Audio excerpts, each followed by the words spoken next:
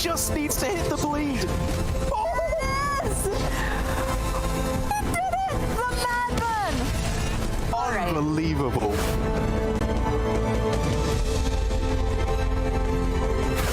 Wait, it's only one Rune Orb. He still needs to find Ignite. And there's no hand space and there's no time. Hard deck, everybody. Cram session can be your best friend or your worst enemy.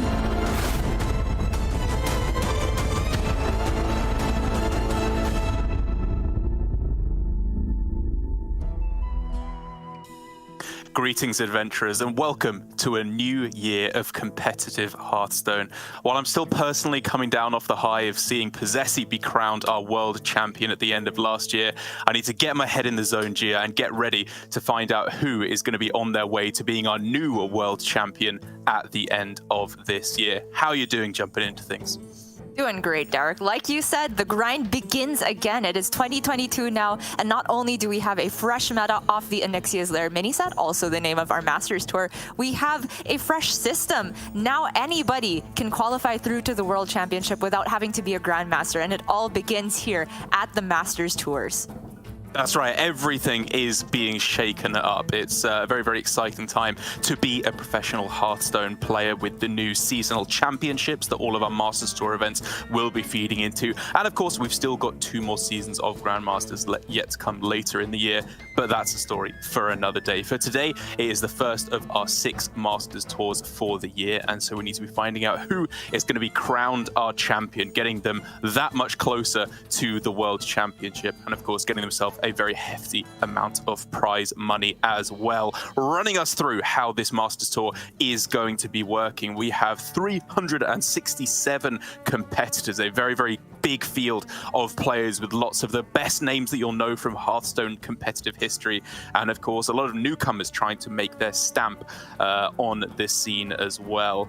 It's going to be 8 rounds of Swiss that we have here, differentiating from 9 that we've had traditionally in Masters tours, but it means that we get a nice 4 Swiss rounds on each of the 2 starting days, and then of course a single elimination bracket afterwards. And on Sunday, if you can call it that, I think it's will technically be Saturday in the UK when we start, with time zones being very, very weird for us. But on the final day, on day 3, we will crown our champion as they fight for that portion of the $250,000 prize pool. We call it Sunday here in APAC, Dark, but of course we got to start with the Friday rounds. Of course, this is exactly the same as how we've been viewing the Masters Tours last year. 4 rounds of Swiss on day 1, the second half on day 2. But the notable difference, I would say, is how much the players have to play for, even just beginning with the Swiss rounds. Because if we talk about the new qualification system through to the World Championship, we're going to have twice as many players compared to last year, 16, and half of those all come from the Masters Tour system, and they are going to be comprised of the winners, or sorry, the top 4 throughout the 2 seasonal championships, new events that we are featuring this year, the Masters Summer Championship and Masters Fall Championship. And here at Onyxia's Lair, this is the first of 3 Masters Tours that are going to feed into that Masters Summer Championship.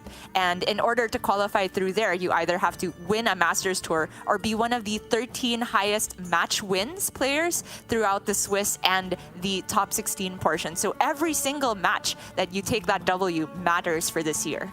That's right. I'm sure a lot of our players will be maybe sad to hear it if they want to get an early bedtime if things aren't going well. But you need to be sticking out. You've got to get every single win you can get until you are forced to drop out of the tournament. But just so many different ways that our players could go, of course, coming into this metagame. We'll get into it a little bit more after we've done all our housekeeping here to kick things off. But it really is such an exciting time, I think, when we compare it to how the meta was at the World Championship just a few short months ago. But of course, let's take a look at the prize money here, Gia. $14,000 for first place, and then $2,000 just for making it through to the final day. A much more even spread of prize pool we have this year.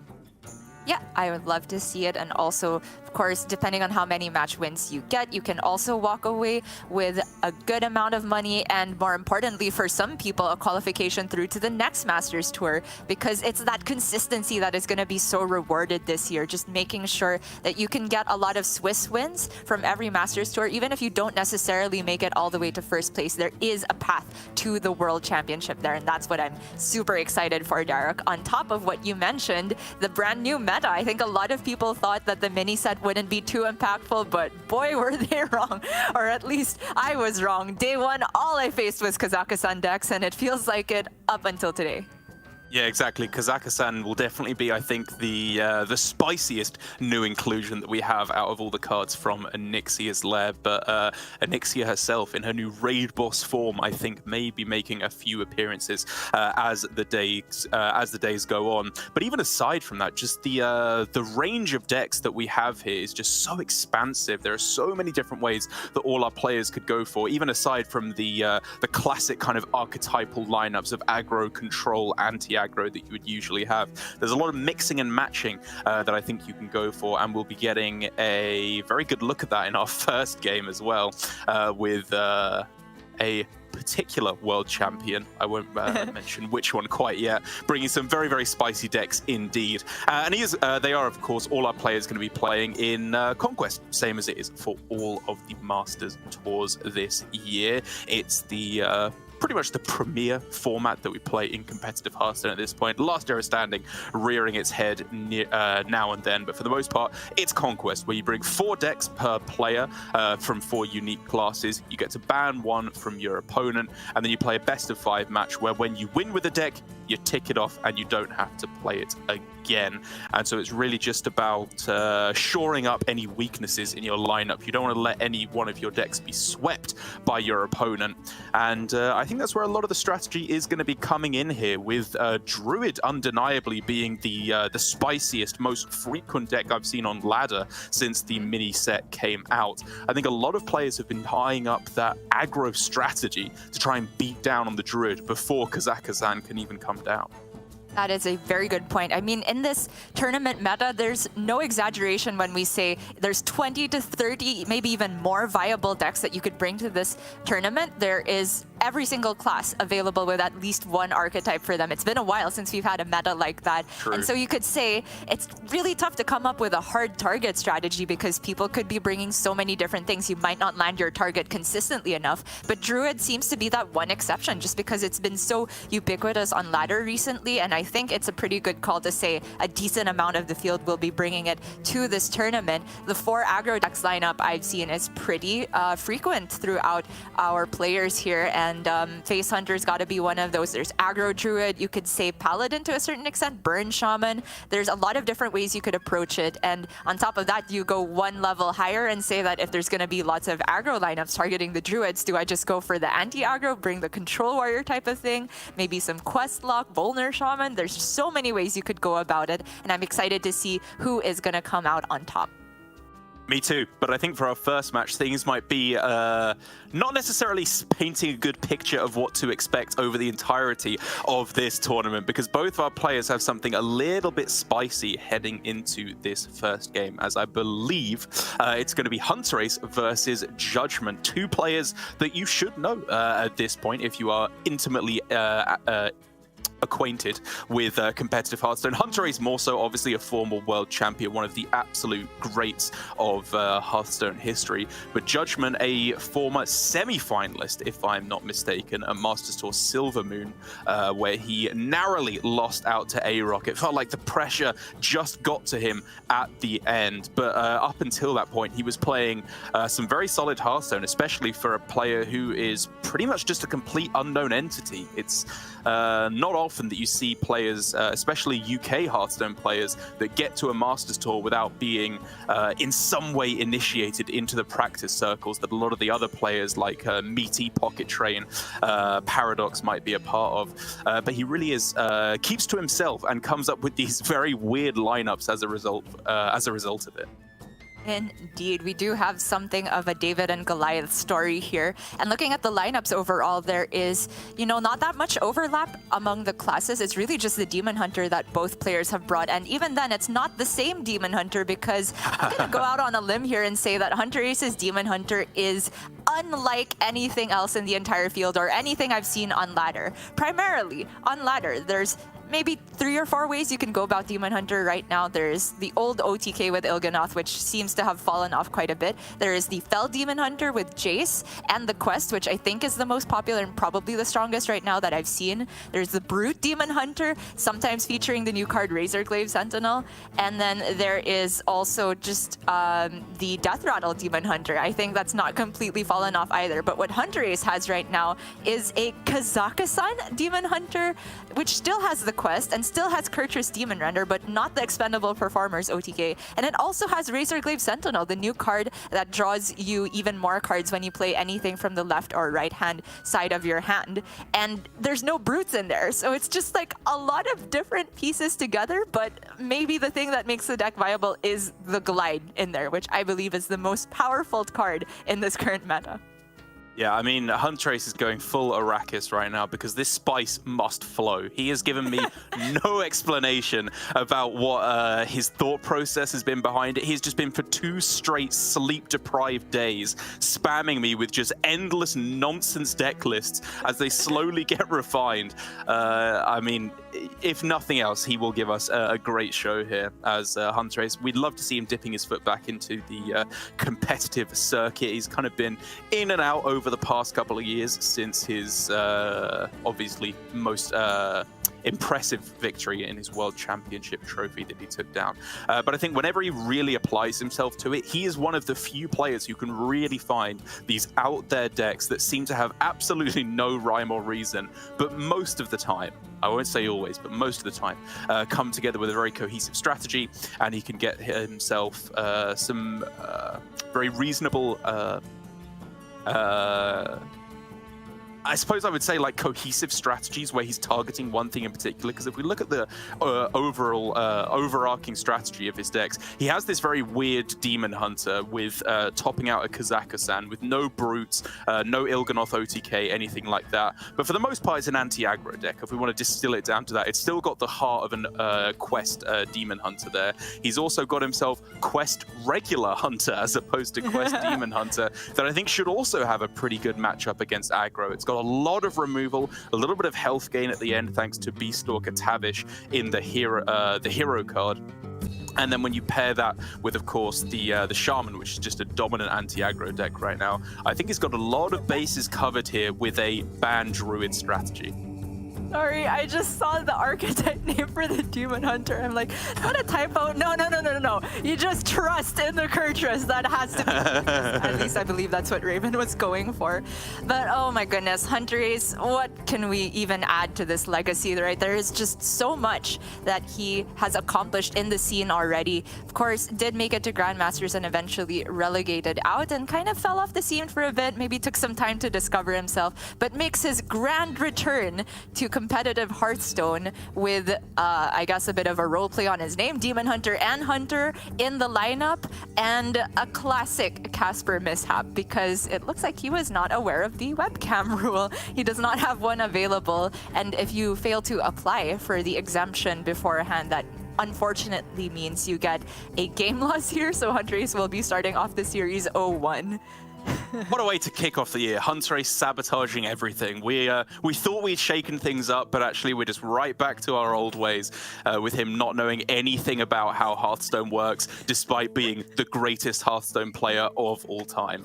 I'm glad that finally someone else is feeling the wrath of him being an iPad gamer, because so many times when he's trying to Discord call me, he'll be like, can you see my game now? And try and screen share. Can you see my game? Can you see my game? And all I just see is his face intermittently popping up on screen. It's an absolute nightmare. But yes, unfortunately, he will be starting off with a default game loss. A good reminder for all of our players that unless you apply for an exemption, you do need to have a webcam available, just in case you aren't aware.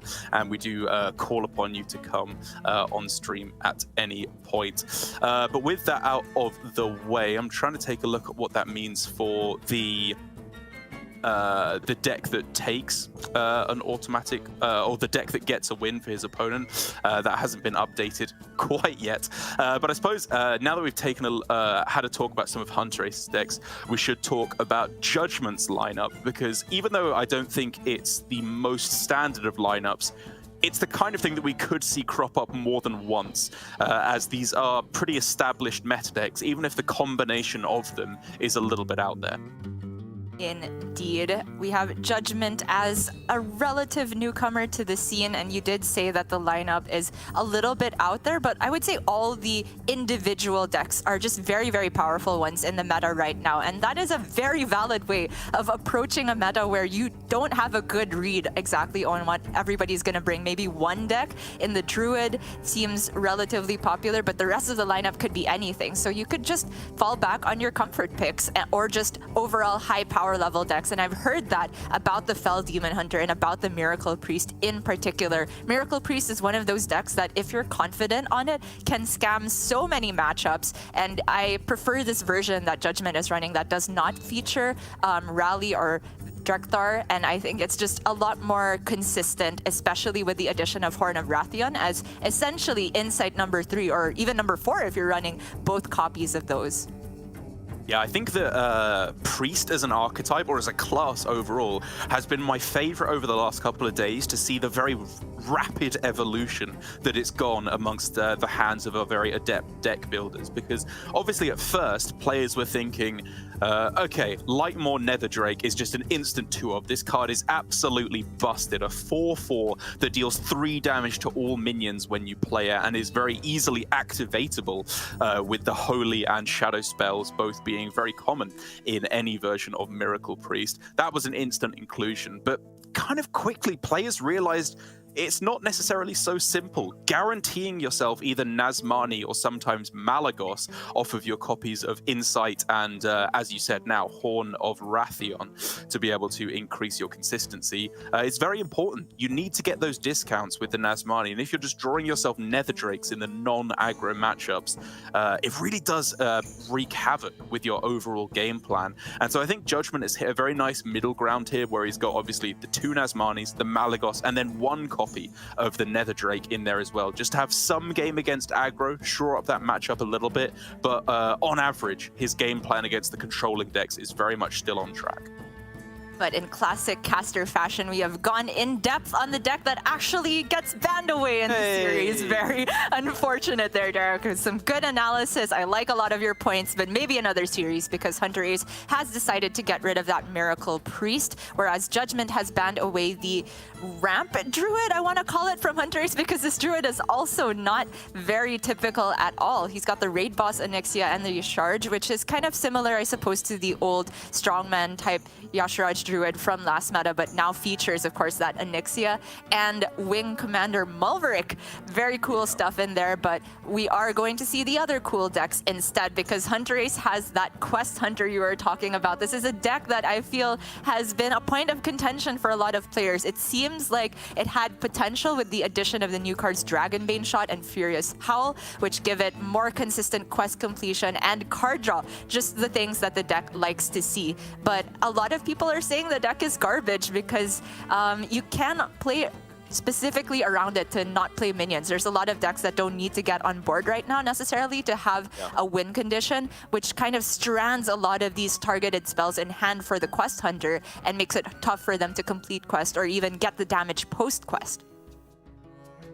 I agree with everything you're saying, but I cannot bring myself to shoot hunterace down like this. He's been trying to make lock and load work in one form or another for so long. I just feel bad. It'd be like snatching toys from a child at this point. I mean, it kind of is literally like that. He's still about like 15 ice cream in my from a head. baby. Yeah. But I agree. Like you say, there's a lot of decks that don't necessarily play a lot of minions early on. We're looking at the warlocks, the priests, and the druids that all function around Kazakhstan in one form or another and try to have as few minions as possible, so to be able to tutor those out, tutor out that Kazakhstan in the early game as quickly as possible. But having said that, a lot of the druid decks that have been going down, as I said, that Kazakhstan route, have lost a lot of the armor gain. Some of them ditching Scenari and Ward in the late game, which was your premier way of gaining armor. And so, you know, if they don't find doubling up on Moon-touched amulets in the mid game, you can do a lot of damage with this Quest Hunter deck. And if you get down an early Tavish with some nice draws in the early game, I don't think it's out of the question for the Quest Hunter to be able to take down some of those more controlling decks. But for the most part, I do see it as a more anti-aggro deck. Unfortunately, we are still trying to wrangle our players and get them ready and set up for our first game of the tournament. So we're going to go to a quick break, and when we come back, the first game of Masters Tour Onyxia's Lair will commence.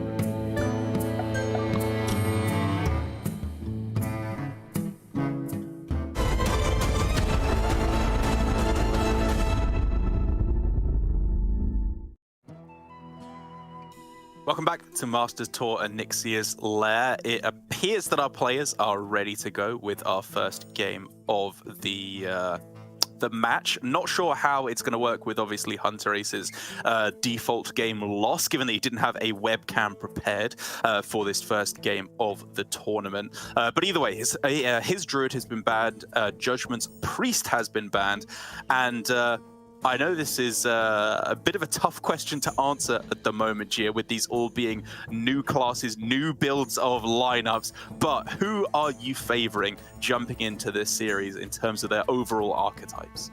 Oh man, I really shot myself in the foot telling everyone in rehearsal, please don't ask me who I think is favored because I don't know. There's too many matchups right now.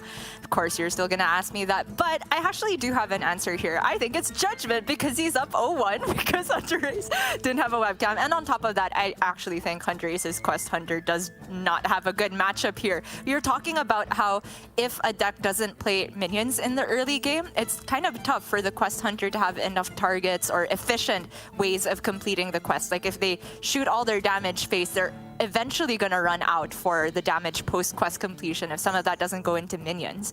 And if we look at Judgment's lineup, he has the Demon Hunter, which is, you know, Fel, so that doesn't play very many minions. Granted, it also needs some targets for expendable performers, but it can't just go face with weapons and Jace, for example. He has Mozaki Mage, which plays only one minion, and when that minion hits the board, you are generally dead.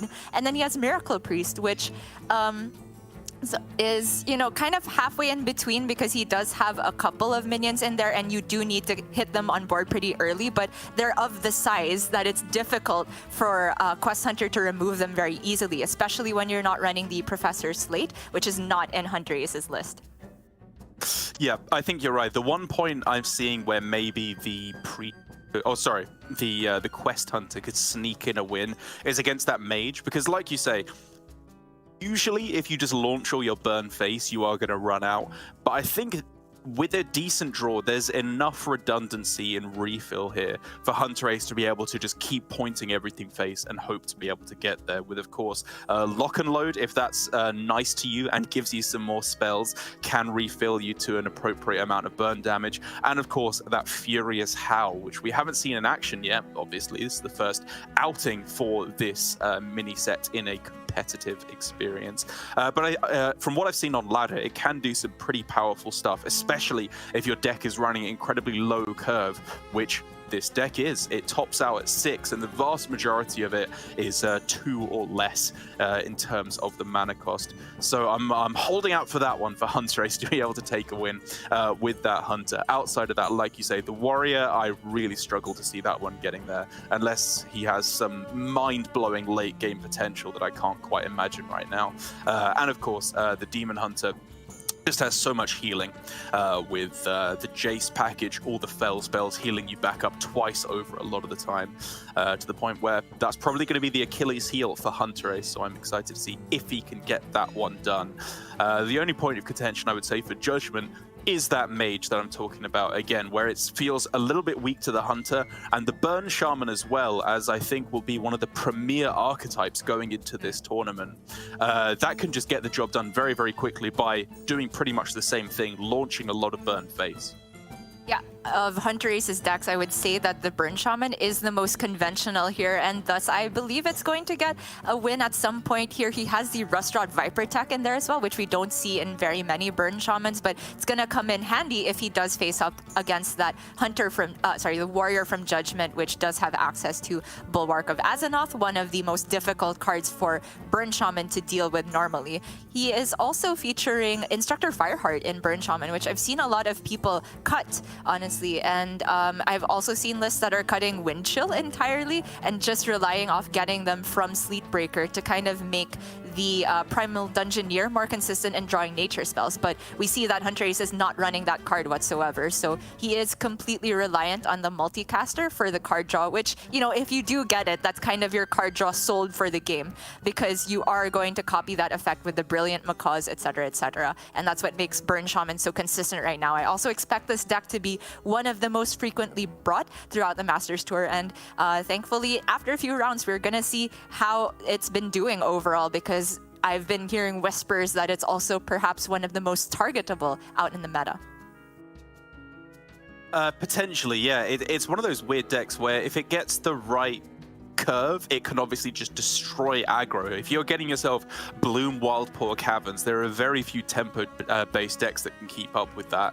And of course, Bloom Wildpaw Caverns happens to be the perfect kind of start to be taking down the Druids of this metagame in particular. They really struggle with that much tempo early on in the game.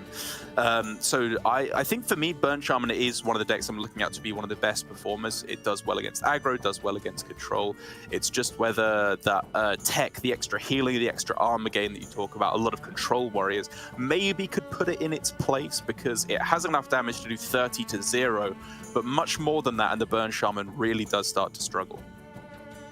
Yeah, and as for the last deck we haven't really mentioned from hunterace, it is that Ramp Druid as well, with the Raid Box Onyxia at the top end and the Yashraj. I expect this deck to still be a pretty good performer, even without the Kazakhstan. It's just taking what the Kazakhstan deck does, which is ramping and abusing Guff, and then having that win condition without having to play the 8/8 immediately. You just build the board using Yashraj. You don't have to wait another turn and hope to get the good treasures. I think the deck still has some potential in there, but has maybe less ridiculous, crazy, wild outcome potential compared to the Kazakhstans. Indeed, and as we are still waiting for word on how this game is going to start, speaking of the Kazakhstan Gia, what have been your go-to strategies in terms of Kazakhstan? Because I do think this is going to be coming up a lot this weekend, and for me it's obviously been a very steep learning curve. I am not much known for playing duels, so I did need to learn what all of the treasures do. How are you kind of ranking the power level of what are going to be the most commonly picked treasures and the most commonly seen synergies between the different treasures? Oh, are we doing a treasure tier list? So yeah, go on. There is S tier, and then above that is Locust and Book of the Dead, I think.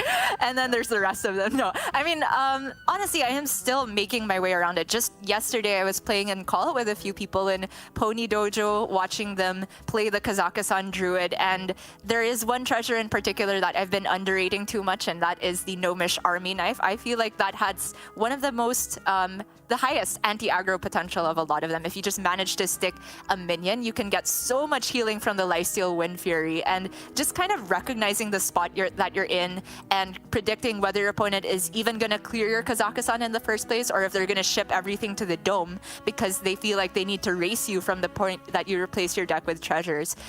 You can be heavily rewarded for the treasures you pick there. I will say though that there's some that I'm really never a fan of, like Mutating Injection, the give a minion +4/+4 and taunt. I think it's just so low power level compared to a lot. And then the Keldalar, I'm not a big believer in it because you need to actually hit both halves of it in your set of 5 discovers to get the weapon overall, and even then the weapon sometimes feels lackluster compared to Book of the Dead or Wand of Disintegration. So I generally feel that with Kazakhs, just picking a good mix of removal and burn potential generally gets you there in the end. Yeah, I agree. Just going for anything that if you draw it off the top, you can point at your opponent's face and you will be happy with that turn is a good way to go about it for the picks off the Kazakhstan treasures. Unfortunately, again, it looks like we're going to have to go to another break. Very, very sorry that things are starting off in a little bit of a rocky fashion, but once we get into it, I assure you it will be well worth it, as hunterace's lineup is going to be an absolute delight when we do finally get to see it. When we come back from this break, I'm going out on a line here and gonna say it will begin Masters Tour Onyxia's Lair after this.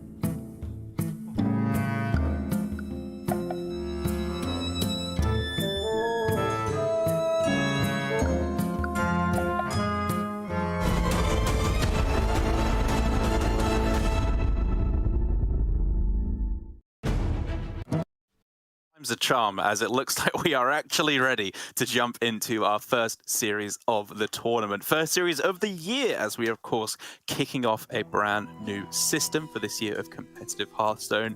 The winner of this tournament will, I believe, be guaranteed a spot in the summer championship, right? The Masters Summer Championship. I couldn't remember the exact title of it. Apologies. Which is then how they will be seeded through to potentially the World Championship. A much more open field to get that spot at the World Championship, and much more open to be crowned the World Champion this year, which I'm very, very excited to see.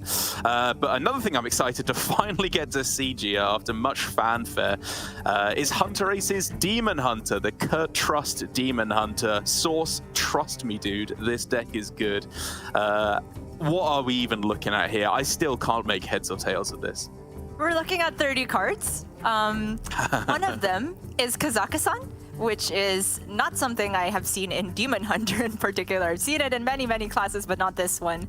But if I am to go out on a limb and sort of piece together what I think the strategy is supposed to be here, it would be, well, complete the quest as usual. There's still a lot of card draw potential here with the Persistent Peddler and the Tusk Piercer. Of course, the 2 Glides, which are mandatory in any Demon Hunter deck right now.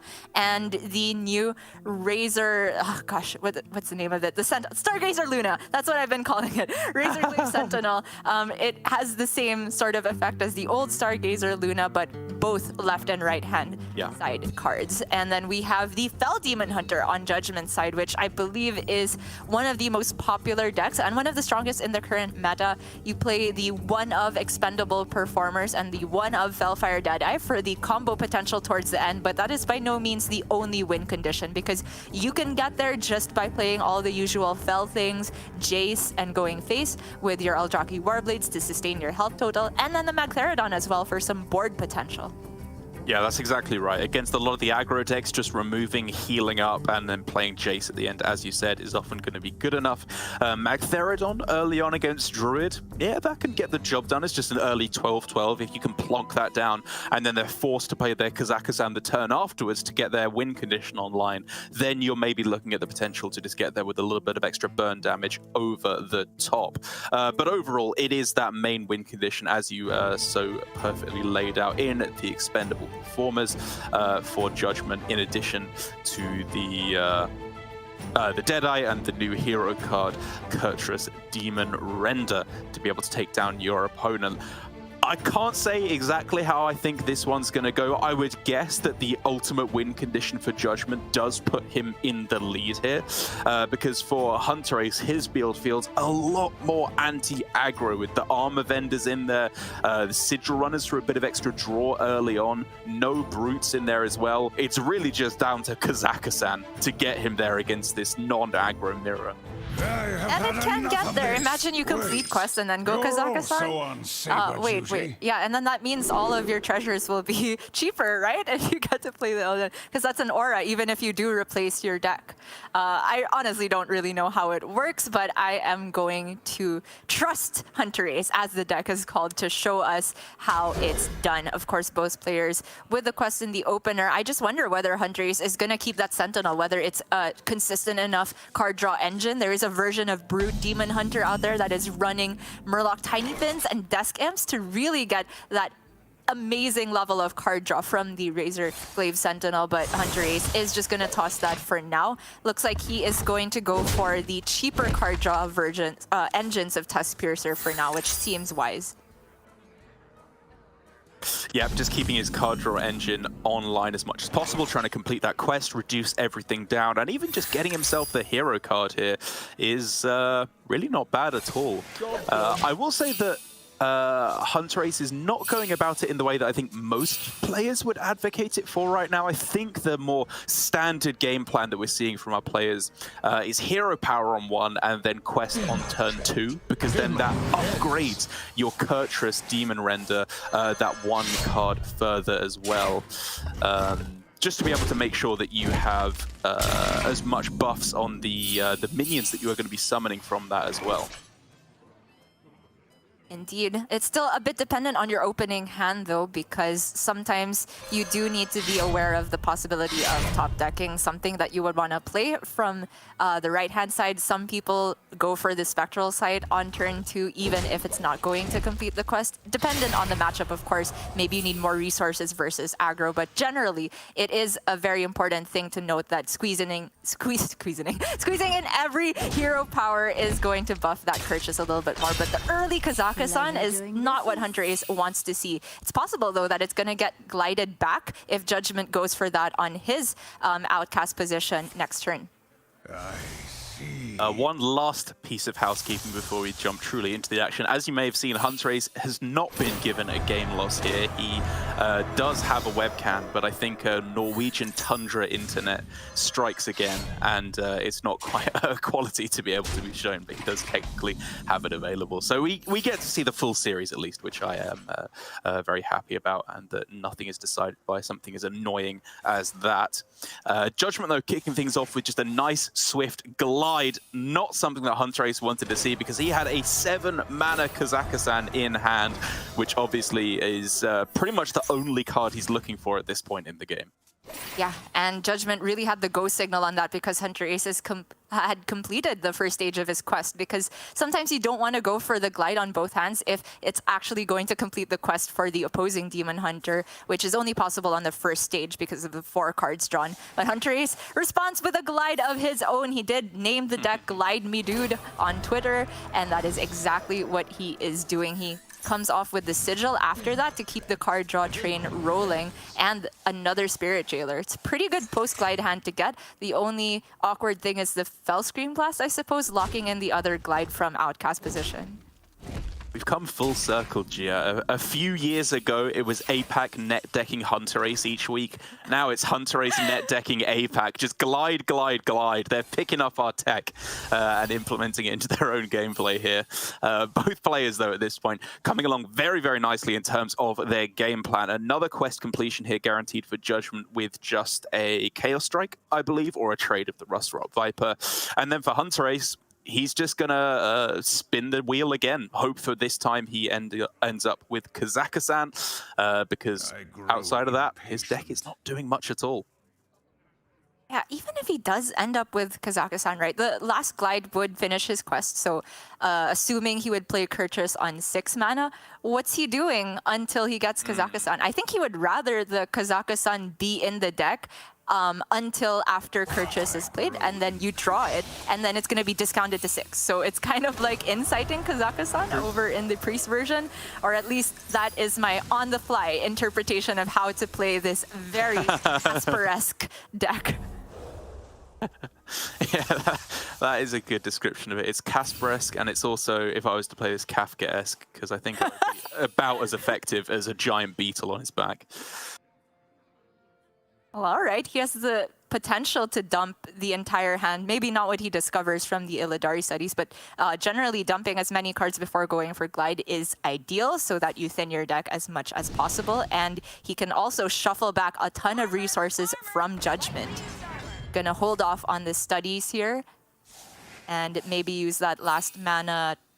We'll see what he draws. I don't think he has to swing and trade the Persistent Peddler.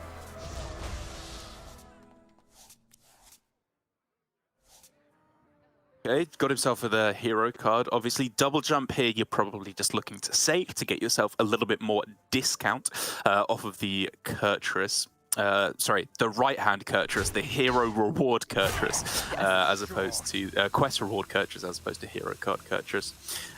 Just because, again, like you said, 6 mana version of Kazakhstan sounds a lot easier to use than 8 mana. Especially with that coin thrown away by hunterace here. I wonder if he's trying to hedge around second glide himself. Right. But he is just going to go for the Crimson Sigil. A very curious use of coin, but like I said, the only reason I can think for it is trying to play around second glide a bit better, which, to be fair, if Judgement had it, it would be an insta-rip because he knows that the quest reward Kurtrus is currently in hand for hunterace. But Judgement does have the potential to get it from double jump here. Yeah, it's a weird play, isn't it? Because I guess from hunterace's perspective, if he plays Kurtrus, KZGXmg will always be playable without the coin even for the rest of the game. So even though it's definitely not a play I would have thought to have made, it does, when you lay it out, have some amount of sense behind it. But like you say, Judgement on that double jump does look to be trying to find that glide with all priority.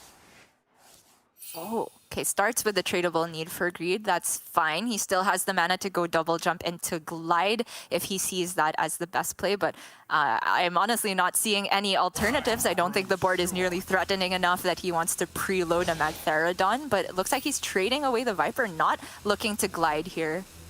Very interesting. I mean, he has to be... Oh, I was going to say has to be looking at quest completion here, but I guess going with the board lock route to deny Kurtrus instead of going for the Glide. I have not seen this usage of Magtheridon before, but this is very, very cool. That is true. I didn't even spot that. It just means that Kurtrus is unplayable for hunterace if he cannot clear his own minions. And I don't think hunterace is running the likes of I-Beam. He does have Immolation Aura, but that would even soften up the 3/1/3 tokens and kind of just tee up the Magtheridon for blowing up Kurtrus.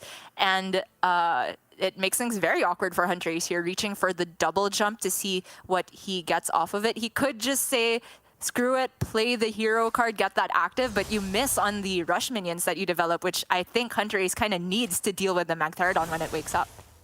Yeah, I guess the benefit for playing the hero card there, Kurtrus Demon Render for hunterace, would be, even though he doesn't have that combo of expendable performance and the Deadeye, just having all these minions on board does at least force Judgement to clear them in some way, because otherwise you're just going to spam your hero power with each attack and do quite a lot of damage to face, very possibly closing it out without even needing the KZGXmg at any point.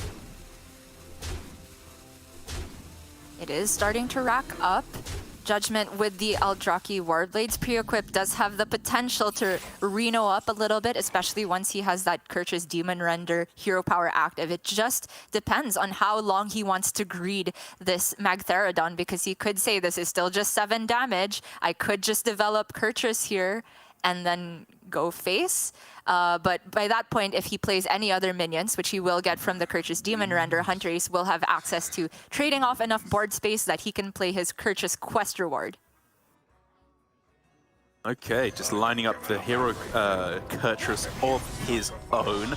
I was looking at double jump to try and find Glide again, just to deny that Demon Slayer, but I guess him just trying to clear off the minions here, the acolytes, sorry, to allow Magtheridon to awaken instead is his preferred route, which does apply a lot of pressure. It means that if Demon Slayer Kurtrus wants to come down on this turn, hunterace is going to end up truly in range of that combo of the expendable performers and the Deadeye later on in the game. Yeah, but he is crucially going into 8 mana, Judgement is, so hunterace can still get away with playing into that potentially, but it looks like he is just going to go for the Demon Slayer, Demon Render Kurtrus of his own to get the guaranteed clear on the Magtheridon, and this is where the squeezing in hero powers matters. Every single one of those hero attacks buffs up those rush minions, and they're at the perfect 6 attack to be able to clear off the Magtheridon together, which now means Judgement is completely reliant on just getting the expendable performers combo to get anywhere near enough damage here, and even the maximum damage from that I believe is 28 if hunterace applies enough minion health that there's enough for Judgement to run into, but hunterace is well above that, so it's already looking like hunterace is gonna run away with it. It's going to be interesting, isn't it? He at some point will have to play KZGXmg, obviously, lest he just die to fatigue, because he really, I don't think, has enough minion pressure to be able to get there. To offset fatigue, sorry. But like you say, aside from that, he's really just not going to put that much health on the board. And from that point, just finding, as we were talking about, Book of the Dead, Embers of Ragnaros, all that kind of goodness, could get him there. Maybe I was overestimating how good of a position Judgement was in this matchup. Granted, he has finished quest of his own and is able to play the Demon Slayer Kurtrus. He has the Jace lined up, and he could be saving this Fury for maximum rank and then have that doubled up by Jace later. So even beyond the expendable performers combo, there is damage to be had here, but I'm just worried about the pace at which Judgement is able to meet all of that out, because hunterace is playing the Kurtrus first here. He's going to get some card draw online. The Razorglaive Sentinel can continue that card draw, even though it is a little bit weird to play Immolation or Aura on his own board. I don't think he's very concerned about his board because the win condition from here, as I see it, is the Kazakhstan. Still needs to be found, however. As Judgement, I'm obviously looking primarily at Demon Slayer Kurtrus here, but I guess he needs to be thinking about how he's setting up Jace in the next few turns as well. Fury rank 3 goes a lot further than Fury rank 2, so maybe just going for a Kurtrus on this turn, tanking a bit of damage, and then setting up for a Jace 1 or 2 turns afterwards is good enough. I mean, you know, I think he has enough survivability with the Eldraki Warblades to be able to tank the damage from playing Kurtrus on this turn. Yeah, I agree. I like Judgement potentially just saying that this board dealing 9 damage, even though it's a lot and he's starting to get a little bit unhealthy, it's not to the point where he would ever die because hunterace is not running Fel of his own, right? He doesn't have very much burst potential until Kazakhstan comes online. So this Eldraki Warblade's first charge is being committed here, and then he's going to get the second charge with the Fury and the Jace to double up on all the Furies and heal nearly all the way back to full, if not to full.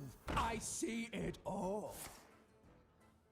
Okay, Razorglaive off the right side. hunterace's webcam has appeared, so it is not a game loss for him. Pleasure doing business. Adler traded back. Okay, Immolation Aura is cheap, so that can just keep the train rolling from the Sentinel here. Just But he's for free. Oh, Chaos Leech or I-Beam? The Leech lines up really nicely with the Kurtrus, but he's just taking the cheapest one possible. Fair enough. He is absolutely schmoving through his deck, but still no Kazakhstan. Is it really going to be last card in his deck? I mean, that's not necessarily a bad thing overall, but the problem is now he doesn't have enough mana to play it on this turn because it's going to cost 1 too much, even if he draws it as the next card. That is very awkward, but he did pick up the Viper, which is a big deal because Judgement was really relying on that second charge of Eldraki Warblades to heal him back up with the Jace turn with all the Furies that he'll be replaying because he's going to start to tank a lot of damage from this Kurtrus here.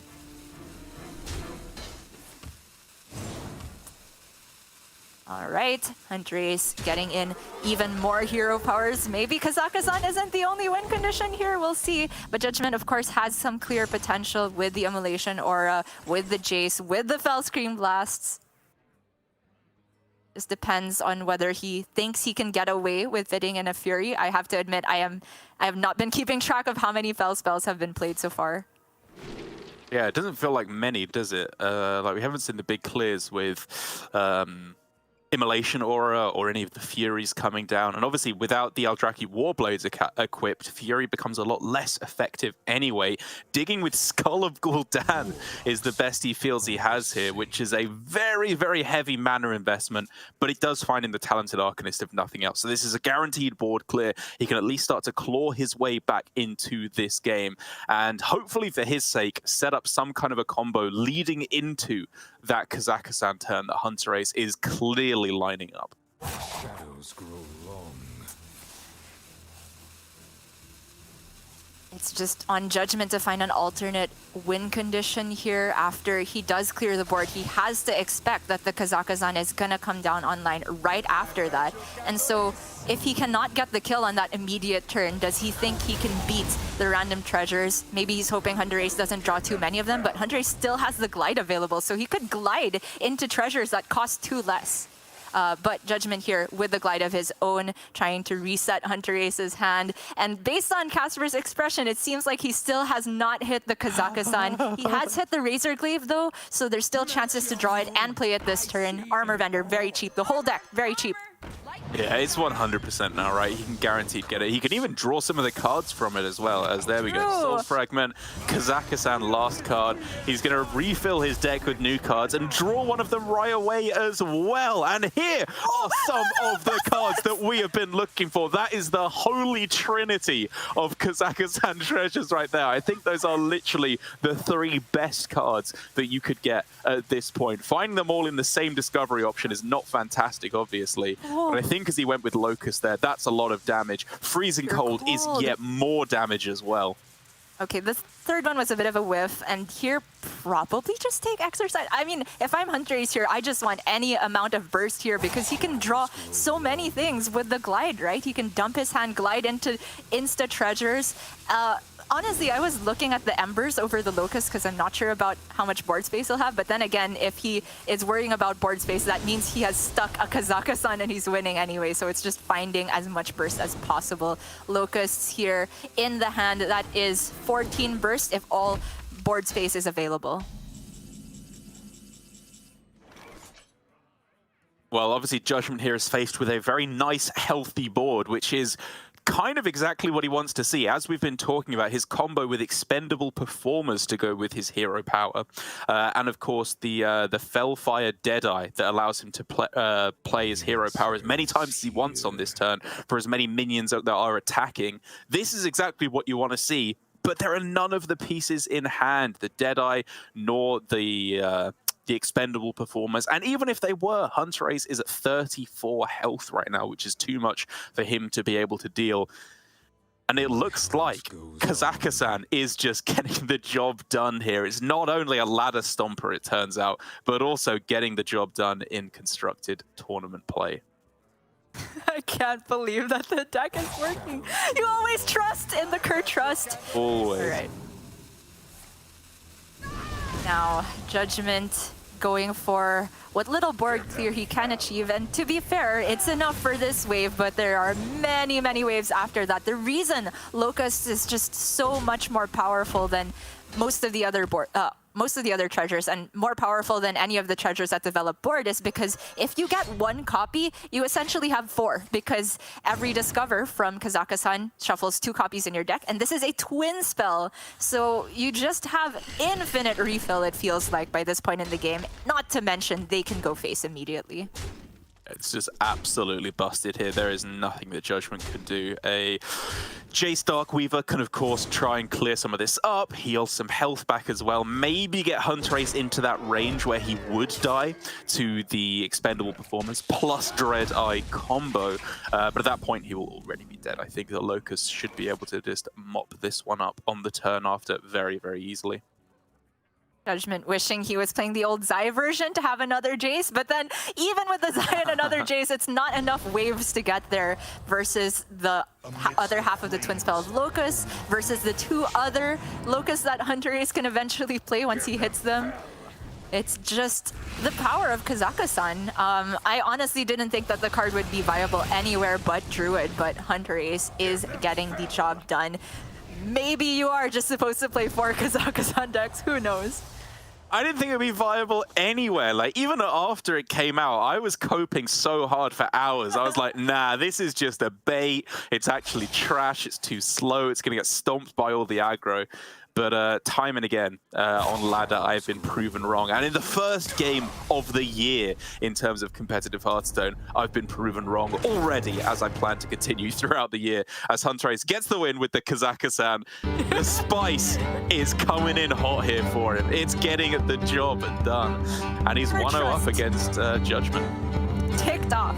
Amazing! I just didn't. Okay. I retract anything I said about hunterace being unfavored. The Quest Thunder, for sure, it's gonna do something I didn't expect either. And the Burn Shaman looks pretty normal. And we know that when hunterace is given normal decks, he is just one of the best players in the world at any given point. It feels like he's creating hurdles for himself by playing decks that no one else has seen, but he trusts himself.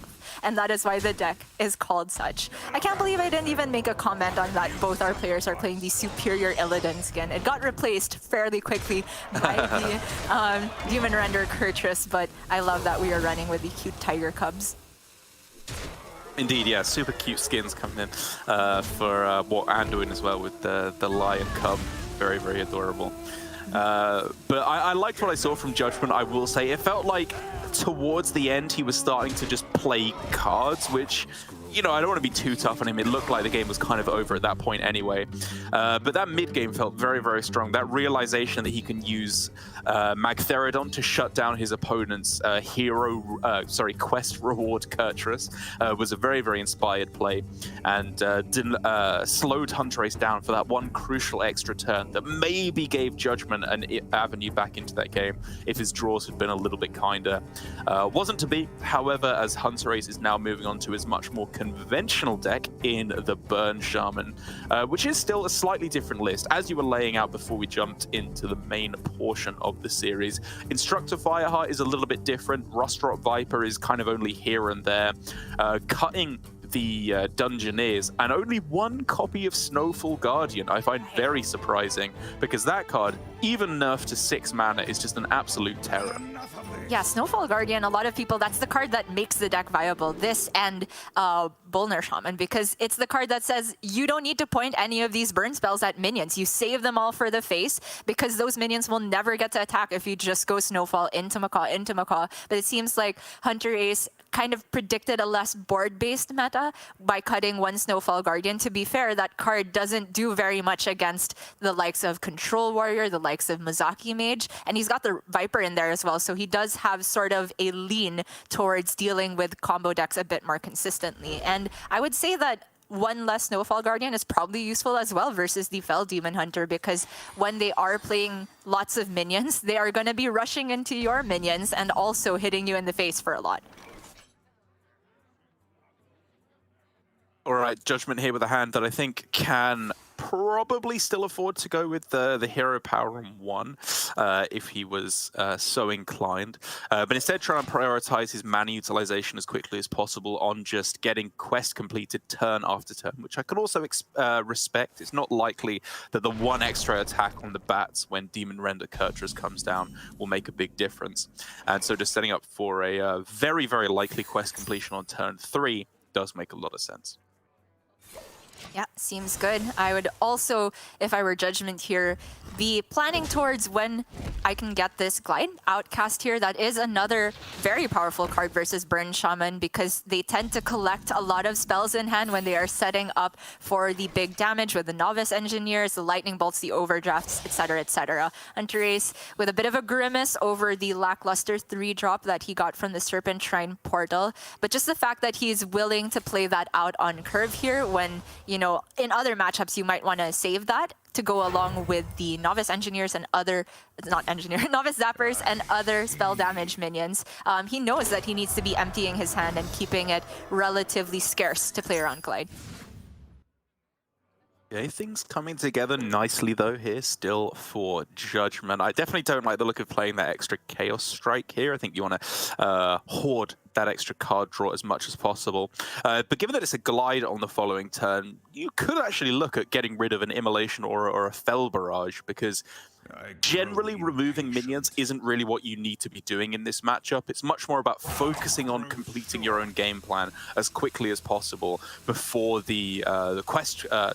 before the Burn Shaman can get their own kind of pseudo OTK online in the later stages of the game. So thinning his deck here in order to make the Glide as good as possible is a play I really like from Judgement. Although it begs the question, will it actually be a Glide when he has access to turn 5 Kurtrus Demon Render, which is very, very strong.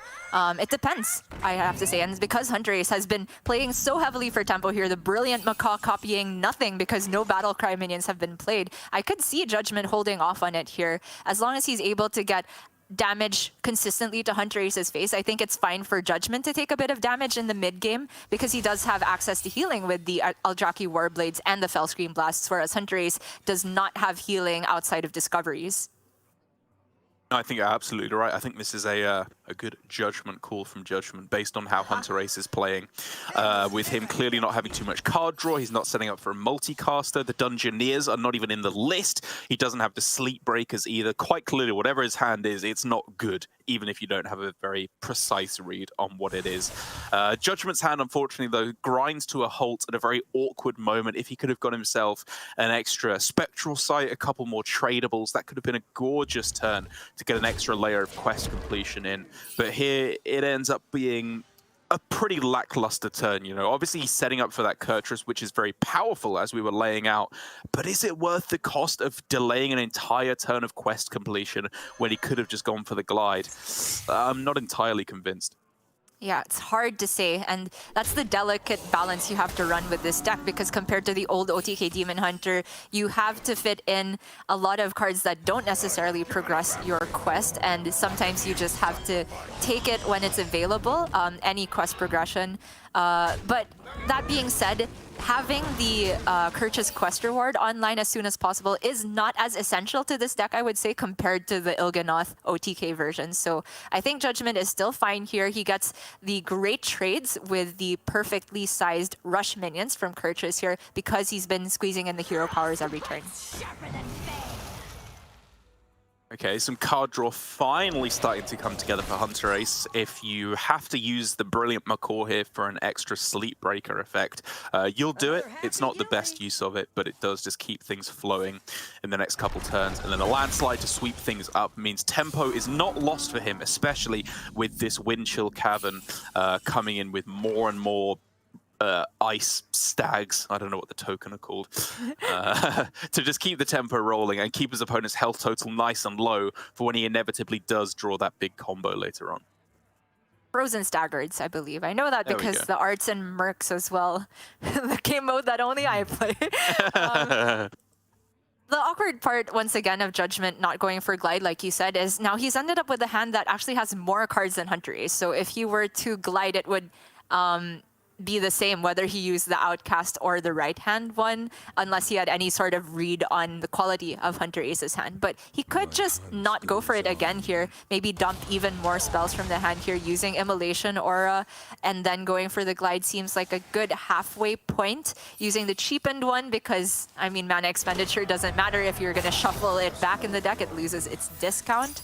Finally, quest progression is online, and he ends up with Need for Greed, so there is possibility, or rather the guarantee of progressing quest once again because he also has the tradable Viper next turn. Yeah, this is looking very, very nice for Judgement. We're getting to the point for hunterace where it's pretty necessary that he find himself that multicaster. That one card just gets you so much more card draw with the one effect, and then of course the brilliant Macaw shortly afterwards. If he doesn't hit here on the Wind Chill, I think it's time to start shuffling away this Rostrot Viper, because at the moment it is just not doing its job, even if you want to save it for a weapon. Really close, because denying Aldraki Warblades is such a powerful thing you can do versus Fel Demon Hunter when you are a burn deck. So I don't fault hunterace for holding onto that Viper for as long as humanly possible. He's using every other card draw effect first, including the Macaw, but like you said, it's very painful to have used the second Macaw without having played a single multicaster yet, because the overall card draw that he'll have access to is much lower in this game. All right. There is a partial clear available with Arcanist Fellscream, but because it doesn't even clear the whole board, it wastes some of the healing. I'd much rather Judgement just go for continuing the quest with the Need for Greed and the Viper. Exactly. It's annoying that you're taking this chip damage. It does keep you in that scary range. Like 30 health, even if you don't have any armor, is still quite difficult for the Shaman to deal unless they've drawn their entire deck and are at 10 mana. But if you're at 25 health, it becomes a lot easier for them to do a piecemeal halfway combo. But even if he's tanking that a little bit of damage now, as I was talking about, he can heal back up, remove the minions afterwards when he gets all these multitudinal mana discounts later on, thanks to the deep player Kurtrus.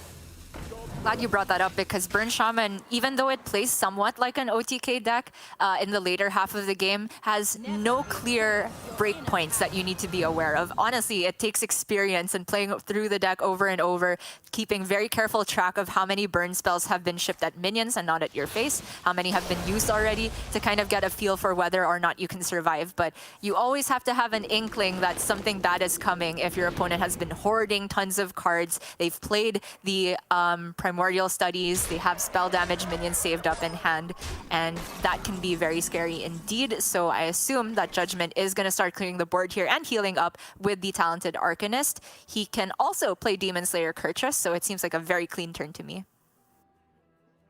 I also I want to point out that the only Discover effect that has actually worked on broadcast so far today has been Kazakhstan. Every other single one has been broken, and he's just truly stealing the thunder in every single way imaginable, even in terms of actually just breaking the game code to make himself seem more exciting. But yes, as you say, it's the obvious play for Judgement, or the only play really that makes sense to keep his game plan running and get himself outside of the danger zone in terms of the burn damage. For hunterace, though, it's still this game of just trying to find that multicaster. He needs a little bit of extra card draw, even if he is starting to get up to the more impressive mana slots. And so trading away this overdraft, I think, seems like a good way to spend maybe the next portion of his mana. Yeah, I feel like that is the only really viable way to go about this, because the thing with Burn Shaman is if you have all the burn spells but it's not lethal, especially when you're playing against a deck that has access to healing, there's not really a game plan of just shipping it all to face and hoping you top deck the next piece. You have to save it all together so that you can take them from a break point where, like, if they're at 26, they would be wasting healing, so they don't heal. But if you take them all the way down to, say, 8 or so, I'm not actually doing math with this hand, then they're very happy to have that healing, and then you have 0 resources left. So hunterace has to tread a very delicate balance here. With the pickup of the Novice Zapper, he does have access to 12 plus 3 from the Molten Blast, right? 15. Not quite enough. Overdraft would add a lot to that because he also has Lightning Bloom. But really, it depends on that multicaster to get him further cycle through the deck. And here we see part of the thought process for hunterace coming together, because even though he did trade away the Rustrock Viper, obviously allowing Judgement the power of an Eldrazi Warblades, he's frozen, and he's probably going to be frozen for quite a while to come. And so even if the Warblades has been drawn, which it has, it's not doing anything for 1 or 2 turns at least. And so Judgement needs to find another way to try and pull this one back. I'm looking at Fel Barrage to take out one of these minions. I guess that's okay, and then just shuffle away the rest to try and find a more cooperative hand. Yeah. The main part of the play is the glide. Obviously, it's awkward to leave up one Frozen Staggered with the Eldrazi Warblades because, again, he won't be able to swing next turn if he doesn't clear that, but at least he's able to shuffle away a lot of the burn from hunterace's hand, which he knows includes a Primordial Studies discovered minion. However, for hunterace, it's very lucky that he has finally hit a multicaster, so there is the potential to refill the hand. Looking to be a very, very close one indeed, because obviously hunterace is getting himself closer and closer to his own combo. But Judgement is not a million miles off. He's got the Deadeye in hand. He just needs to get himself expendable performers and then maybe some extra board space slots that don't get frozen. And he has his own combo ready to go. 24 health is pretty much the break point of what is you are able to deal if you have a clear board.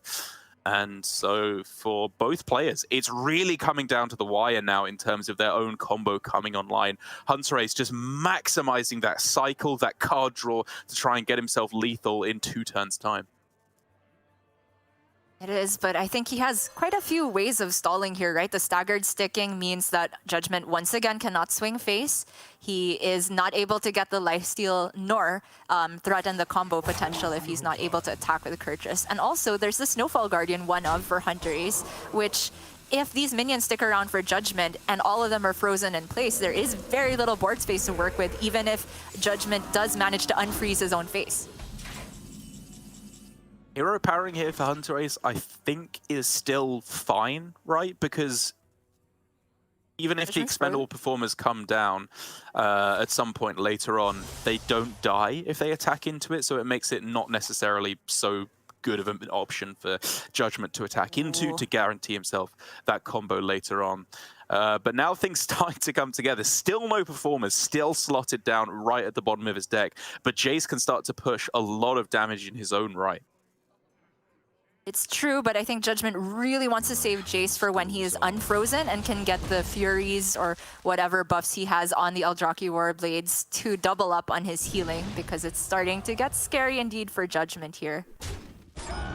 Gets the clear on all the freezing minions at least, so he's not Going to be locked away for another turn, most likely. Glide off the top as well is fantastic to deny all that card draw that hunterace had been hoarding. He needs to find himself that second multicaster right now if he wants to be able to keep up with all of this, as Judgement has very, very few cards left in deck. He is getting towards his own lethal in like 2 turns maximum. But hunterace maybe has the potential to morph into the stay off board game plan here. He can go just trade Brucon clear and deal 6. Obviously, it doesn't feel good when Judgement has the Eldraki lined up, but if Judgement doesn't actually get to buff the weapon very much and heal, then maybe hunterace can get there with just hoping to land the good buttons every turn, trade into more burn spells, and just don't play minions so that he's not scared of the performers combo. Feels really bad to not destroy the weapon with Rustrock Viper on this turn, though, because if you deal all that damage, they're so likely to just heal it right back up again. So I'm almost wondering if there's a kind of play you can go for with Rustrock Viper and the Snowfall Guardian, because at 24, if you just freeze the opposing Kurtrus, I don't think they'd be able to have enough attacks to actually kill you at 24 health. But instead, hunterace is going for a much more controlling route, not even going for the fire invocation, instead going for water to heal back up at the same time. Yeah, and I would say, of course, he still wanted the fire over the taunts at that point, because I do think hunterace is going to be very mindful of just not playing minions if he doesn't absolutely have to deny any burst potential from the rushing minions, which would trigger the hero power from Kurtrus. Gets that last staggered online as the last threat to kind of burst Judgement down, and he's going to clear it using the Jace. Ideally for Judgement, he wants the Immos to go off first so the Fel Barrages can all go face, but that's not particularly likely, I don't think. Okay, it's a decent order. Yeah. Reno all the way back up. And from here, hunterace just has to hope to clear every single board.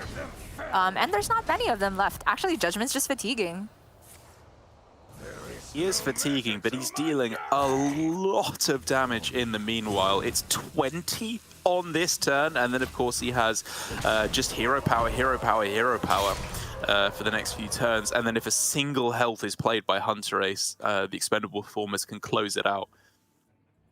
There's a weird play hunterace can do of destroy the weapon and then target his Viper with the... Okay, like hunterace has perfect knowledge of what's left in Judgment's hand here. So technically this is solvable. Of course, hunterace still needs to get good draws here because he can't outlast the second Eldraki Warblades depending on what hero powers he gets, right? But just ending up with Lightning Loom, probably the worst possible outcome here. So Judgement is gonna push another 4 here. Oh yeah, and the Mechtherodon, I forgot, that just generates minions, so there is enough targets. Yeah, it's just going to give him lethal anyway. He's going to be able to equalize this one. Deadeye, sorry, very easily able to get in for the extra mana issues that he may have had. Either way, it's nice and easy for hunterace. Just a bit of a rough draw at all points throughout the game.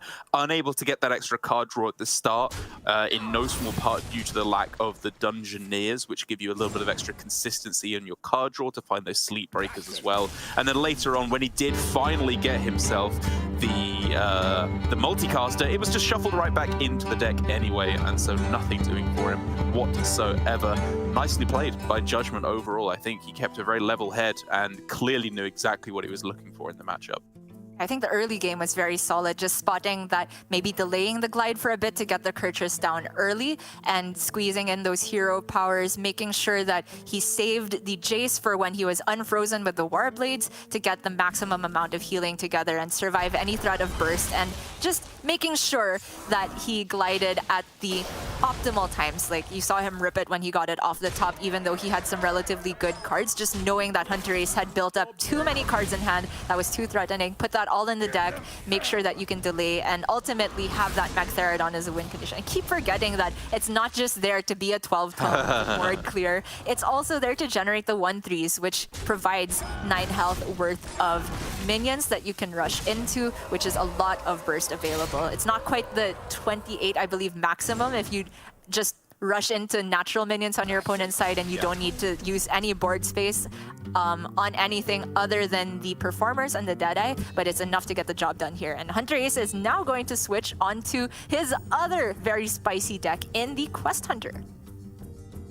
Yeah, a deck that, as I was saying earlier, he's been trying to make work for a very, very long time. He's been testing out some mighty weird lists over the months that Lock and Load has been available.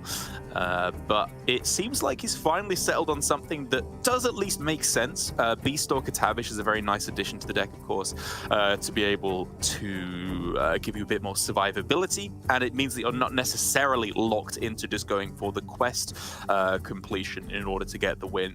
And it gives you a lot of extra value against the control decks, the likes of Control Warrior, maybe some of the Control Priests that are knocking around as well. Just spamming that hero power turn after turn, huffer, does eventually start to get there, especially with all the extra burst damage that you have thanks to all your spells that deal a lot of damage in their own right. Against the likes of, well, here we go, the Control Warrior for Judgement. I think that's primarily going to be the game plan. But obviously hunterace does need to get moving, because this is not the ultra slow no win condition Control Warrior that we've seen from some players. This is the combo variant with Captain Galvangar to the front, and then the Faceless Manipulators, as you can see there from the very nicely chosen key cards, that does give you an OTK later on in the game.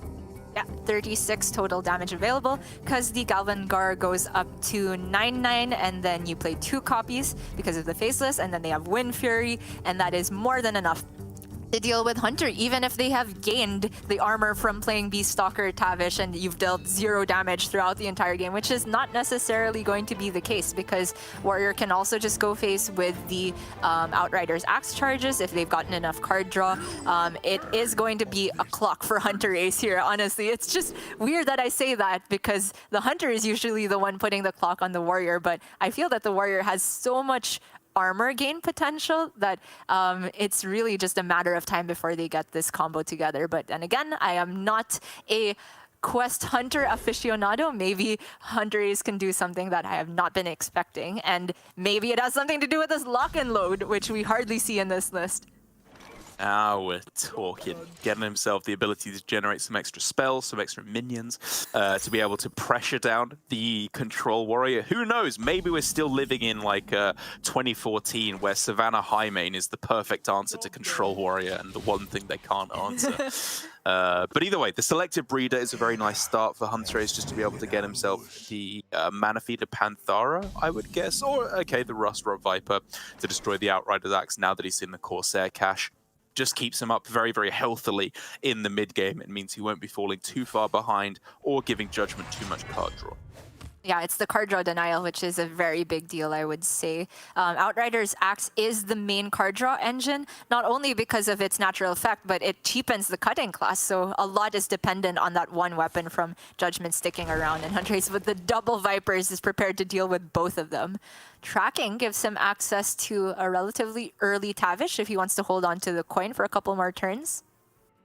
Yeah, Tavish is probably where I'm looking at in this instance. I wonder if then you would ever consider like Overwhelm and Arcane Shot your own minion. He's actually going for it here, because then that denies 1 extra card draw right from your opponent with the Outrider's Axe that you are fairly certain is in hand at this point in the game. And from there, Rustrot Viper to take it out afterwards. There is no card draw for Judgement whatsoever off of these weapons.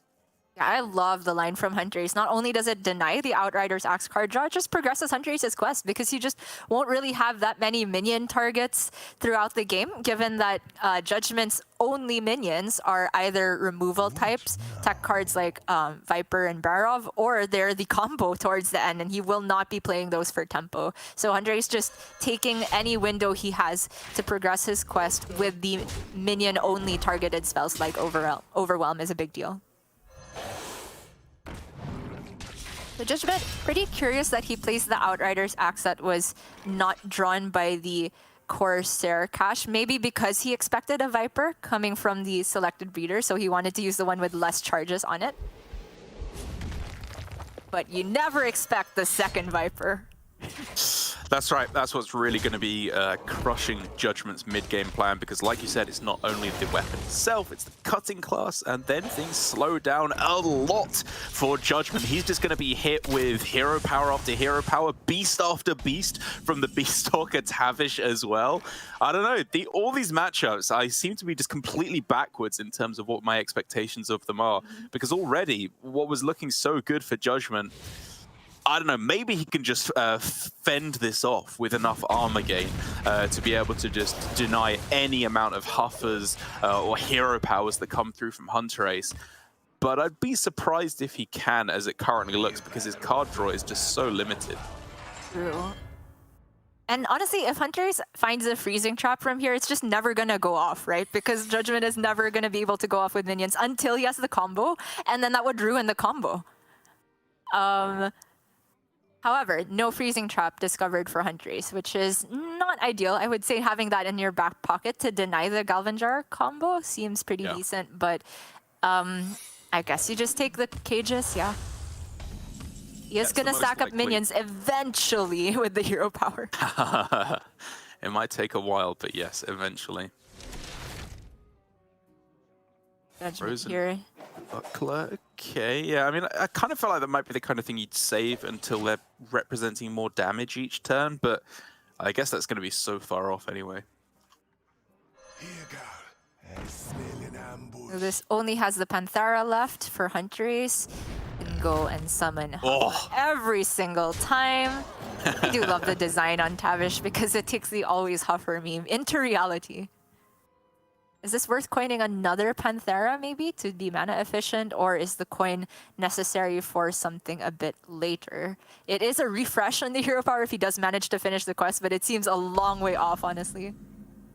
Yeah, I think this is just kind of enough for the moment, right? Like, if your opponent wants to use a Brawl on this or a Rancor, something like that, you're pretty happy, to be perfectly honest. And then you can just give yourself that little bit of chip damage, 2, maybe 3 minions on board at the end of every single one of your turns is exactly where you want to be, because Control Warrior can't afford to remove every single one of those minions every single turn. They have to start leaving them up so that they can deal with them in one fell swoop with the likes of Brawl or Rancor, as I was saying. And at that point, that's where you start finding the chip damage and maybe find your window into the game. It's the classic mid-range hunter playstyle of meeting out your threats, except now hunterace has infinite value with the hero power. So it's really up to Judgment on how he wants to parcel out the removal. And I think another key point is the timing of the Bulwark. The upside, at least, of the two Vipers taking down the Outrider's axes is that the Bulwark guarantees stays for a bit, and with the hero power currently not refreshable, it takes a while for it to get completely burned down. Judgment taking it ultra slow here, greeting the first shield shatter or the first brawl, but that is a second huffer alongside a Leok, and hunterace can push tons of damage here. How much is this? 15 on board already. Utanus is interesting from the pouch. If he can get himself a Faceless, that doesn't end it, because you can still just go for the Galvangar Faceless plus Wind Fury combo to deal the damage. But I mean, from where he's sat, that is potentially his win condition right there, if it can just chomp the Galvangar. Oh, it's so close. Do you deny yourself an extra huffer here?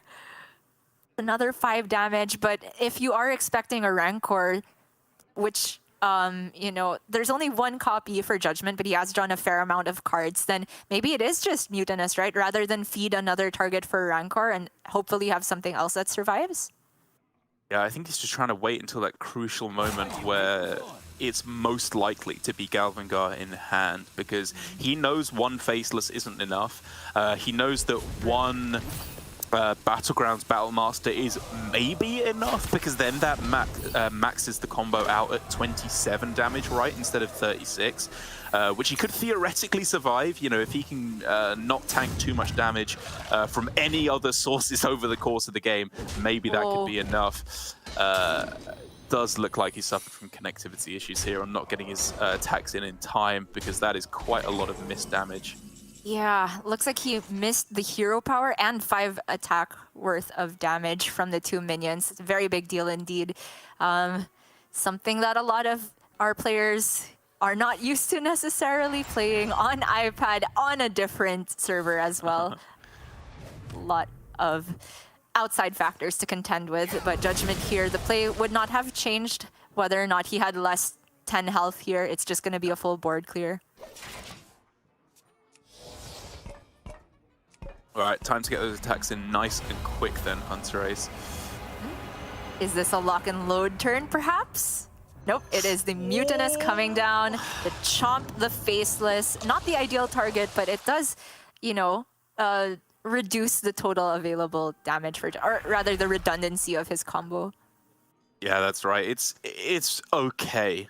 It would be of all the combo pieces, that is the worst one to hit, unfortunately. True. Yeah. As you said, the Galvan Guard nullifies the combo completely, and the Battlegrounds Battlemaster would have lowered the damage down to 27. Now it is still available for Judgment, but I believe the combo is a full 10 mana, right? If you go to the front, and then Galvan Guard, copy it with the Faceless, and then Battlemaster. And so if he can get a Taunt in the way, maybe that's enough, you know, to be able to offset that damage. If he can just go Misha every single turn with those repetitive hero powers turn after turn. This is far from over for hunterace. Yeah, I mean, he is obviously distraught at the missed damage. It is a very big deal, but not unwinnable from here. Because, like you said, you can morph from the always Huffer game plan to the always Misha game plan, which does not sound very intuitive for Hunter. But it is a game plan he could go for, because technically hunterace does have infinite value, and Judgment is deeper in fatigue. I don't really know if we can live in a world where Hunter fatigues Warrior, but we'll see what is the quality of this tracking. Ooh. Is it ever Carrion Studies? I don't know if hunterace is on a face game plan, right? Yeah, I mean, he can try and just complete his quest, I guess, with the quick shot instead. It is always Misha! Humongous Parrot is, or Monstrous Parrot is not terrible either, once he does find that Carrion Studies.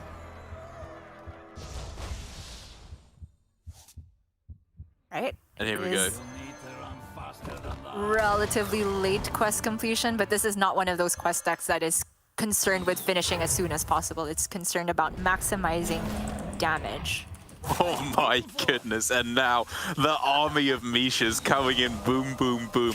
Ace Hunter Crane as well, hunterace getting his own World Championship card in his own right is fantastic to see. As now, of course, it is absolutely 100% demanded that Judgment get a board clear here. But that off the top with Barov plus Rancor is a premium board clear. Deleted everything and healing up for a very huge amount in its own right. Means that now hunterace needs to start turning up the heat before Judgment draws his combo. Yeah, don't mind me, I'm highlighting cards just to know what to do for myself. They're not particularly good in this situation, it doesn't feel like. hunterace needs board refill. Oh, Rat King with the Parrot? Is that good enough?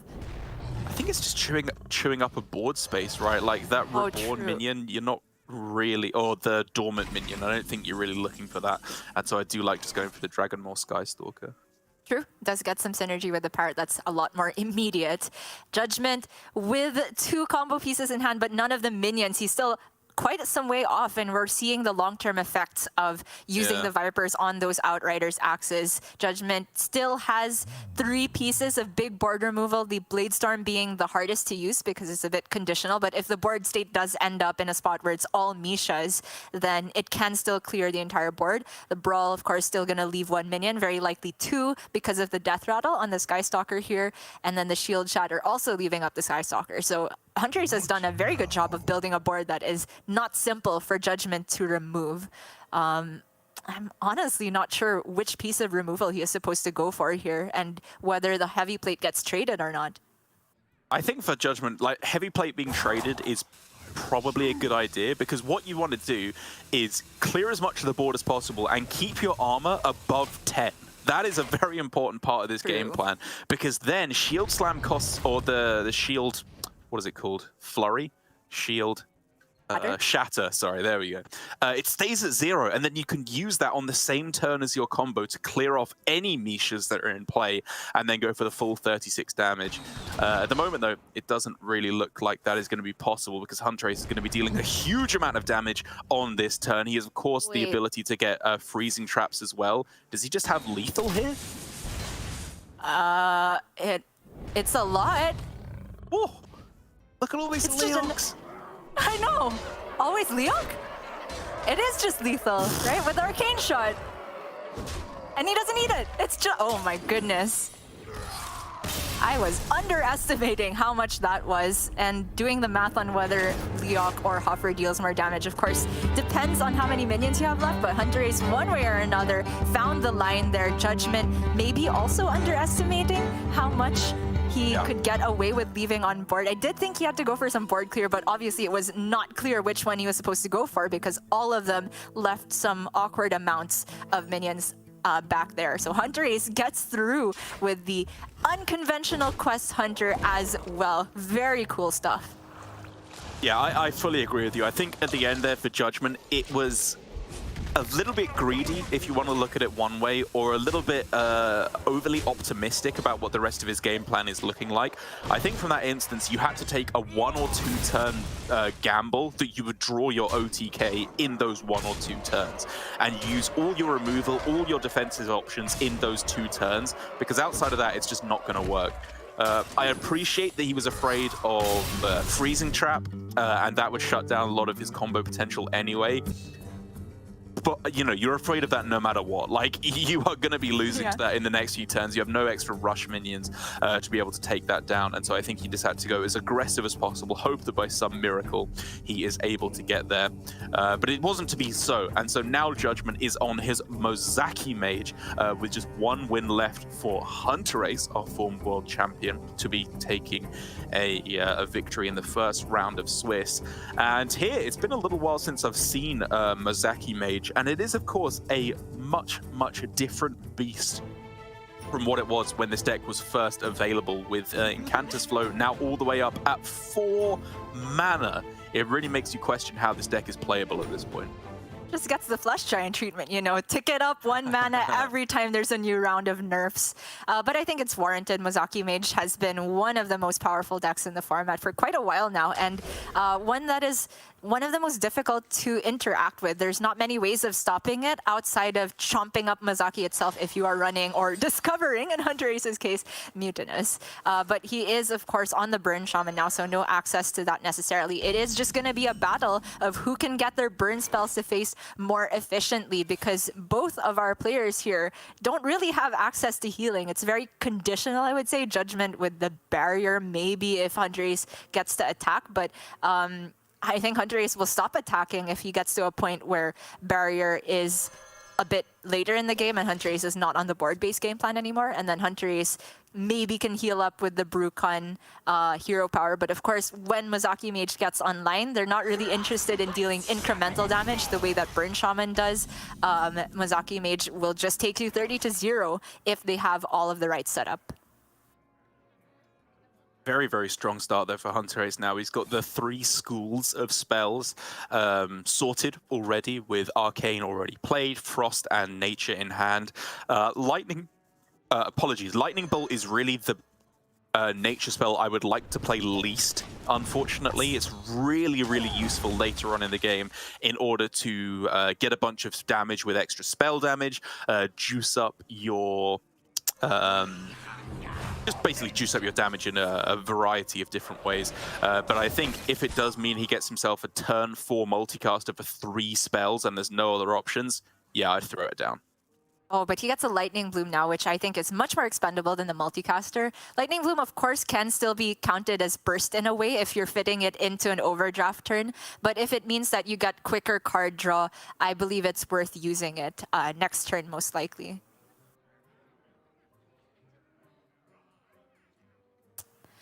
It does slow down your, like, Brucan, slow down your potential to go for an immediate OTK, so he's just launching Lightning Bolt face.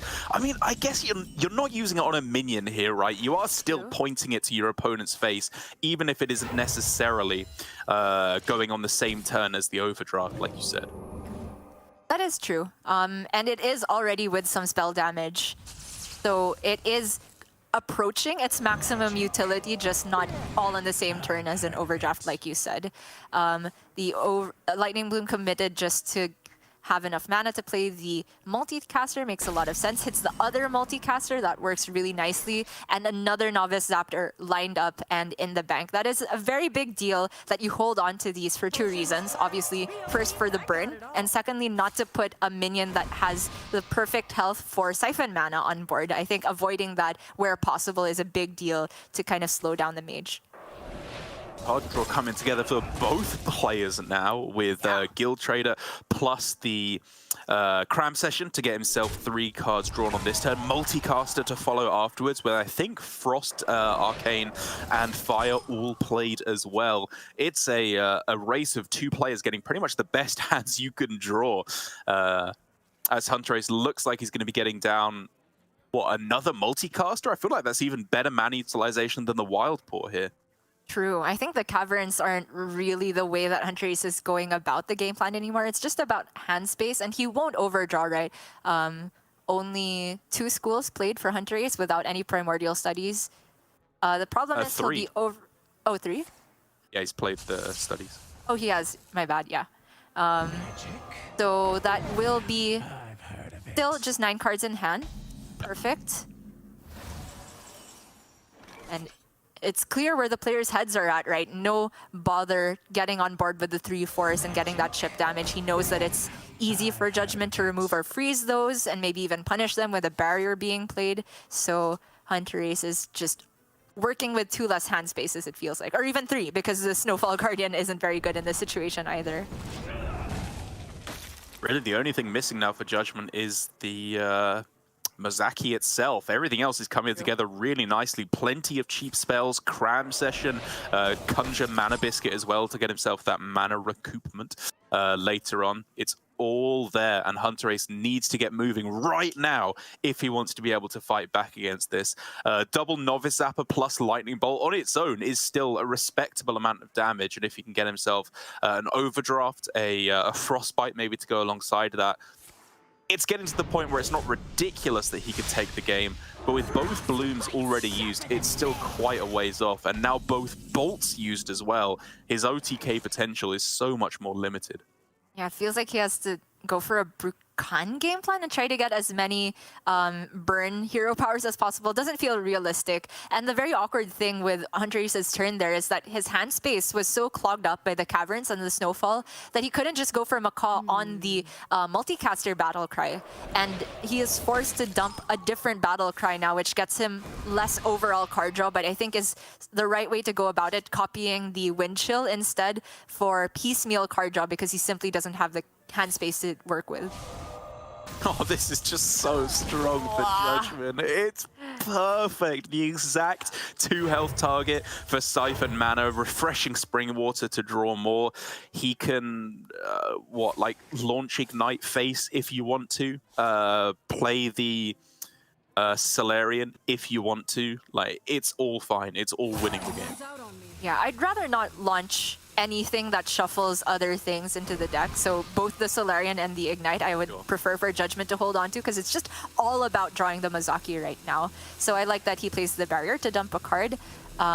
He is unfortunately still not with Mozaki in hand, so he has to dump a Brain Freeze on a minion as well, but not the end of the world. Still has plenty of 0-cost spells once the old Mozaki enters the hand, but it's not there yet, so hunterace has a little bit more time. I don't know if he can quite get there though, because like you said, both bolts used. He has 3 Novice Zappers, which is a lot, but okay, if we count it up, you got 2 Frostbites, and you're dealing 6 with all the spell damage. Serpent Shrine's a bit expensive, and without the blooms, I don't think he can play enough of them. He has to do it over 2 turns, it feels like. Yeah, I fully agree. He got himself a really nice draw-heavy start. Like, turn 7 to have only 9 cards left in deck is very, very swift indeed. But at the cost of both bolts and both blooms, like you say, those are the combo pieces alongside Novice Zapper that you want to go with. The Overdraft later on, it's not working. Still, however, no Mozaki for Judgment. So I guess hunterace just has to keep on clawing his way through this game with his death knell not quite being sounded yet. I mean, there is access to multicaster, but Judgement also has some hand space issues here. He could take a full turn to dump all of the cards that are not the multicaster and not burn. So like the Solarian Prime, Solarian and the First Flame. Looks like he's going for one cram session here. All right, finally hits the Mozaki. And he can dump First Flame or Incanter's Flow. It all works. I don't even know if you want to. Like, I'd probably just drop the flow there and just not even bother killing off this minion. Like, I just want to save every cheap spell in hand now that I don't have any more cram sessions, just to make sure that I have as high a chance as possible of getting that OTK. It feels like it's there, but you never It does. I mean, this is Mana Biscuit, this is double Ignites, this is double Rune Orb and Siphon Mana. I'm gonna go out on a limb and say it is for sure there. He could even let's see. play the other like multicaster, right? Because he's gonna refresh the mana, but okay. I guess since Judgement is counting, we also have to count a little bit. No. Never count. It's illegal to count here. You start with +2 spell damage because of the biscuits. That's nice. So one Ignite will deal 4 and the next will deal 5. And then the Rune Orb will deal 6. The other Rune Orb will deal 7. The other Siphon Mana will deal 8. I don't know how much that is together. Is it 35? I don't know. I mean, it's starting to look like counting might have been a good idea. Yeah, he actually has one less mana. I mean, he can't play both Ignites and the Siphon, so it's actually not lethal here. However, it's not as though hunterace can heal very much. Can hunterace get his own lethal? Not likely with this hand. But one good top deck could change that, or one good Fireheart. Yeah, I mean, Fireheart into some heal could get the job done, or like you say, an overdraft maybe gets him a little bit closer. Oh. It's now in hand. Okay. No, we have to count again. Okay. Hero Power deals 6. Novice Zappers plus the Frostbite also deals 6, and then you're overloaded for 3. It's 18, I think. Overloaded for 3 plus the 3 spell damage. Yeah, I think you're right. Yeah. And you cannot go face because that's an ice barrier. So... And then, okay, if you play Fireheart, you only have 6 mana left to work with. It doesn't feel like you can get lethal from that point. So it is about healing now. I agree with you. And removing the Mozaki. All novices is 2 mana, 4 mana. Doesn't fit. Well, it's not quite there, is it? Yeah, you have to leave out the hero power. Too much mana. Yeah, you need every single piece of burn and spell damage to get there, I think. So he is going for the Fireheart here to heal and remove Mozaki. Torrent deals with Mozaki very easily. Tidal Surge, not enough mana, but if he can just live this turn. Oh. But can he Siphon, Ignite? I mean, he has going lethal to get next there. turn, I think for sure. But Judgement, can Judgement get the lethal guaranteed with the 2 Ignites and the Siphon? As long as he hits them both with a multicaster, right? And he did. Exact mana utilization as well. Oh, that felt a lot closer than it had to be. I think the turn before the big Mozaki play with Judgement was really where things started to feel really rocky. Like, using the extra cram session felt entirely unnecessary. Not playing the mana flow felt very, very shaky as well. And just using up too many of those cheap combo pieces. Like the fact that by that point he'd used up first flame, second flame, all the brain freezes, the flurries, like all these cheap spells that you need to actually activate your combo, all had already been used. And so I think that left a little bit more left it a little bit scarier than it had to be for Judgement. Yeah. But in the end, thankfully for his sake, he's able to get the win. I mean, the setup turn being the sus one, I agree with. But we have Avar in our Discord saying we shouldn't popularize not counting. I agree only halfway. We should. I think it's fine to not count the damage. What the problem was for Judgement there was he didn't count the mana. He was 1 mana off lethal, right? Count the mana, not the damage. The damage always gets there when you have that many spells. I am a good influence, for sure. Yeah, it does mean that we are down to game 5 now. I can't believe that of all the decks in hunterace's lineup, he is struggling with the Burn Shaman. I felt like this is the most conventional for a reason. It's a very solid deck, pretty consistent, but it's just taken 2 Ls for him so far, and it now has to get there versus Control Warrior, which is traditionally one of the toughest matchups. However, hunterace does have the Viper there, so there is a way to answer Bulwark. True, yeah, and that can often be the really, really scary part for any of these burn-based decks. Just launching 4 burn spells into a Bulwark is just too much. You really can't afford to do that at any point. But like you say, it's going to be a close one. I think that if you can get yourself an early Brucan, things get a lot easier for the Shaman because you can just shuffle through these hero powers over and over. Obviously, if you can get Fire or Earth, those are the 2 better ones. Fire being, you know, the best one by a long margin, just to keep launching that phase turn after turn. And the main thing you're looking for, I think, is just a rip-roaring fast start, and for Judgement to get a slightly awkward starting hand with a lot of those combo pieces at the beginning. Right. For hunterace, the ideal is the turn 1 Wild Paw Cavern if possible. Double overdraft start, not really what you want to see. At least the multicaster is there, but I like that he kept the Bloom for the potential to have the early Wild Paw, because if you get that turn 1, oh, there it is! It ruins so many things for the Warrior. They're frozen, so they cannot remove using the Outrider's Axe and can't get that card draw going through. They have Minefield for turn 1, but then there's just another staggered coming back, and if they can't remove all 3 back-to-back conveniently, they could be perma-frozen, and that not only stacks up damage, but like I said, means that they can't draw with the Outrider's Axe, which is what the deck is so dependent on to see all of the cards. I'm a little surprised to actually see Minefield right at the start from Judgement here. I think my game plan would be accept that you're frozen for the first few turns, but then just try and set up for draw the Frozen Buckler later on, or go for a Barrel plus Minefield on turn 5, and just draw through your deck with Corsair Cache to make that clear as likely as possible. Because by going for the Minefield now, he's in the exact same situation next turn as he was last turn. It's a good point. The only upside of this is he's just taking less incremental damage throughout the next couple turns, which, you know, however much you value that is also up for debate. I'm honestly not sure which line is better, but because Judgement was lacking both the Buckler for the instant armor gain and also lacking second Minefield to actually deal with the next staggards, I don't fault him for just taking a safer game plan here. This might even be an early Barov just to set up the board clear. At least this is the last round of staggards for now. If there is second Wild Paw Cavern, I think you just hold that out. Yeah, I mean, he does have to clear now next turn, right? With heavy play into the Shield Shatter to be able to go for a 5-mana clear on everything. You can even weave in the hero power as well, actually, if you wanted to clear off everything, stop that freeze, and allow you to actually start drawing some cards with the Outrider's Axe. Seems decent.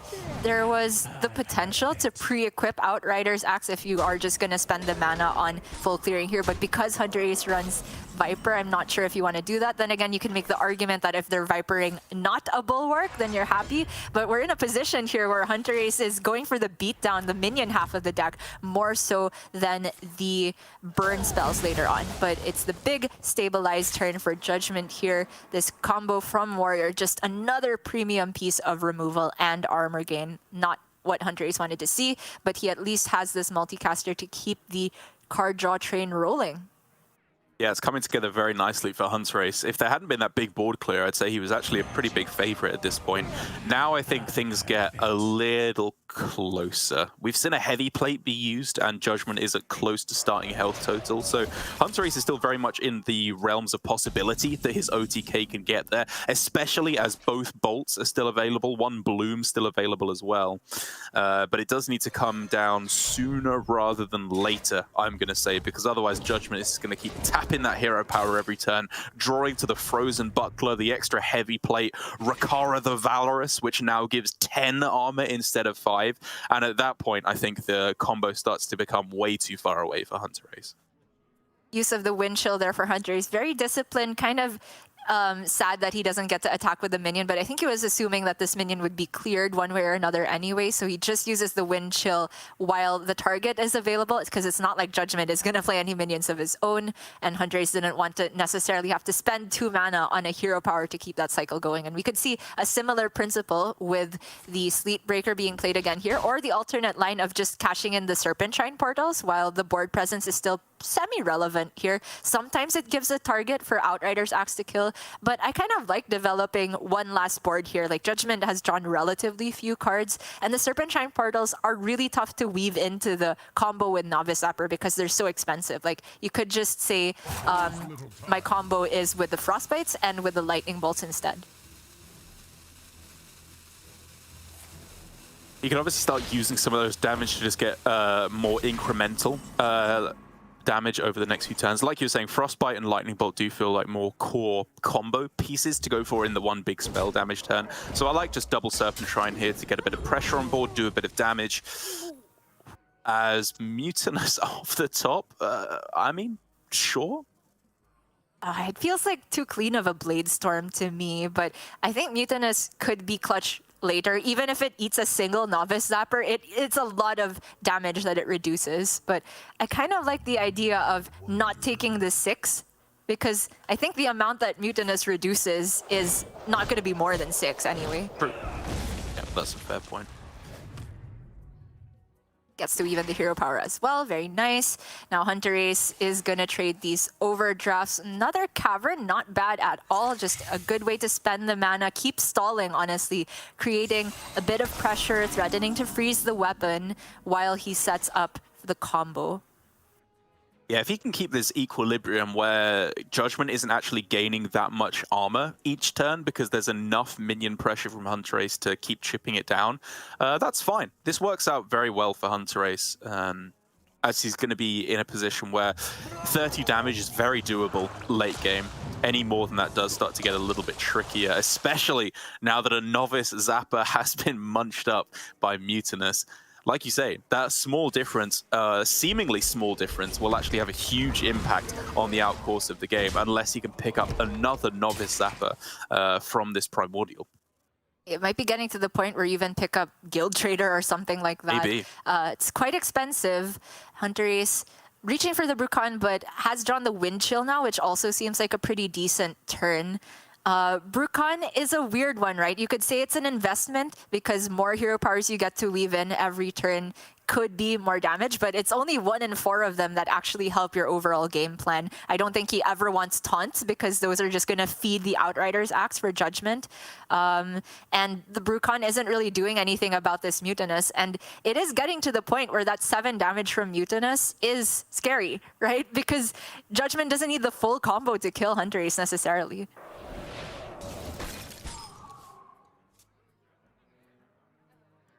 Okay. Studies for expensive things. Thalnos is cycle, but at this point I feel like hunterace wants spell damage minions for the combo, so probably still just Thalnos because it's the cheapest. Honestly, I was wondering if it was Vash at that point, because there's still enough combo pieces. Actually, that's not true. If there was maybe a couple of Serpentines left in there, I'd look at it. But now with just Overdraft and Frostbite being the only real impactful combo pieces you could draw, I agree with you two that it probably is the play to go for that instead. A bit surprised to see the Thalnos just played out though, because that is a lot of burst lost from the potential combo later on. Wind Chill held on to freeze Mutinous again next turn, you'd have to assume. But it feels like the breakpoints are quickly slipping away from hunterace here. It's just up to Judgement to kind of close it out safely. He has to be thinking about every small thing, like can he safely tank this 3 from the Sleet Breaker to get another card draw rolling? Maybe you just tank the Thalnos instead and then use other spells to clear the staggered, but leaving the 2+4 is just kind of awkward here. Yeah, it is an awkward turn all around, isn't it? Like Brawl, I really don't feel comfortable using because you would have to end up with Minefield if you wanted to actually guarantee a clear at that point, which means you're not hero powering. It's all just very, very awkward. Rakara is a nice play, I think, for probably the next couple turns, but right now Actually, there are Hero some power who say that this is just the worst hero power on Rakara because it's not gaining you armor in this matchup in particular. You do gain, of course, the 10 armor from playing the hero, so it really depends on whether you think you have 5 turns to press the button or if the Rakara is speeding up your own clock to get the Galvan Jar type of combo online, because you could just send some of that damage face and maybe get there with the single Galvan Jar without having to bother with the Battlegrounds Battlemaster. But it all seems a bit up in the air for now. So many ways this could still pan out. But for hunterace, it looks like a pretty clear Brukan turn for me. And then you're going for fire plus Healing, honestly. I healing? don't know if Yeah, you I want more guess. board. I mean, you have seen the Outrider, so you could go for board here, but at this point, I'd be scared of something like Bearer of Rancor and more targets just feeding more armor. That's a good spot. Pick the damage, that's always happening, and then you think. It's close, honestly. Like, the other two don't really do anything, but you're just kind of figuring out whether the taunts are net negative for you if they do have that combo. But hunterace is just gonna go for the board presence. To be fair, there's only one copy of Rancor for Judgment. That's right. This feels like, I don't want to say a desperation play, but a pessimistic play, because you're at the point where you're saying, they can't have Barrow plus Rancor. If they do, I'm probably just losing this game anyway. So I'm going to stick these minions, hope they get to go face, if by some miracle they don't have any kind of a clean clear. Because, I mean, quite clearly for hunterace, he has some kind of a read that his opponent is struggling to clear. They just went hero power pass on the previous turn. And so if these 2-3s can go face, it will, of course, get him in a position where he can very, very much win this game. Unfortunately for him, though, Judgment has to be looking at just a nice, clean clear on this turn. Brawl, Minefield, Buckler sounds good. Barrow plus Minefield, I guess, sure, is likely to clear the board. Oh my god. What? I am shocked too. Hello? And the Buckler, honestly, there was lethal for hunterace if there was not the Buckler there. We are looking at 16 damage from the 2 Frostbites and the 2 Lightning Bolts, and then the Overdraft, which is the hard one to count. And a Fireheart off the top, which could set up the 2-turn.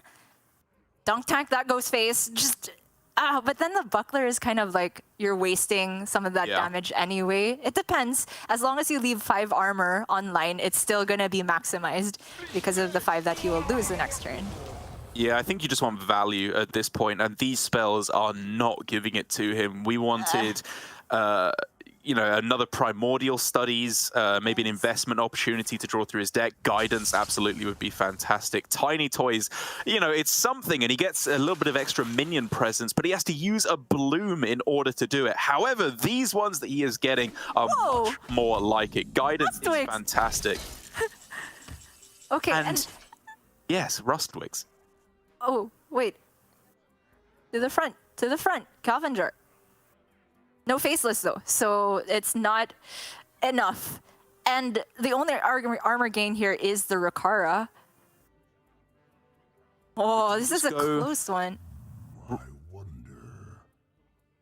Because if you top deck a Faceless Manipulator, it's lethal either way, right? Because it's going to give you the full 36. So you could just go Rakara, Hero Power, I guess, the 3-2, and then just smack into something. Yeah, I think that's the way to go here. Something that isn't Rustwigs. Yep. And I was going to say a while ago, using Lightning Bloom is not necessarily bad if you are going to do the combo on the very next turn, because you still get that Overload unlock with the Overdraft, as long as the mana's all there. Okay, counting again. 8 damage on board, Judgment at 38, so hunterace needs 30 from hand, which he does not have. Yeah. And the guidance. Vivid Spores? Wait a minute. Oh. These all go back to actual 5-drop health when they resummon. But are they resummoning is the question. I mean, take both, makes sense, just needs value. What does that battle cry even do? Another Fireheart? Fireheart, right? Yeah, okay. And how that works is the first pick is random, and then you get to use that card if it's cheap enough to continue a Fireheart train, I believe. Yeah, you don't get to discover the first one. So he could go feral if he wants to discover more, but I'm insta-vivid sporing this. This is too good! He's just gonna get primes! It's a Rustwix Dex now. Yeah, I agree. This is your only chance now. You just hope that it's bottom card combo, and then you can just get there through all this value, because as it currently looks, his game plan is not getting there based on the damage. Faceless. Potentially lethal right now. That's not bad. That, however, is the faceless, the lethal for Judgement. hunterace knows what's coming. A brutal way to lose the first series of the tournament, going down 0-1 in the round robin. But for us, just feast your eyes on this combo. This is delicious. What a heartbreaking way to go down for hunterace on the Burn Shaman, getting swept 3-0. I just did not expect that. Judgement well played towards the end there. I think it's fair to say that the Quest Hunter game, I would chalk it up to lack of familiarity, that he was not able to take that down. But once it was against this meta deck, you could see that Judgement clearly put in a lot of practice over there.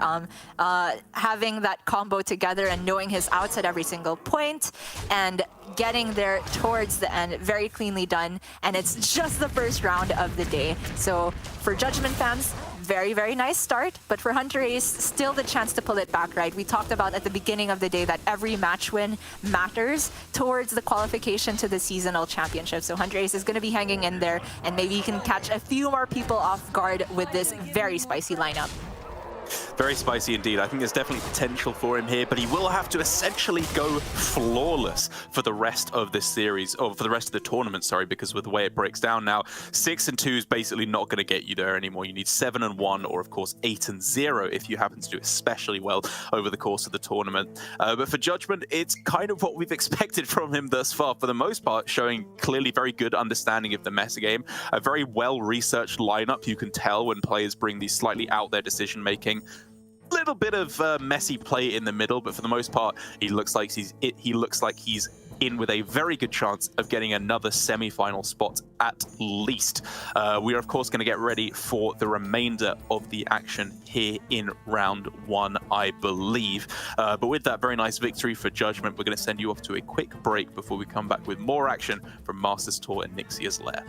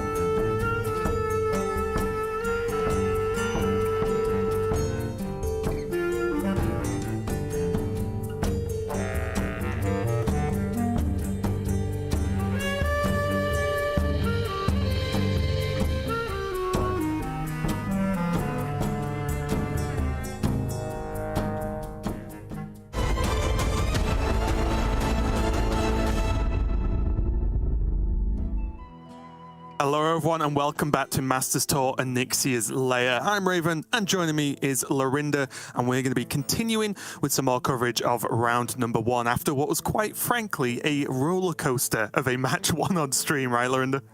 Yeah, what a way to start the day. What a way to start the year with all that stuff from the ex-world champion. Just going down there 3-2 to the relative newcomer, but we are going to go and see somebody else that you're really familiar with in DragonMan. And there's this RDU guy as well. Yeah, we are going to be going in as the score is 2-1. So we've still got potentially a game or two left of this one to go. I do believe we are going to go into Demon Hunter versus Hunter in this first matchup. But yeah, I'm excited to see RDU in the Masters Tour. I'm always up in the air whether I think he's going to compete in one or not, because obviously he has a lot of focus on Battlegrounds, but he does split his time pretty well, and he seems to be doing well so far in this series. Does have his Paladin band away and the Shaman band away from DragonMan, and again Paladin, one of the many playable classes and even archetypes in the form of Libram in this tournament so far. And I thought that was going to be the one. I thought Paladin and Druid might end up seeing the most bans across the whole tournament, just from of gut reaction to how the meta looks. So we do see it banned out there, but that has left him with that Burn Shaman, the Face Hunter, and the Quest Rogue that has seemed to have a bit of a resurgence as well, Lorinda, with the help of the mini set. There is so much going on in this new meta game. I think everyone was struggling to predict the meta, even if the mini set made no difference, and it's made a massive difference. Yeah. And you mentioned Raven, RDU, will he compete or won't he? That top fact, he's twice been one match from the World Championship. He's a competitor. I know he focuses mostly on Battlegrounds now, but that is why he is here. He still has some unfinished business in his mind. And he still plays as well as most players, even to this day. He's still got that skill level up there when he gets people to help him with the decks a bit, but he still can play Hearthstone. Yeah, and you can even potentially, I don't want to speak for RDU because I've not spoken to him since he submitted his lists or anything, but you can even see that in some of the decks he's submitted, right? Because he is competing in effectively 2 games at the same time, this Face Hunter list, it's standard, right? It's nothing's dramatically changed, not even with the mini set, but even before that, it's a pretty standard looking Face Hunter. It still gets the job done. It can still run away with those early games if the general plan is to go one of your strong 1-drops into buff, into go and hit face. So yeah, we can see that from some of his decks. Let's see if it pays off. But for now, let's take a look at DragonMan, who is going to be one of our new Grandmasters this year. Yeah, kind of continuing the theme a little bit from the first match, very well-known, very famous established player versus one of the up-and-comers with that runner-up in Masters Tour Undercity. He needed a good result there to secure GM, and he did it in style, so going to be interesting to see how he gets on in Grandmasters, and he was so excited to get there. He just tweeted out, "I am GM," all in caps, the second he got there. Well, what's really important for me, and where I'm really excited to kick off this first Masters Tour, is that you look at his win rate there at 64%. Yes, it may not be the highest number of matches we see from players, but what's important this year is your win rate effectively, or matches won across 3 Masters Tours, is going to be very important to whether you make it to that Summer Championship or not. And if you can hold this kind of win rate, even to a potentially slightly smaller sample size, that's what you need to do. If you might not win a Masters Tour, as long as you keep putting out strong performances in each one, you've got a chance. Yeah, each game or each match is worth 1 point, as I'm sure myself and TJ will elaborate on as the year goes by. But yeah, getting some 5s and 6s wins out of your 8 matches is just going to add up a lot of points. Something in the region of 17 is kind of the soft target you might be looking at the start of the year for these batch of 3 that gets you to that Summer Championship. And the way he's been going, he's on for a good shout at doing that. We definitely must not underrate DragonMan. And again, we'll know a lot more about him by the time we get to the second Masters Tour of the year. And he's playing the OTK Demon Hunter. None of this newfangled stuff that you kids are playing today. Just OTK Demon Hunter, how it's been since I was a boy. Yeah, to be fair, although this is 2022, it feels like this could be the first MT of 2021 with our first game we get to cast in terms of the matchup, Face Hunter versus OTK Demon Hunter.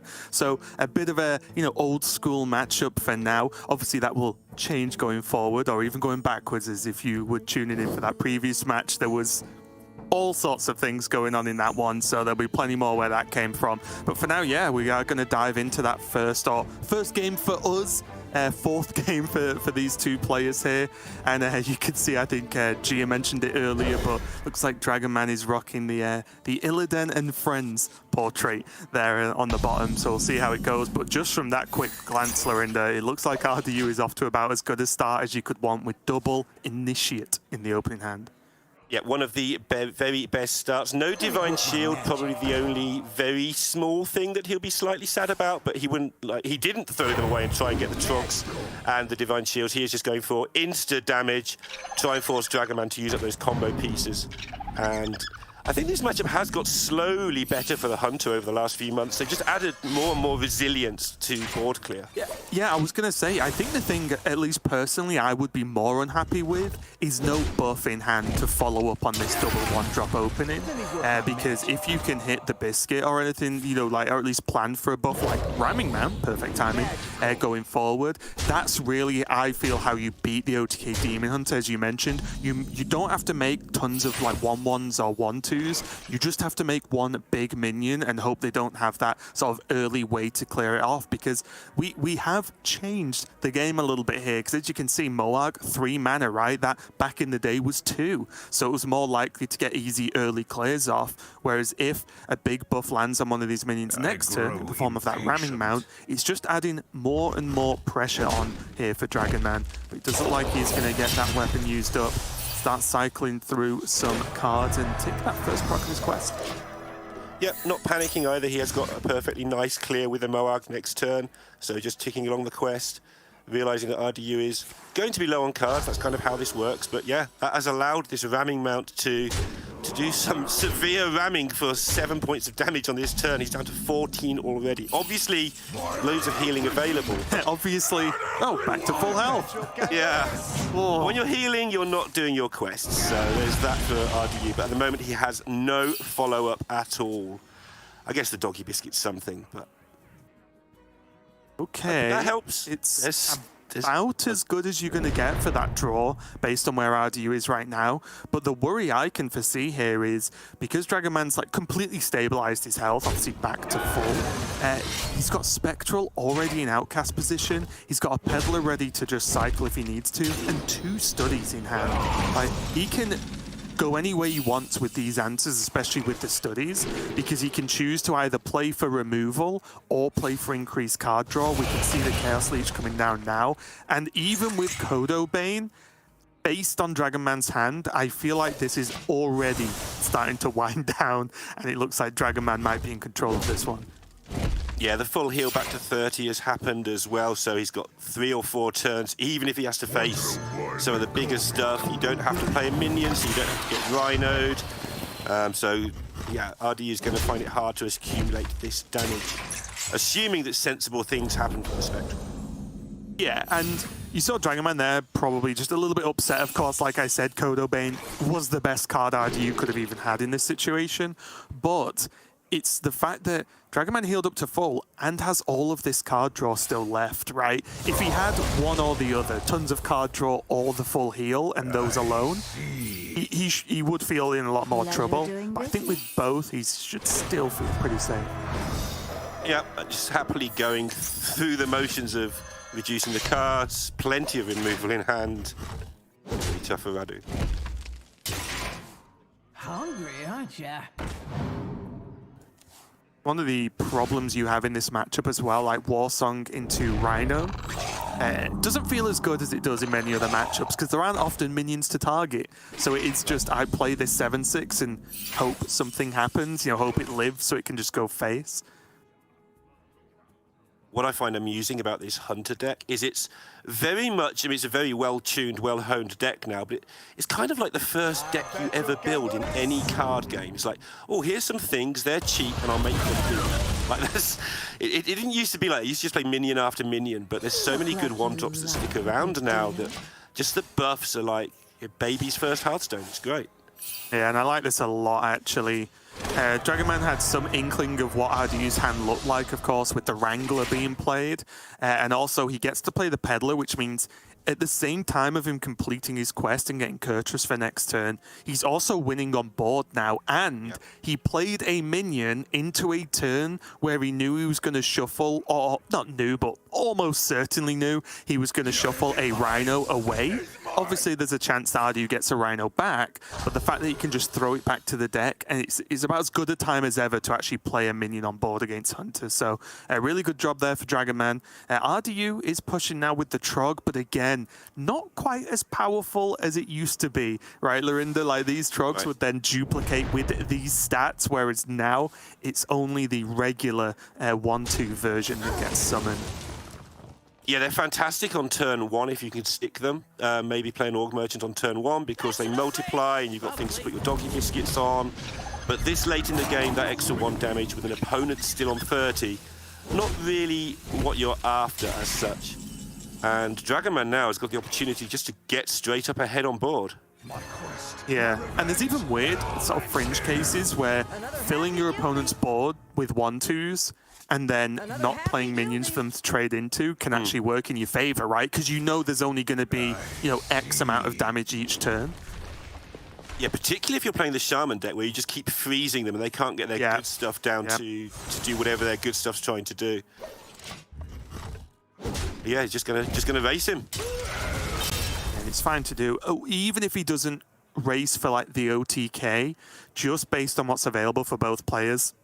DragonMan has Kurtrus down now. He has worst case a Moarg Fell Scream and an I-Beam as an emergency heal if something really weird happens. But in general, DragonMan can go either way now. He can go to play for the board to almost certainly win the game out, or he can just go for that combo. Does not matter. Yeah, Magtheridon's looking pretty spooky right now as well. Yeah, the only slight worry that would always give me pause here is what you've got to think about is it ever a problem if my opponent then just top decks Rinling's Rifle into a potential freezing trap? Like, that's all you've got to think is like, does this ever lose me the game if this happens? But again, because DragonMan has the easy way to clear here, it almost certainly makes sure he's okay, right? It'll be very unlikely that anything bad happens out of this. Yeah, and he can just even jam an Il'gynoth if he's against the Rifle if it comes to it. He'd rather not have to go that way, but yeah. So much going on here.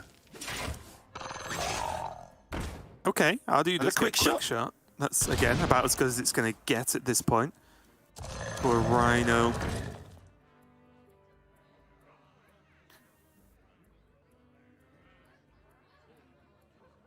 Not a million miles off lethal next turn. Just another lifesteal spell might just get it there. Guardians might have to tank the 12 just to get rid of this. Oh, it's horrible looking. Surely tough choice though, right? They because can't kill you, right? You either do what I think RDU's going to do here and like try and make these trades happen, which is fine, or you just leave the minions, leave the Magtheridon up and say, well, the Magtheridon's probably going to hit the Rhino unless my opponent has exactly lethal. And I think that's the fair, right? The 12 damage plus a very mediocre burst from Il'gynoth would probably be enough at that point.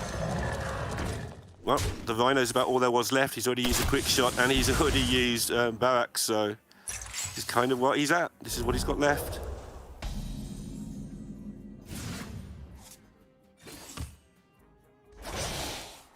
Now it's looking pretty good. Yeah, Guild Trader should be able to basically finish this game, right? I think even just doing this without a Guild Trader would be absolutely fine doing it this way, as you mentioned, like just play the Il'gynoth. The Rhinos are gone, everything big's gone, there's nothing really left for RDU to get here, and I'm pretty sure he can't do 12 from one card off the top, even if it was like the perfect sequence of cards. So yeah, it looks like DragonMan is going to even this series up and take a win with that OTK Demon Hunter, and This is what I think Gia and Derek were talking about in the opening and during match 1, is that the preparation for this tournament must have been so difficult for the players, because I struggled and I don't have to compete, luckily enough. So there's so many decks. We just casted a match or a game from a match where it's 2 decks that have been in the meta a long time. You know, the play patterns are kind of sussed out for this matchup.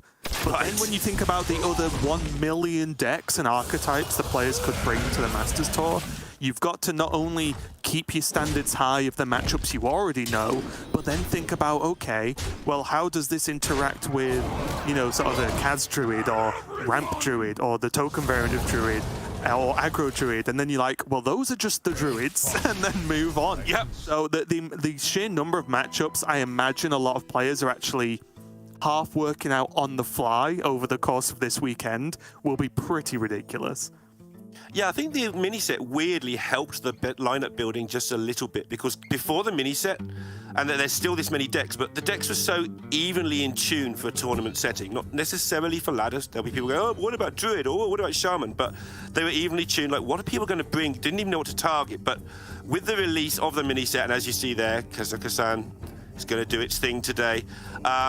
Druid and Shaman did seem to get propelled a little bit up the standings. Shaman because of the slight shift in the meta, and Druid because of things like you're going to see now with new crazy cards going on. And that enabled people to at least have a starting point for their lineup. Like, do I want to ban Shaman? Do I want to ban Druid? Cool, I can actually put a little sort of line in the sand. This is what I'm going to start with. Whereas before they didn't even have that. But there's so much you can do. There's so much to learn. And like you just said, people are going to just have to invent things on the fly. And I'm sure that people will, even after today, if they're not too tired, probably play test before they go to sleep today. Some more matchups we've seen. Especially now we've seen a bit more of what is actually out there. People have seen the decks. People know the meta a bit more. And I will say, as we just go into this game, both players having reasonable openings, especially RDU with Trog and Doggy Biscuit. But this Druid from DragonMan is probably my favorite one that I've seen, or favorite version, because I played a little bit of just the one cat, like basically the full all-in on Kaz, and I do not have the mental game to play that, of just going, just get me my dragon. I've played it. Hope my treasures are good. Go. Like, I've not got the mental game to actually play that for any length of time. But I actually like, as always, in what we saw in the previous or earlier metas, of Druid eventually getting down to basics and saying Glowfly Arbor Up is just good, right? Like, Glowfly again in this matchup of old would be the card that can just win you the game. If you play Glowfly take over the board against Hunter, it's very difficult for them to fight back.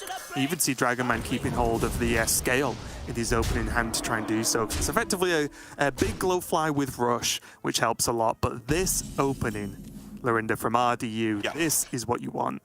Yeah, you were talking about Trogs only making 1/2s, but with all the buffs in Hunter, especially from where DragonMan sat, he can't see that, you know, RDU doesn't have it. Those 1s turn into 2s, turn into 4s, plus a buff. Suddenly you're taking 6 or 8 damage a turn just from, you know, a 1/2 apparently. And with no Glowflies, this is just a lot to deal with. And I think that was just a play for exactly Glowfly, right? He went up to 6 mana and then did the resizing pouch. But it wasn't to be. And now RDU has to make a choice here. Does he want to actually kill this? Or is it just close your eyes and go face? He could actually... I think he can afford to kill it, right? I think so. Aim shot, double trade, and then he has Adorable Infestation. Yeah, I think so. Because, one, DragonMan's overloaded next turn, so he only has 2 mana. You can trade your 2 1s if he really wanted to stop DragonMan like utilizing his hero power very well. He does choose to leave it up just to push more damage, which is fine. But the big thing here is DragonMan has 2 mana, and look at all this damage. And if he plays any spell, so another Bloom, for example, or anything to help him out, that's 1 more Trog. So it's 1 more damage, and then he has this buffed hero power. I really like this from RDU, and that's a big push, and that's a quick game, Lorinda, just like that. We've had our time to shine. It was short and sweet. But our first cast of this tournament was approximately 3 minutes long. RDU takes the victory, getting there with basically what I'd like to call just old school face hunter. Doesn't mess about, gets the job done, and with all those 1-drops packed in there with the buffs, the openings, especially against Druid, are sometimes just strong enough. Which puts RDU in the lead for the points race to get to the Summer Championships with 1. Big 1. 1 win, 1 point. It's simple. We've completely simplified the system, guys. It's equal with like 200 other players, but RDU is leading that race. He's still here. He's still winning in Constructed. So what can you say? Some Hunter. You see the good and the bad of the Hunter. And we're going to see a lot of that. Druid getting killed by aggro. Druid killing everything else. It's going to be very interesting. I think Druid is going to be the focal point of this event, with Burn Shaman being sort of the power deck, but the Druid being the terrifying deck. Yeah, and I just want to throw out there, of course, this looked very one-sided. The second DragonMan, instead of the turn he made trying to get a Glowfly, which was good, the second he just had Guff in hand instead, that game could look very different, because if you can bloom that out, the 5 armor from Guff sort of negates the overload effect that you've gained from it as well to buy you some more time. And suddenly with more mana, if you could get to a scale of Onyxia, those 2-1s have rush. So most of the board goes away. And then the game continues, right? And then things get really spicy. So although Druid does have a weakness to early board-focused aggro, it does have a way to beat it as well. It's just for DragonMan, he didn't really get hold of it this time. That is going to be it, though, for round number 1. It is over, and that means we are going to swiftly move on to round number 2. So don't go anywhere, and we'll be right back with some more Masters Tour and Nixia's Lair.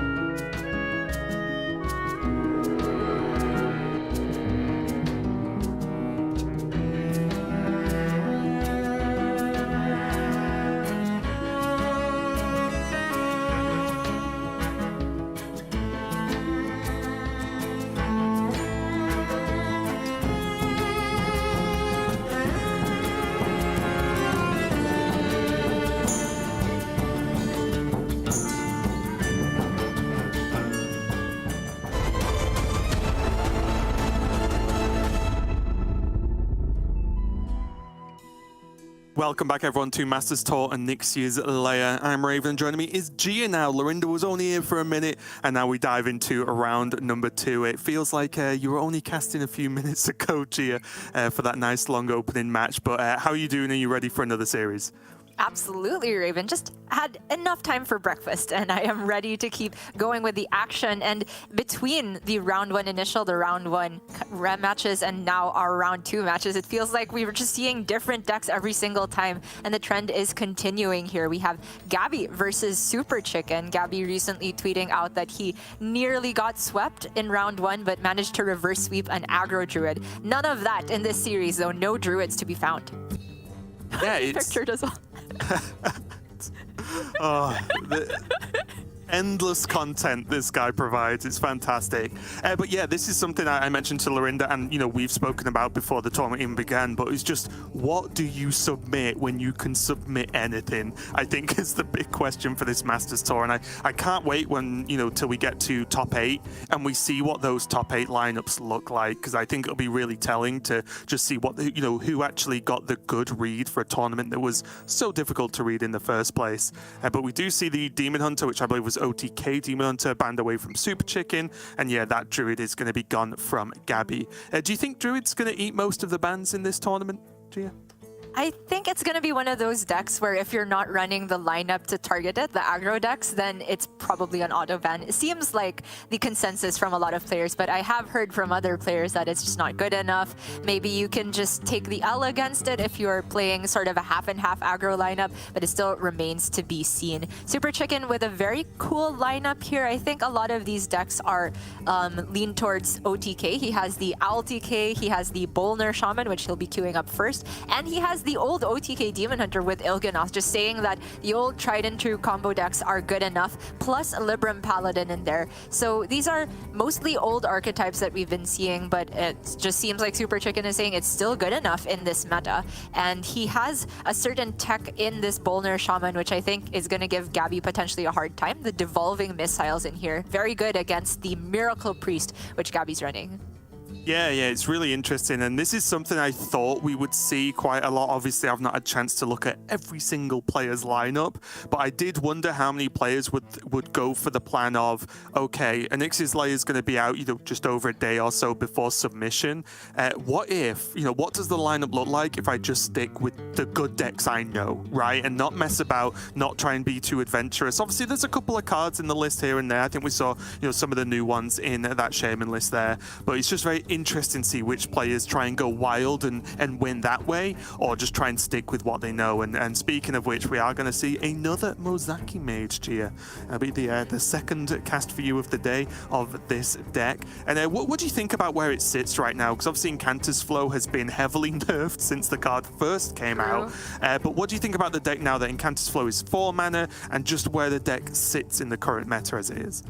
I think it's still decent. Obviously still gets hit by some of the aggro decks out there, but it still has game if it's able to hit the first flames to immediately deal with Trogs. There's actually a lot of removal there. And of course, the fact that you're playing Mozaki means that you can beat slower control decks. It's got a great matchup versus the control warriors out there, as long as they don't time the bulwark exactly right. And a lot of people have just been saying Mutinous is not fast enough right now. Not many people hard running it in their lists, and that kind of gives a window for Mozaki to thrive. So I actually think it's a pretty good bring for the tournament.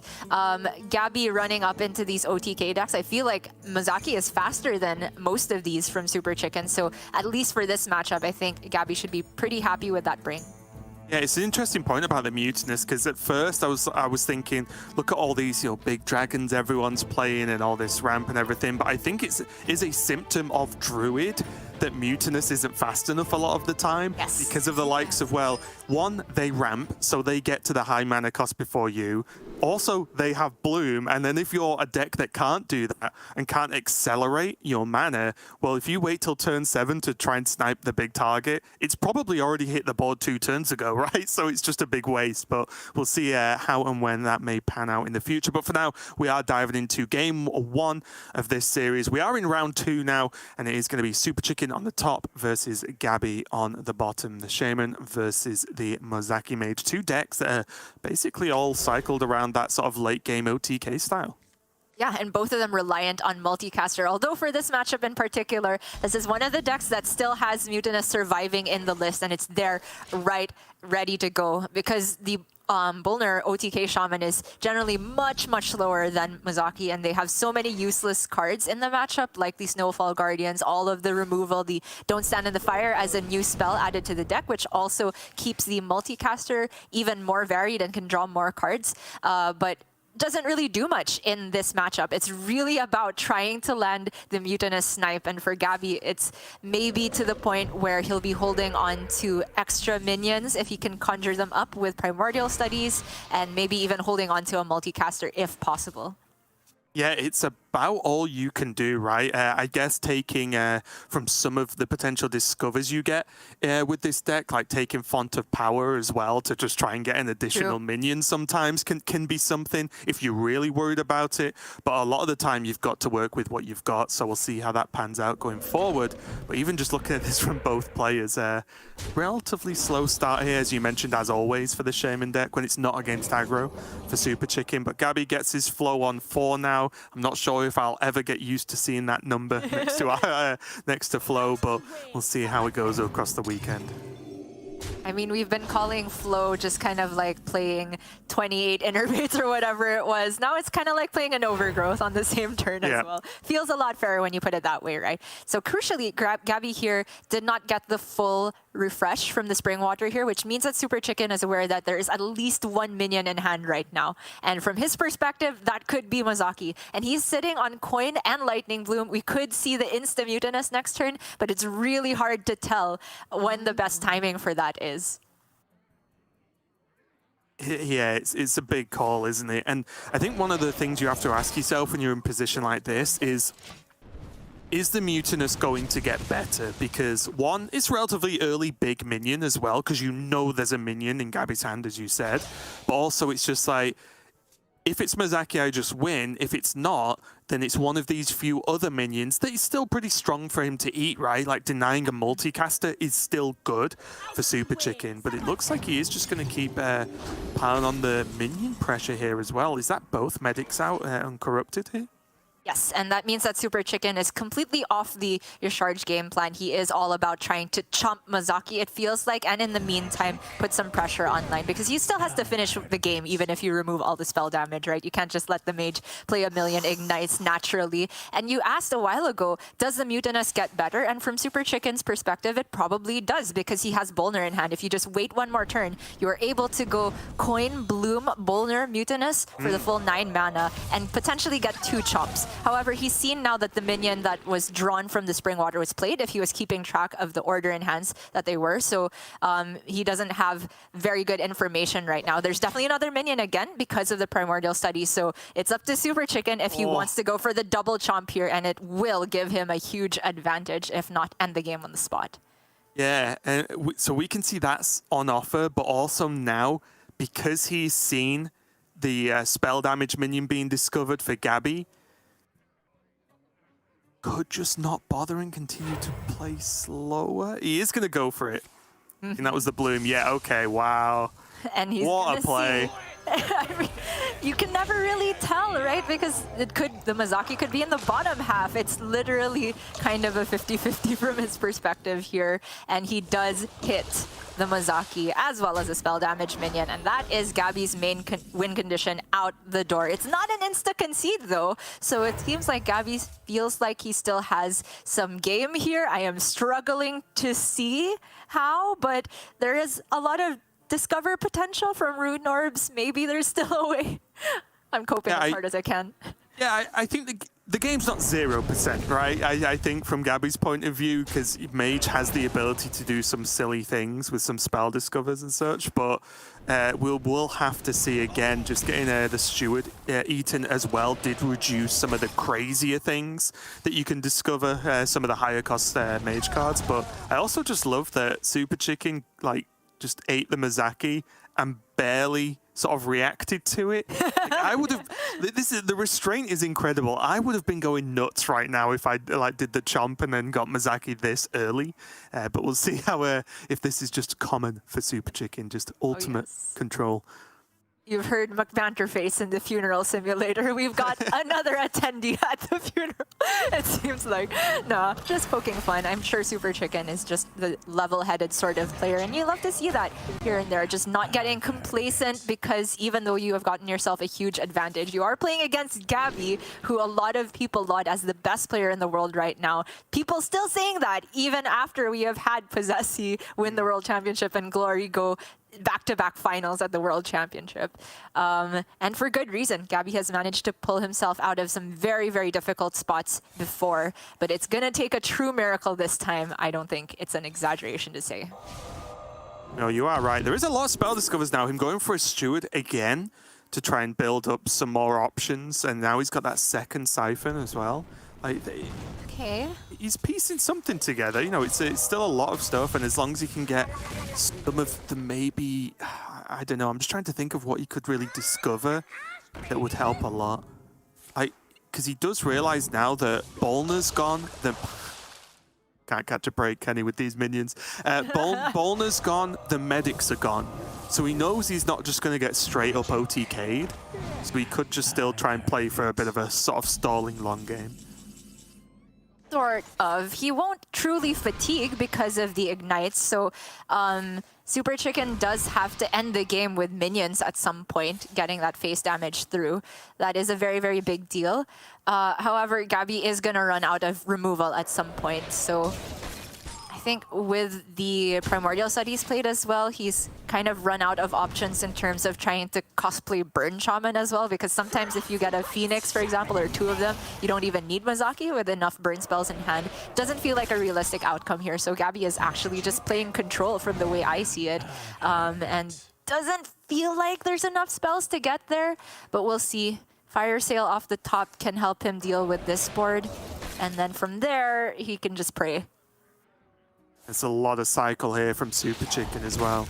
Again, just one of the strengths of the deck, and just of Shaman in general at the moment. They've actually got access to so much card draw. They're never really going to run dry. It's not like some of the earlier quest Shamans we had, where one of your problems is, yeah, you could complete quest, but then if you didn't hit the card draw, you were in trouble. Another big freeze coming out from Gaby, buying himself more time, got the Incantus flow, but speaking of card draw, that's what Gaby's really lacking right now, but with only 4 cards left in his deck, not really sure what he's got left, so let's take a look. Yeah, not the flurries. Yeah. So it's really just the Ruined Orb, right, that's really going to potentially do anything in this game. Exactly, and there it is. Big ask. I can't even think of what it could summon here. Oh. Mass Poly could deal with the board, but it's not enough to win the game. Surely Gaby was looking for something specific there, because as soon as he saw it wasn't offered, he went for the insta-concede. Yeah, it was probably the either card name. Require Amulet? There's Amulet, but there's also just the 20 mana's worth of mage spells, right? And then sometimes you just fireball them to death, right? It can happen in some instances, but that does mean game 1 does go to SuperChicken. Pretty well played, actually. Of course, it worked out very well. He got the double chomp and hit Mozaki relatively early, which gave Gaby a lot of trouble. But even just the fact that he just went for that kind of play at that point was pretty impressive, and just showing a kind of, again, good head on his shoulders, just saying that I don't need to go for this big OTK. He used those medics early, which was very interesting, just piling on pressure for Gaby and keeping his hand sort of cycling through. So looking forward to seeing some more from SuperChicken. Yeah, it came together very nicely because he knew that the game plan was all about the Mutinous chomps, and if you do hit the Mozaki, the game is not instantly over again, because it's not just pure fatigue against an Ignite deck. So that's why he had been putting on those minions consistently, just getting the pressure and not giving Gaby any time to go for those discovers, because Gaby was at a point where he was looking for specifically Rune, and if that Rune didn't fully clear the board, he could have just died on the very next turn. SuperChicken, also probably the biggest decision was whether to go for the first Mutinous at the first possible juncture and only eat one, or hold it for Bolner, and I think that waiting one more turn was absolutely the right call, just getting more chances to chomp the right minion, and he did get it. So that is one win out the way for SuperChicken. Now gonna move on to his lone non-combo deck in the Libram Paladin, a deck that just never seems to stop coming back, Raven. Yes, it's one of the decks that I've had my eye on for this tournament because it's one of the decks that I think just does well against what's popular as well, or at least a lot of what's popular, at least on ladder. So yeah, we just see it's the usual Libram Paladin. If you've been playing ladder for a while, you know, you're kind of used to it by now. The Iron Deep Trog, relatively new addition, something that's not always been around in the list, but in general, just the Librams, the heal, and then just that Lightforged Carriel, one of the newer additions to the deck, really coming in clutch. The weapon making them take half damage is really powerful against a lot of these combo decks if they don't have a good way to remove it.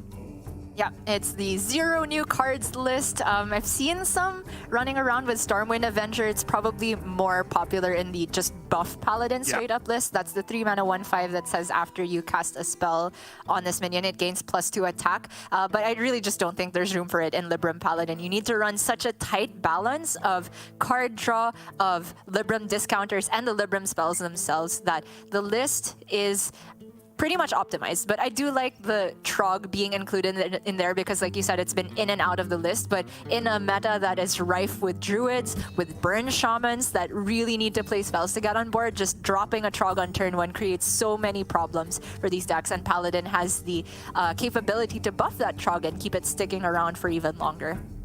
Yeah, and here we are going to see this priest. And this is a priest that I hate to run into on ladder, if I'm honest.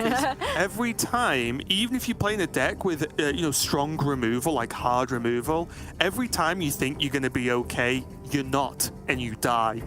So yeah, really, really terrifying deck, this Miracle Priest. I know some players are bringing a more control priest style, but this one does scare me, especially when someone like Gaby's playing it, because the APM required and like the sort of quick thinking on some of the turns when you can, you know, feels like you could play an infinite amount of mana on the certain turns, and making those decisions fast and efficiently it really helps with your win rate with the deck. And I think Gaby's a player that can definitely make that happen. So we'll see how it goes, especially good versus, say, Paladin that doesn't have too many ways to actually clear really big minions.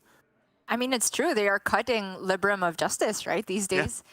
But the Trog on 1 is going to be a very big problem for Gaby. I agree that it's a bold choice to bring Miracle Priest over on Asia Ping as well. Gaby for sure knows how to pilot this deck to optimal efficiency, but even then, there's not that much you can do against a Trog on turn 1 because your deck does not run Holy Smite. Your deck does not run single target removal. You do have Shard. That's a big deal. He can silence. But the timing of the silence and just the timing of everything in Miracle Priest, I would say, is the most difficult point because he doesn't have to insta-silence his Trog. He could let the board reach critical mass and then go for the big silence.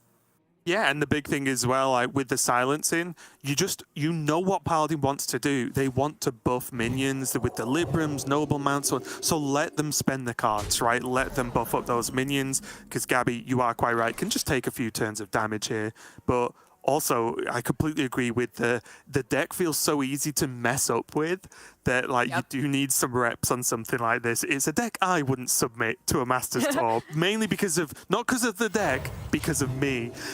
So yeah, it's a brave one, especially on this time zone. So we'll see how Gaby can do with it this tournament. I tried to learn it as much as I could last night, but there's so many nuances. The timing of when to play palm reading is generally the turn before you pop off with Nazmani is something I learned the tough way because I got used to just dropping palm reading on curve whenever it's available, as you did with the old control priest. But it's not so here. You need to make sure that when you go for the Nazmani and the copies, you are actually discounting enough things that if your opponent manages to remove, you have the refill, or your opponent just won't be able to remove because you developed too much health there. And Gaby here just going for the horn to keep the cycle going. That's a one of in his version of the list. It's essentially a third insight, which sometimes gives you rush minions if you draw the Malagos here. And the first Divine Shield has hit the board, which now makes the Zyrella clear a bit more awkward for Gaby. So it could be time to drop the silence soon, but he could also just take more turns. Okay, he is just going to silence now. Yeah, I think the probably could have got away with waiting, but I think the biggest hurdle I found in the sort of mid to early game is when to drop the Nazmanis, because if you're falling behind on board, you do have to like clear that up to try and get them down, or you wait till late game, right? So it can be difficult because some of the most powerful turns I've seen is just the Nazmani into an empty board where you're pretty sure it's not going to die, and then you pop off the turn after because you know you're safe, and that's something you can really try and aim to create here. So Gaby choosing to silence those trogs and just lower everything down, and himself either awake, warm, or excited, I'm not sure, but either way, just setting up for what he's planning to be this game. He's got the Desperate Prayer, he's got Zyrella, so that's a lot of the work done, and SuperChicken's just piling on the pressure, but as long as Gaby can clear this board, even just for one turn, he might be able to get enough time to make these Nazmanis work. Oh, yes. I mean, this is double Nazmani into the Zyrella clear. The only problem is that Divine Shield on the Devout Pupil. Oh, the draw of Malagos makes this so much more complicated now because Gaby set up a hand where after the Nazmanis hit the board, almost all the discounts are guaranteed to hit Zyrella and get it to 0. Actually, it will just happen because everything else is so cheap. But now the Malagos, being a very, very expensive card in the hand, could eat most of these discounts. And if he misses on the Zyrella going down to 0 mana, this could be a big disaster here because a lot of minions are going to stick on board. But we shall see how it pans out. Oh no! Oh no! Oh no, the stress! He has 2 more spells, 2 more tries, but the insight is... no, sorry, it's not going to draw a minion. Nothing left in the deck, but all of the discounts are on Malagos. Misses Zyrella! Okay, gets Shard. Okay, kind of thrown a bone here. Oh. He then needed to hit Malagos on the last one. He needed double reduction on the Malagos because it went down to 2. Yeah. Oh, pain. It just needed to play any of those additional minions, but that one draw messed everything up. But now, can SuperChicken capitalize? He can kill both the Nazmanis. He has enough health on board to be able to do that. And then Gaby can probably clear the board with going Malagos into a heal into Zyrella, but then that's the big pop-off. Gone. Yeah, it was such a big deal, that Malagos, wasn't it? In like a positive and negative way, mainly negative. But when it got all the way down to 2, and then the last 2 procs hit Zyrella to bring it to 1, it was just the worst outcome possible for Gaby. He had no chance of making anything happen at all. The SuperChicken, although he's got an easy clear, let's say, with the, just slamming Barrow of trade 2 minions go, does just have to make sure that, as I've mentioned before, anytime you think you're okay against this priest, it does have ways to come back and cause other problems. So I think it's just important for him to just keep a handle on things. But he did end up leaving 1 up. Yeah, I was thinking... Scary in itself. True. I was thinking he would commit the broom there because after you've seen the Nazmanis, like, generally you shouldn't be that afraid, but keeping Barov and Broom together is sort of the same logic, right? You leave the Nazmani there and maybe a huge board comes back, but if you have Barov Broom, it is going to get cleared up also. Depends on how many Divine Shields are there, but this is the second pop-off for Gaby, and here is the next wave, right? The next thing you can do with this deck after you run out of Nazmanis and have played Malagos is to discover a big dragon from Draconic Studies, and then have all of your discounts, and there's plenty of them to go around with all these 0-cost spells, and then create a secondary win condition. I've seen many Miracle Priests just rip a Kazaka-san, not run it in the deck, but have that be their alternate win condition. It's very possible. Well, one big thing here, which is why it scared me, because this happened to me earlier today when I was playing, is I had to leave an Nazmani up, and then this happened, and I died because of Bless. I wasn't on 30, so obviously it was a little bit easier for me to die, but this was scary because, as you can see now, the sheer amount of damage just out of nowhere because one Nazmani got left up is terrifying, because you've got to think, the Barrow Van Broom was there. If SuperChicken wanted to, he could have just not let this happen in any way, shape, or form, right? I'm not saying it was the wrong decision or the right decision, but he could have stopped himself getting hit for 24 this turn. Yeah, definitely something to be aware of. The Plus acting as Divine Spirit and Inner Fire in one, sort of, if you are able to get any other health buffs, and Gaby absolutely did. So SuperChicken there, the thought process of saving the Broom was because he didn't really have an activator for Barov otherwise, but like you said, the punish was there in terms of the damage taken. Gaby does have Runway Blackwing now ×2 to clear both these minions, and the Divine Shield is a very big deal because now SuperChicken can't really just ship Varian into the Blackwing with the Libram of Wisdom. Not enough to clear. It's so huge, and this is one of the major weaknesses of Paladin. When you're playing off-board, right, you always want at least one minion sort of active on your turn, so you can make live use of buffs, of you know, whatever. But having both of these dragons now peel off the board, and now Chicken's got to decide whether he wants to go Varian for the card draw this turn to try and soak, or whether he wants to go Libram of Hope and just... well, still just get hit for 1 million, but maybe survive. It's a really big ask here. This Varian is saying my kingdom for a pen flinger here. Oh well, my goodness. He had, I think the big one was he had a broom left, right? So broom would have been really useful as the rush minion. True. Yes, indeed. To peel a shield, but now all he can do is just hit into that. I mean, he's done a good job, gets the Devout Pupil down, so that's something. But now there's also just... everything Gaby could want. He's got 2 Psyches. Oh, it's so strong. Oh my goodness, they both have rush. This is just all right. Or 1, 2. with the plague. Yeah, it is right because you could just go the 1/1 into peel the shield and then double trade, or just do whatever at this point. Yeah, you didn't need the plague, but for sure it just gets there. Oh, just like that. It's a terrifying deck.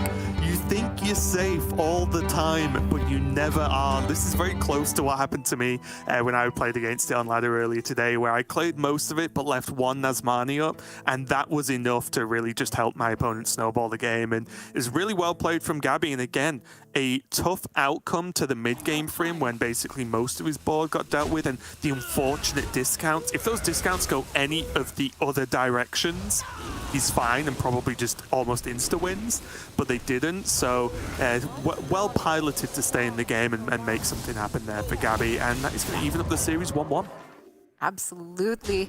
I'm curious to see how it would have panned out if SuperChicken went for the broom to kill the first Nazmani. Like, he would have had a lot of health, but then Gaby still could have had that massive board, right? And SuperChicken was sat with the Barov and no immediate activator. He would have had to like play Barov and just let it die on the next turn to survive, and maybe Gaby still could have gotten there. It just feels like when you hit that amazing Nazmani into Malagos combo and you did the setup properly, that the deck is unstoppable. And Gaby really just knew how to meter out all the resources, right? He did not use the silence immediately, kind of let the board build up even if he had to tank a lot of damage from the Trogs. He made sure he had enough cheap spells in hand that when he did go for the Nazmani, in most worlds, he could discount the Zyrella. And even though he didn't get it, it was still very, very cleanly done towards the end. I just love this deck. I wish I could play it better, but every time I watch these players, you learn something a little bit more. 1-1 to the series now, and we are going to move on to the Kurtrus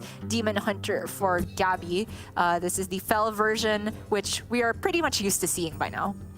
Yes, it's again just revolving around those expendable performers, the Deadeye, and obviously Kurtrus Demon Arenda, just to be able to get that high damage output in the late game. And everything that sort of circles around it is just that Fel Demon Hunter package of old, to just stay safe versus aggro, stay healed up.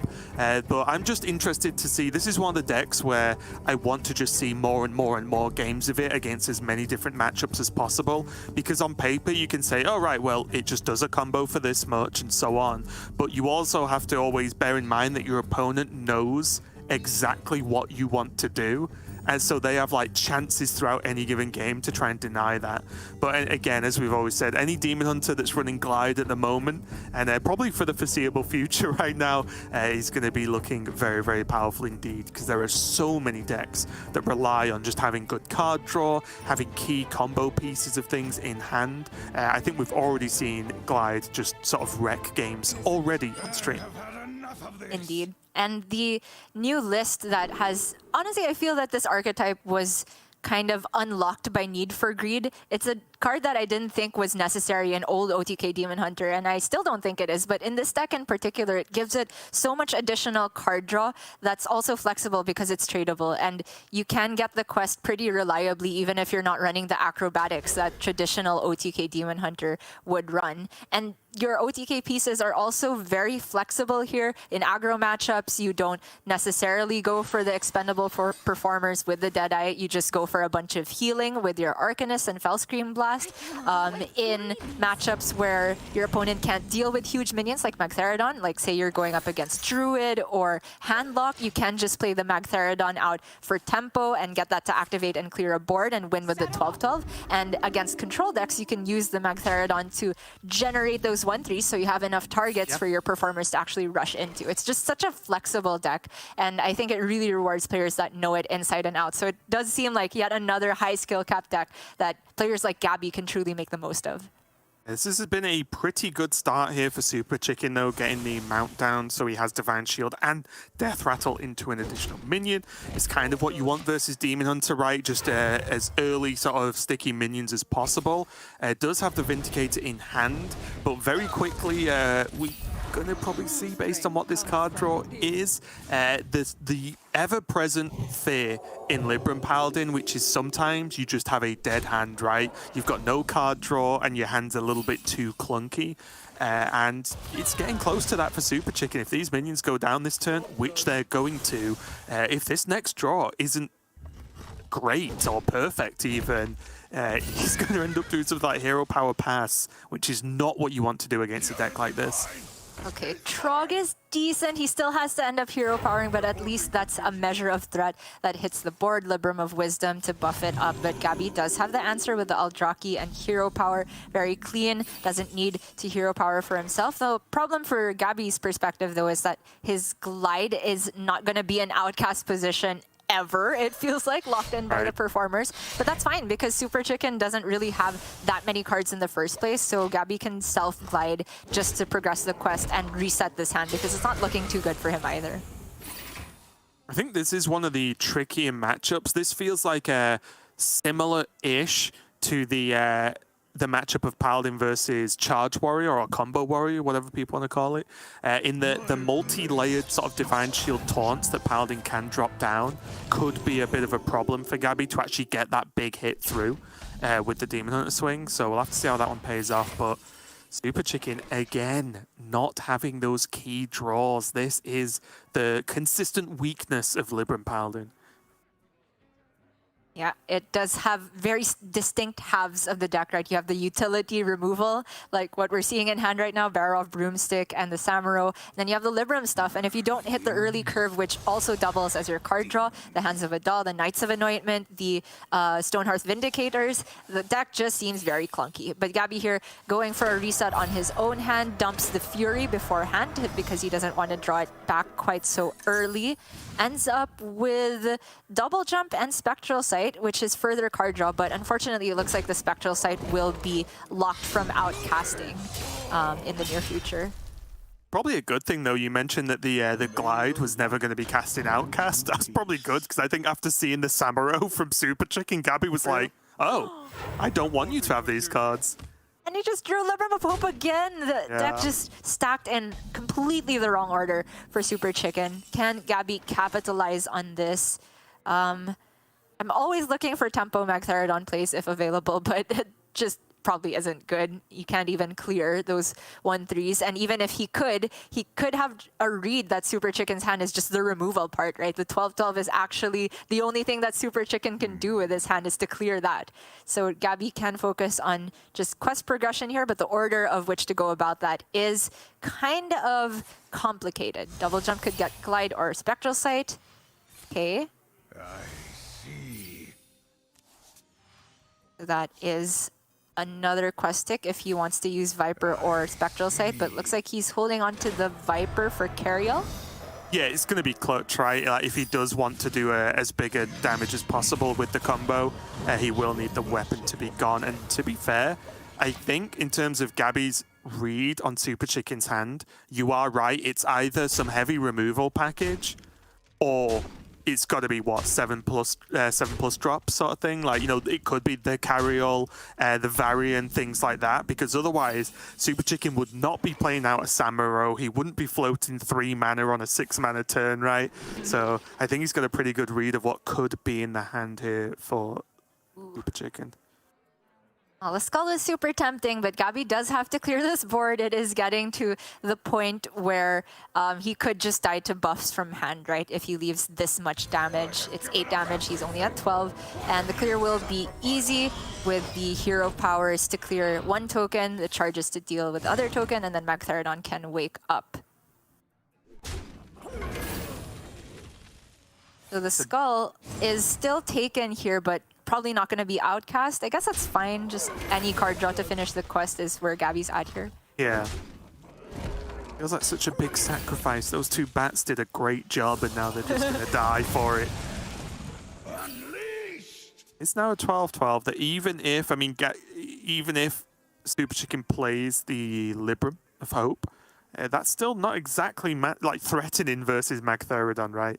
That's still one being traded off pretty easily. I do wonder if SuperChicken's just going to decide to Barov here and just say, well, that's just the way it is. I need to kill this 12-12.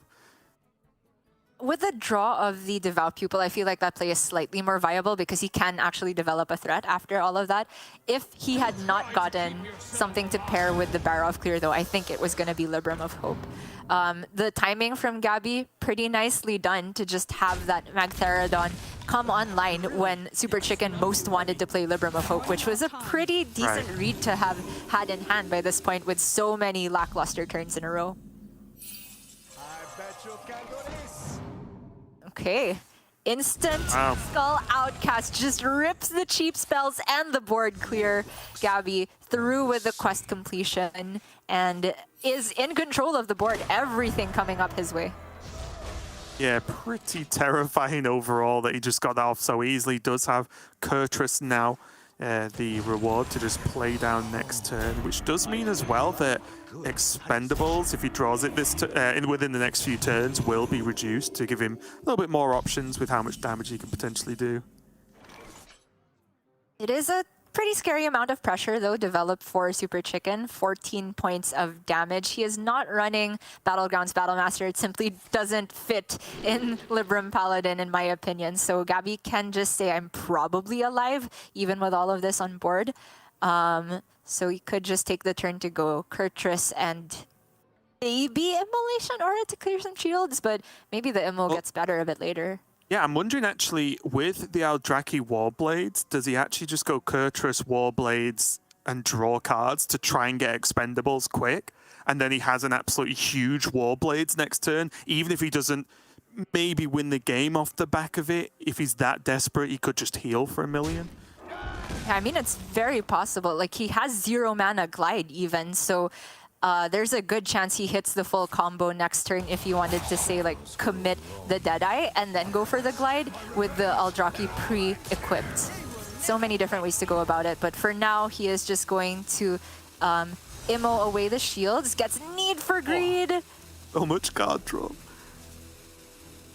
Oh, wow, okay. Arcanist and Fell Scream aren't bad either if he just... Maybe not even this turn, but just in general, he's got 0 mana, heal a lot, which is a good card when you're under pressure. But this is what I was talking about in this matchup and how it feels similar-ish to the Paladin versus Charge Warrior as well, is that they're just the multiple big taunts with the Divine Shields and just the extra layers of defense can be frustrating to play against when you have this sort of win condition that relies on being able to swing something phase. All right, that is a huge board development for SuperChicken. The 1/1 Sigil Runner actually being pretty clutch to remove the other Divine Shield. It's going to be the Arcanist Fell Scream. Doesn't clear everything, but Need for Greed can actually still be played with Jace if Gaby gets it. And there it is! Yeah, it does have Fury and Warblade as well if he wants to go Warblades.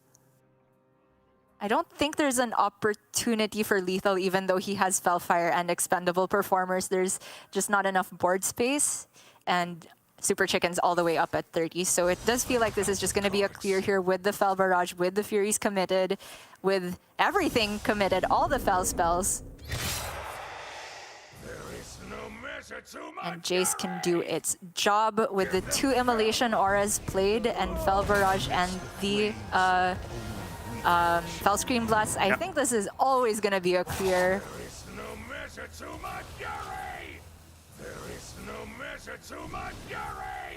It's just hoping for the ideal order of some of the Fel Barrages going face, but honestly that doesn't matter too much from this position. Yeah, I think if Gaby's just not facing down taunts on board, he's extremely happy with this turn. He gets to push, what's that, 19? Oh, even more, I guess, with this Fel Barrage going face too. Like it.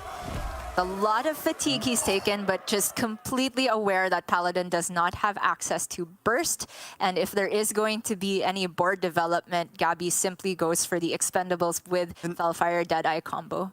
Yeah, it feels like this is just a checkmate situation, right?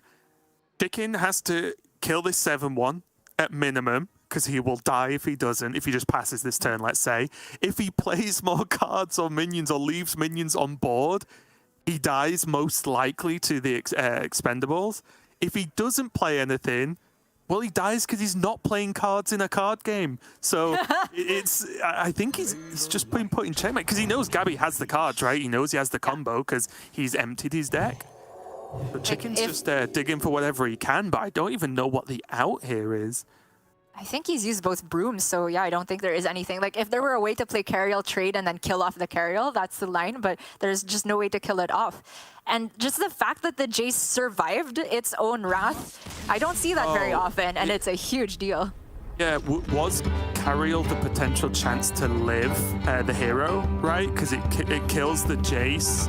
He only leaves 2 health on board with his 3-2, and he takes half damage. I guess so he knows the snake's there, right? So even that is unlikely to work. So a really tough one there for SuperChicken. It looked a little bit dicey. He did manage to get the multiple big Divine Shield taunts out, which is really all you can do against this deck. It's what you want to do. It gives the Demon Hunter the biggest struggle. But I really think if you look how the opening, 5, maybe 6 turns actually, went for SuperChicken, considering how low he got Gaby, if he actually just had a stronger opening and the opening you want as Libram Paladin, I think that game looks very different. And, you know, Chicken might actually just beat Gaby to the punch there.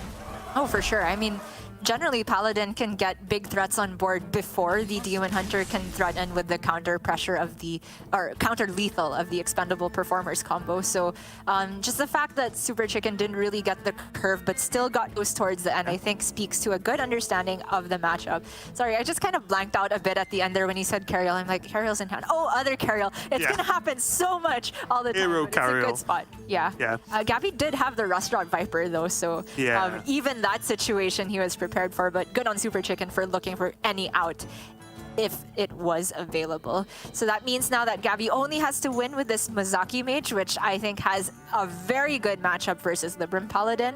Against the LTK, I still think Mozaki gets there faster on average, but I have seen some very nutty LTK games if they just get the super early Rune Mithril Rod into tons of card draw. Yeah, even though, again, similar, we were talking about Flow with the Mithril Rod receiving multiple nerfs over the course of, X amount of time. Still really strong, so, who knew, eh? But we are going to see the Paladin up next against this Mozaki Mage, and I completely agree. Just a lack of disruption from the Paladin, really, and the Mage having access to so much removal in the early game especially means that it's unlikely to get ran over, especially with the cards like Flurry, if there's that good early game start from the Paladin. It does mean that I feel like a lot of the time the Mage is in a good spot here. And I love the first flame keep from Gaby. I was going to say the one thing that can go wrong is a Trog that goes unanswered, and the first flame can deal with that, and that is exactly what we're going to see. Yes, Gaby, we know your big brain, we know you worked it out, and we know it's paid off. We appreciate it. But yeah, just good play. And this is exactly one of the things that when, before Trog got nerfed, everyone was very upset about the card, or a lot of people were. I loved it. And it was just like, oh, this card just runs away with the game. Oh, how much early removal are you putting in your deck? None.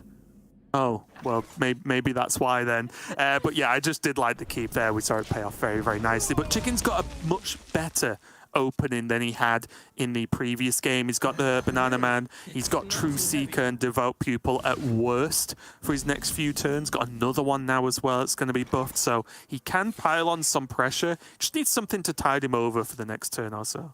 Yeah, exactly. It's just that turn 4 that looks a little bit weak, but after that, the curve is just rolling. With the 2 Truth Seekers, he can play super early Libram of Hope.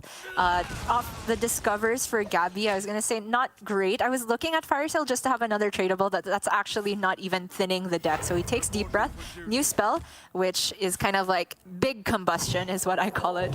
Yeah.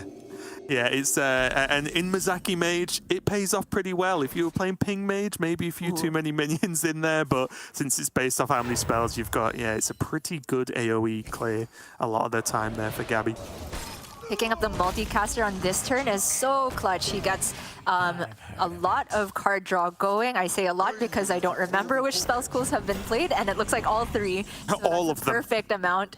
Yeah, Mizaki already in hand. He has Siphon mana to trigger potentially later on. Spring Water to keep the train going. No flows played. That's the one thing that maybe Gaby doesn't have going for him, but it doesn't seem particularly necessary if he's not under too much pressure. He could trigger Siphon now, right? With trade Ignite Siphon. It's just whether he wants to this early or not. Or Second Flame if he wants. Right. Interested in pushing the 3-4 face, but I'm not sure if that's too greedy. Maybe you should just take the Siphon. Yeah, I was just looking at how cheap the cards are already in hand and then making them obviously down to 1/0 mana. Like, that is a lot of extra mana across the board. And he might even just be saying, well, look at this hand.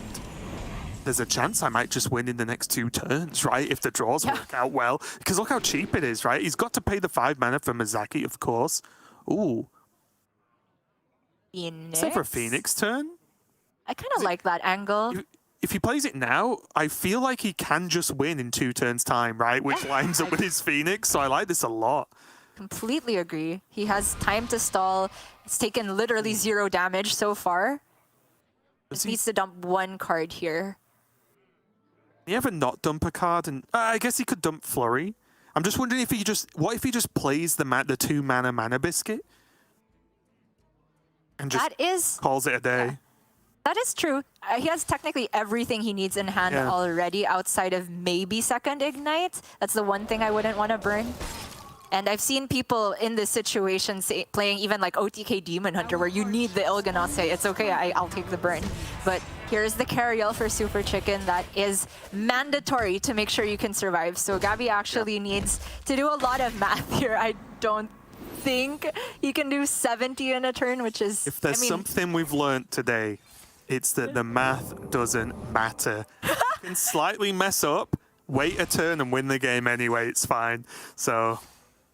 Yeah, that's the moral of that story, for sure. Yep. And again, you can see why I'm not competing in these Masters Tours, because that's how I would approach it. It's really tough to calculate as well, because the way KZGXmg works, she rounds up any half damage, so odd numbers of damage will be pretty beneficial here. Honestly, I'd be in the same boat as you, just pew, pew, pew, and go. Because there's no choice, right? That's the only thing your deck does from this position. I do love a good study. We'll see. Yeah, and Chicken's doing what he can do. Unfortunately, I guess on the Libram Paladin side, make big Divine Shield things and punch him in the face, right? He got the carry-all down. He's ticking all the boxes he can do in this matchup. But now it's Mizaki time. And with the important card there, you can see, obviously all cards are helping towards this, but Cram Session, 1 mana, draw 1 million cards is pretty good right now. And we'll see if Gaby's done the math. Nobody's done the math here, but he has enough. If someone has, it's Gaby. Okay. Oh, well, Ignite's played before Cram Session is generally good to get more damage, but he doesn't have that much mana remaining here. Needs the other sorry, both biscuits have been played, right? Yes. Okay, Siphon, that deals 5 from this spot. The other Ignite, I don't know. I'm gonna stop talking. I think it's enough. I believe. Oh no, those are expensive. Is Yeah, it? it's so painful doing the maths, isn't it? Like as we go, because 13. Wait a minute, 6. No, 7, it's not enough. 7, Yeah. 6, 5, 4. Like it's not enough, but it's a lot. True. Good observation. Yeah. However, SuperChicken has heal and removal on the Mozaki, and he's still going to take half damage here, so I don't think Gaby can get there anymore. It's really tricky, isn't it? See what a... You have to Barov this. It's fine. I think if he just takes the safest line possible, which is to Barov Broom and then go Libram of Hope, he just doesn't lose from this spot. Like, yes, it's super tempting to go Varian and then have your 9-10 stick around, but then you're leaving the 2-3 Phoenix and you're not getting the heal. I think playing it safe is the way to go. Yeah, there's even a... If he really wants to try and defend it, he can do it in a way that actually leaves the Divine Shield upright, which would force Gaby to kill the Barov instead that way, but... Okay, this is a good line as well.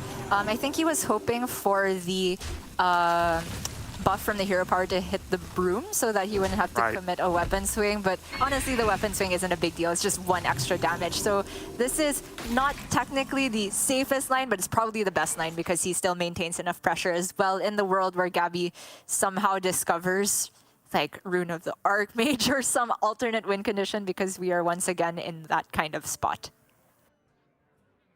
Yeah, I was looking at then, does he like ping and then do the clear this turn with the deep breath? But he probably just doesn't have time, right? And is there even enough spells? His hand, I think his hand was full, and there would have been the he would -1 damage, but +2 from the 3/4. Well, he is just going for as many ignites. Wait, really, this isn't enough, And he has, right? it's not, but he has flurry, so he can just freeze True, these 2 yeah. minions, and then SuperChicken will need 4 damage to kill the 3/4, and then he is stacking these ignites, right? Like, Yeah, it's something. it's something, but he has to go ignite, arcane, double ignite again next turn without the spell damage. I honestly haven't done the math yet, but Gaby looks excited, I guess. He also has a ping, right? I think it's enough. Because he can go ignite, draw, ignite, ignite. I think that's right. He was on, was that last ignite 7? It goes up to 8, but -2 because the spell damage, so 6, yeah? Okay, so that's gonna deal 3. And then I don't know how much this other ignite deals, but the other one will deal 4 and then 5. So yeah, it's enough, right? Yeah.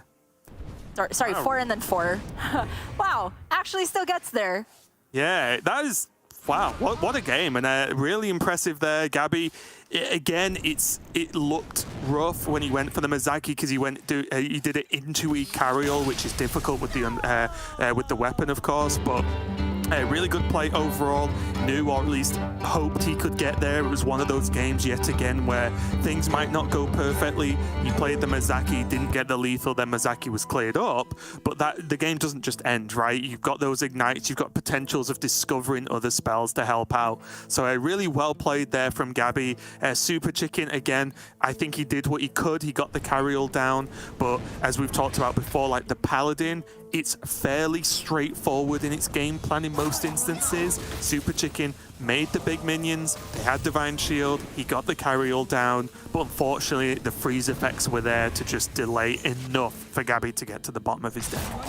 I can't stress enough that it was perfectly planned out, that it's not just having that freeze at the end, but also having additional card draw. Yeah. Like that last Arcane Intellect was also necessary to make sure he got the lethal all on the same turn, right? Because yes, ignites are technically infinite damage, but you don't get to play them all on the same turn if you're only drawing 1 at a time. So just very, very well executed by Gaby. SuperChicken unfortunately fails to get the win with the Libram Paladin, which I feel like is something I might be saying quite a lot throughout the MT. I just don't feel like it is a particularly powerful deck. But we've said that every MT, and it's still come back every MT since. So surely it's doing well for some people.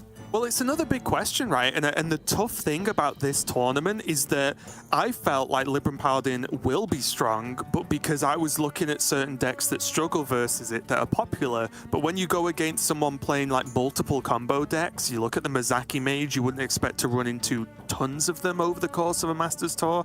So some of the matchups, I think just this matchup in general of the Paladin versus some of these more combo style decks was a rough one as well, because the combos are like from hand, right?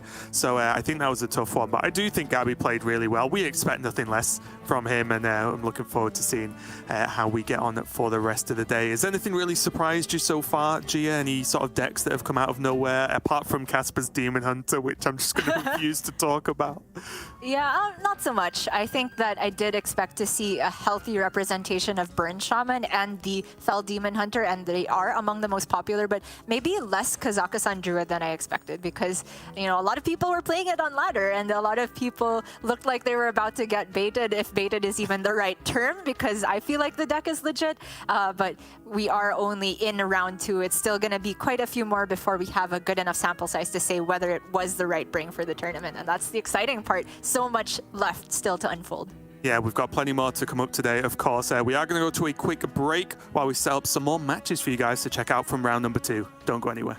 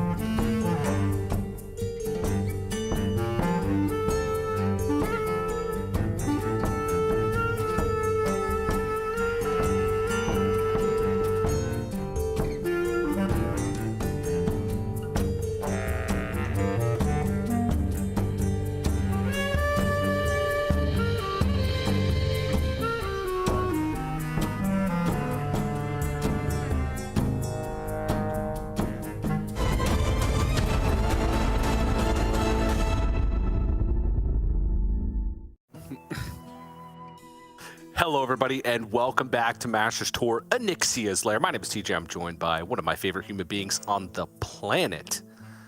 It's Derek Brown. Derek, how you doing, buddy? Doing great, TJ. Had a lot of fun watching Casper almost get the win, but ultimately fall flat on his face, which is just the perfect cherry on the cake of watching a hunterace series of Hearthstone, and just enjoying seeing the different archetypes coming together. And I think we are going to get a different look at some of the alternate styles you can go for here with BruTo against JheickWeiss. Yeah, this is ongoing coverage of round 2 as we wait for every player to complete the round. I was honestly curious what the metagame is going to be like coming into this event. I have to get on my soapbox now because I wasn't here for the beginning of the day, you know, for reasons. So even though we're already halfway through round number 2, I got to get on it. The diversity, even that I've been seeing, like playing on ladder, was immense over the past few days, and you know, even just getting a glimpse of however many decks I looked at from players across the board, it does seem like there's a pretty healthy mix, not only in terms of decks but also in terms of lineups. It just seems like players are just mashing a bunch of stuff together and saying, "Yep, ship it." That's a Conquest lineup, which is not what we've been accustomed to in the past, it seems, Derek. That's right. Like a child with so many different colors of Play-Doh, there are an infinite number of combinations in terms of the lineups. Because like you say, some of them are very clearly oriented towards targeting one style of lineup. I've seen a couple of full anti-control lineups when I was filling in the key cards just now, later than I was supposed to. Apologies for that. Plenty of full-on aggro, plenty of full anti-aggro. BruTo appears to have what is, for the most part, an anti-aggro lineup. Like, he has the Fell Demon Hunter, he has the Control Warrior. Burn Shaman, I want to say, is a fairly potent anti-aggro deck with the Wild Paw Caverns in there and the Landslides as well. And even Miracle Priest, I think, is for the most part very potent in these anti-aggro matchups, especially if you have the Nether Drake slotted in there as well. JheickWeiss's lineup is a little bit harder to quantify. I think the best I can come up with is that it's an anti-control build that he's got here with essentially 4 combo decks. He seems to have completely missed the memo that an expansion came out, because he's got OTK Demon Hunter, as in the Il'gynoth Moarg version. He's got Mr. Smite Druid with Celestial Alignments in there for a full 8 mana. He's got Mazaki Mage and then Weapon Rogue as well, Poison Rogue to round it out. This is just completely, you know, not cognizant of the fact that there was an expansion at all. He's taken it full old school. Yeah, and unlucky for him, round number 2, a lineup with 3 Rustrot Vipers. Now, obviously, you know, Weapon Rogue can certainly go over the top, even without the weapons. With the absurd amounts of damage with Guild Trader plus spells, but could be a little bit more difficult. Going to open with the deck, and yeah, certainly didn't get the memo, because that's just the same Weapon Rogue that's been run for however long it's been. A long time. Months. Years. Decades.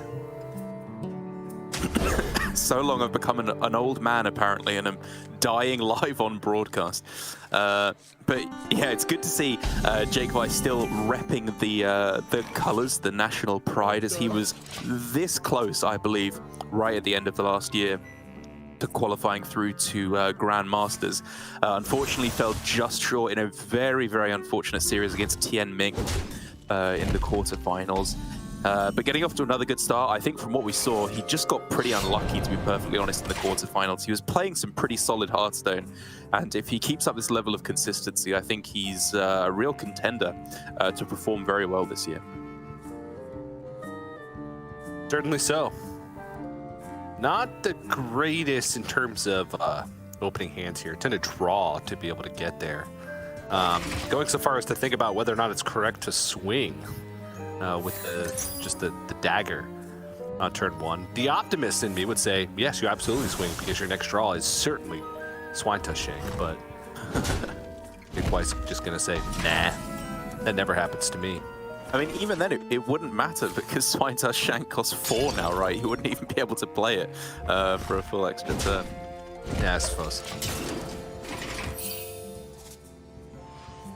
And this is the upside of not doing it, is actually getting the poison to be able to start drawing cards. And things starting to shape up a little bit. Next turn can draw even more with Cunning Class if he wants to go that route.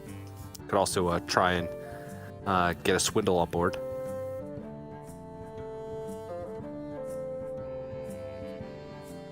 Did I make that up? Does it not cost 4? I thought it was, but now I'm... No, it costs... Pretty sure it still costs 3. Oh, wow. I've invented a nerf. I think you're thinking of Sorcerer's Apprentice. That'll be it. Often confused. Common misconception. Happened to or Incanter's Flow, also a 4-mana card. Let's see what else. Chillwind Yeti. Chillwind Yeti. Wild Paw Cavern, also still 4 mana. Mm-hmm.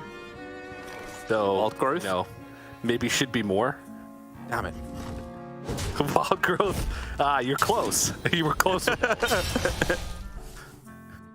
You actually scared me because you said it. I'm like, wait a second. Like, was it at the bottom of the mini set patch notes or something?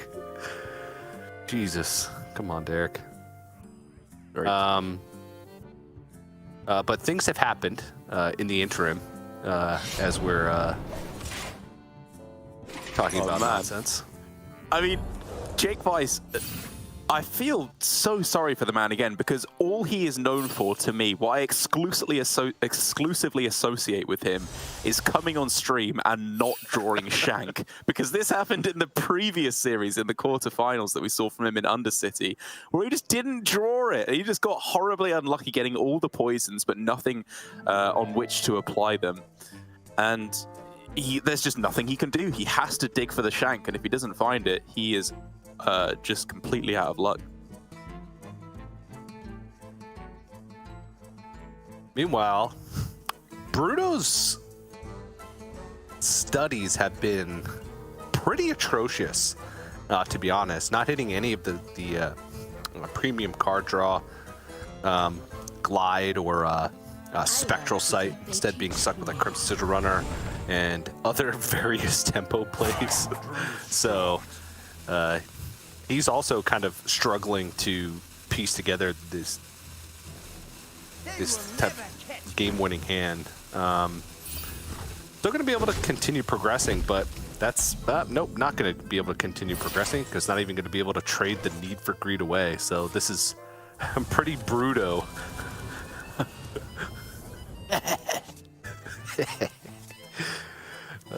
Yeah, I mean, honestly, I think a bit of a messy play on that turn from BruTo. Like, I can appreciate that you want to get the extra 1/1s in the outcast from the trainer, but it meant that after he played the Crimson Sigil Runner, he didn't have the mana to then play Need for Greed, so he just omitted a turn of quest completion, which is really, really bad at this point. And, I mean, an extra couple of 1/1s, sure, that's good. You do need to get a bit of pep in your step in this matchup. But I think the way to apply the most damage and the most pressure is not with 2 extra 1/1s. It's with quest progression. That's much more important. Yeah. And it's not like the Crimson Sigil Runner had needed to be played with haste, right? Because it was on the the other side of the hand. Oh my gosh. That cough came out of nowhere, and it was like, it came from you. That was weird. But yeah, I mean, it's going to be starting to put on a ton of pressure here. The Talented Arcanist combined with the Fel Barrage is going to be a lot. Oh, yeah. It's going to force JheickWeiss to actually think about, you know, what does this board mean for my game plan. Lethal is presented on board with the hero power and the 9 damage. This is the kind of hand that can still very much get there, though, for JheickWeiss, with a nice, easy Cloak of Shadows on this turn. You can go for another one on the following turn. And while it may look a long ways off here, if there's no healing for BruTo, this is still doable for JheickWeiss. Like, you can push absurd amounts of damage with this deck.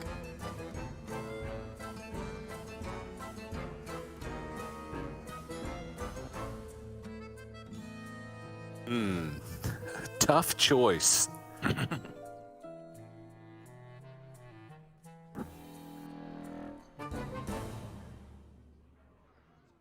I mean, maybe an argument to, like, I don't know. I'll try game preload the Fury for the Jace. I don't know, like, just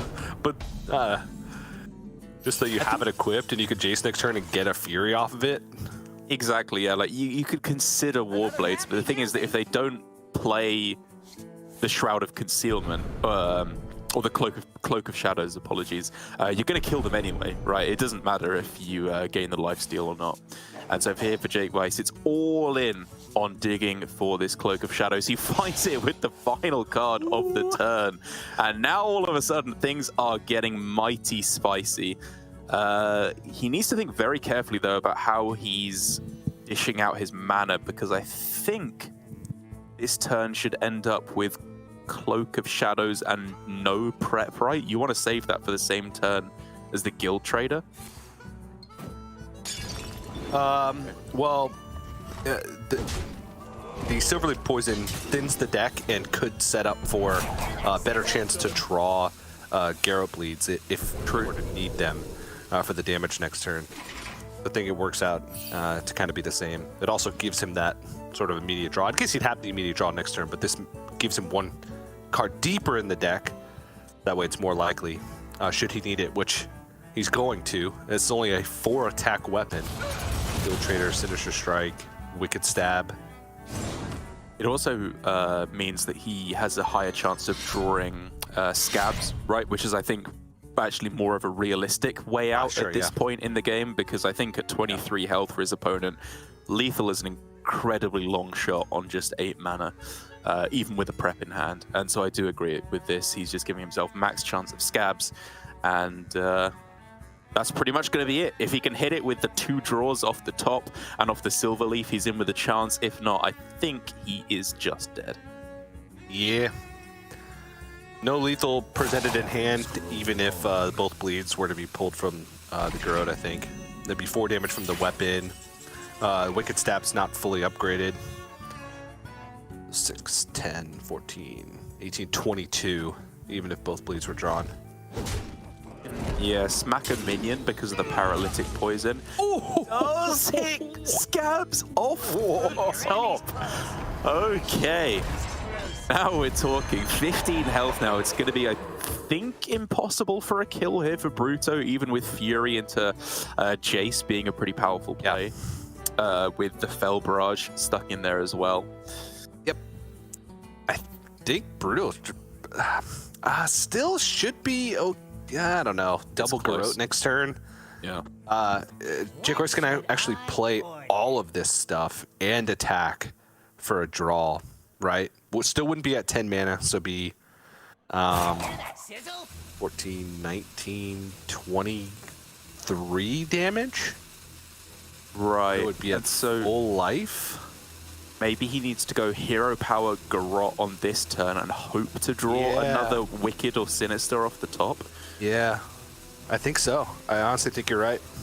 Yeah, I agree. Doesn't go for it. Okay. Maybe doesn't expect... well, it's got the Aldraki Warblades clipped. Has got 2 cards in hand that have been sitting there for practically the entire game. What else could they be? So he's going to get the double free. He's going to go up to full life and a Chaos Strike. And there was a Fel Barrage. Oh, there was an Immolation Aura and a Fel Barrage. So, oh wait, it's lethal. 1 off. Oh, it's 1 off. Yeah, 1 off lethal. Okay. And so now 31 from hand needed for JheickWeiss. This would be the mother of all combo turns if he can get there. But I think, as we can see, it's just not there.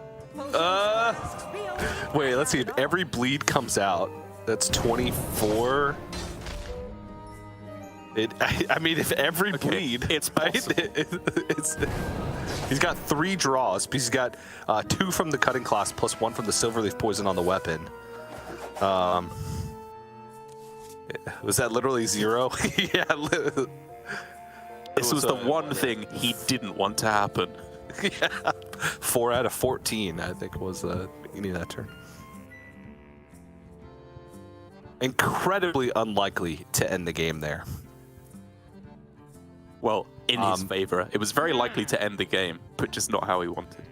Yeah, wait. No, still a chance. Every bleed comes out. Right now, there's one. Oh, Womp womp. close. Yeah. Even if it's just 2 more bleeds, no, it still wouldn't have been enough. I think so. I think he only needed 3 out of 4, right? Because he could have done 10 damage with the 2 Sinister Strikes. Oh yeah, because the last card still would have done it. Yeah, at the beginning of the sequence, right? No, not knowing Sinister Strike was going to be the draw. Yes. But yeah, JheickWeiss takes game 2. Right? Yeah. Oh, the other way. BruTo takes game 2. JheickWeiss was so close. I wasn't. That was literally the opposite of what actually happened. I just looked at the You were just like, okay, initial Bree, score. come on. I was about to say JheickWeiss took Let's do game this. 1, but even that wouldn't have been correct. Somebody won a game of Hearthstone, and now it's tied. That's the analysis. It's all you need to know. All you need to know. That's all you need to know. All right. What's remaining? Miracle Priest. Or BruTo. It's a cool deck right now. I've seen a lot of different ways to pilot this particular build. The Sethic Veilweaver version of the deck felt like it disappeared for the longest time, mainly because Jambray was the only human being crazy enough to play this deck, and he didn't like that particular build. But it's started to make a little bit of a resurgence. I've seen a few players go for the full kind of infinite value version rather than the draw version. BruTo here has decided to omit the Horn of RaFaEl, I believe it's called, the new draw a minion card, and if it's a dragon you get a couple of whelps with Rush. He's just gone with a much more classic build of the deck with Malagos and Nazmani as the only minions, also omitting the Nether Drakes for a bit of extra anti-aggro. And honestly, I don't hate it. As powerful as the extra dragons are in order to deal 3 damage AoE to the board against aggro, I just think it gets in the way of what the deck is trying to do. Like, it's such a pure, stripped-down miracle combo deck that any extra minion in the deck, you know, going from 2 out of 3 to draw your correct minion down to like 50-50 or 2 out of 5 to draw your correct minion in the Nazmani is such a big difference, and lowering your win percentage by that much is just too devastating. And so for BruTo, I'm on board with the old school version of Miracle Priest here. As am I.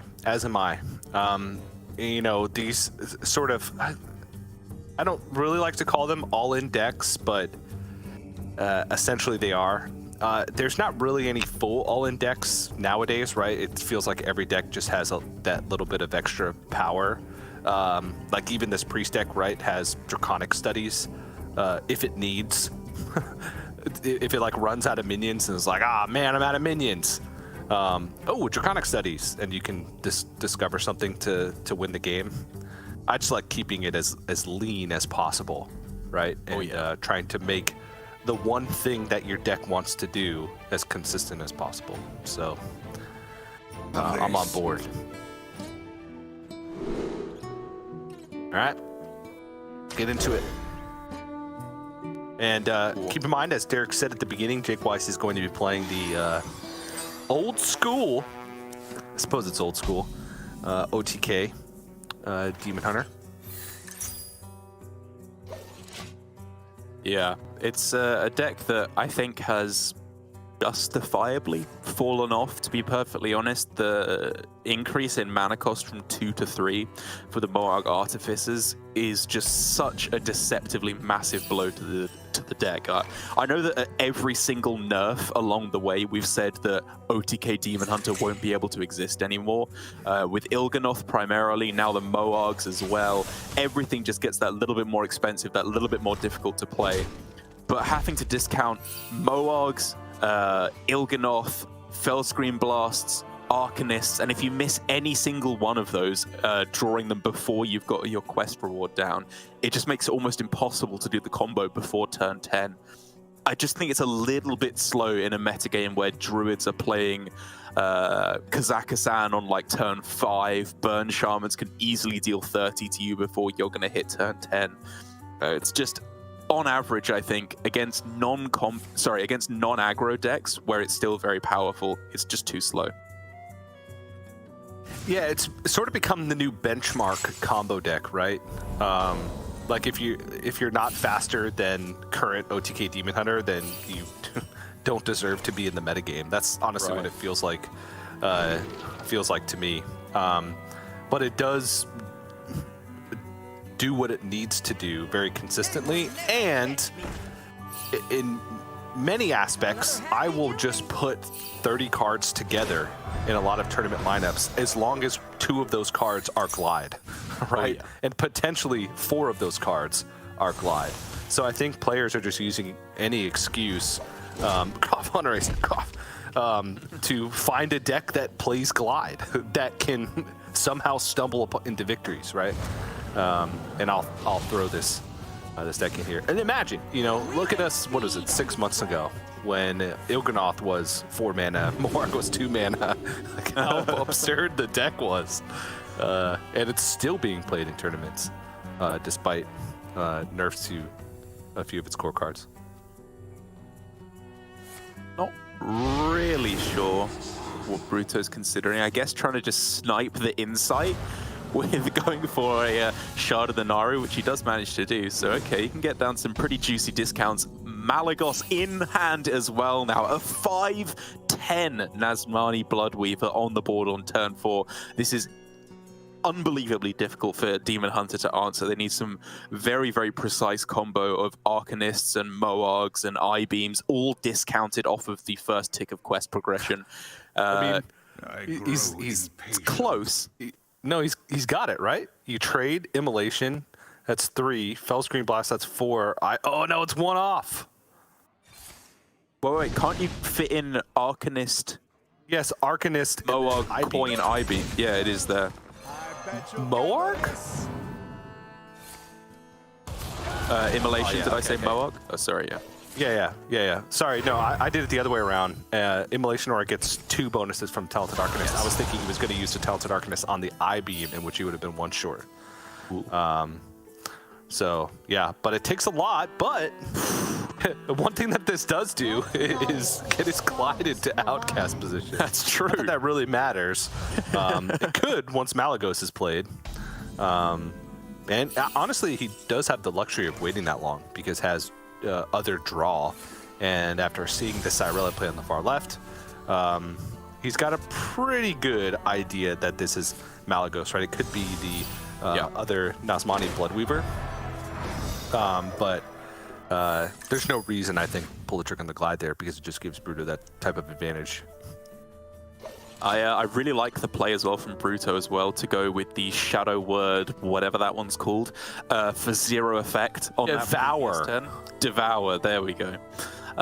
Just to play around Glide. Like, that's been one of the best things I think he's done in the previous couple turns, is just make it so his hand is as stripped down as possible. So that no matter what JheickWeiss does, even if he does have that Glide in outcast position, which he does, BruTo will be shuffling back a pretty powerful hand. Mm-hmm.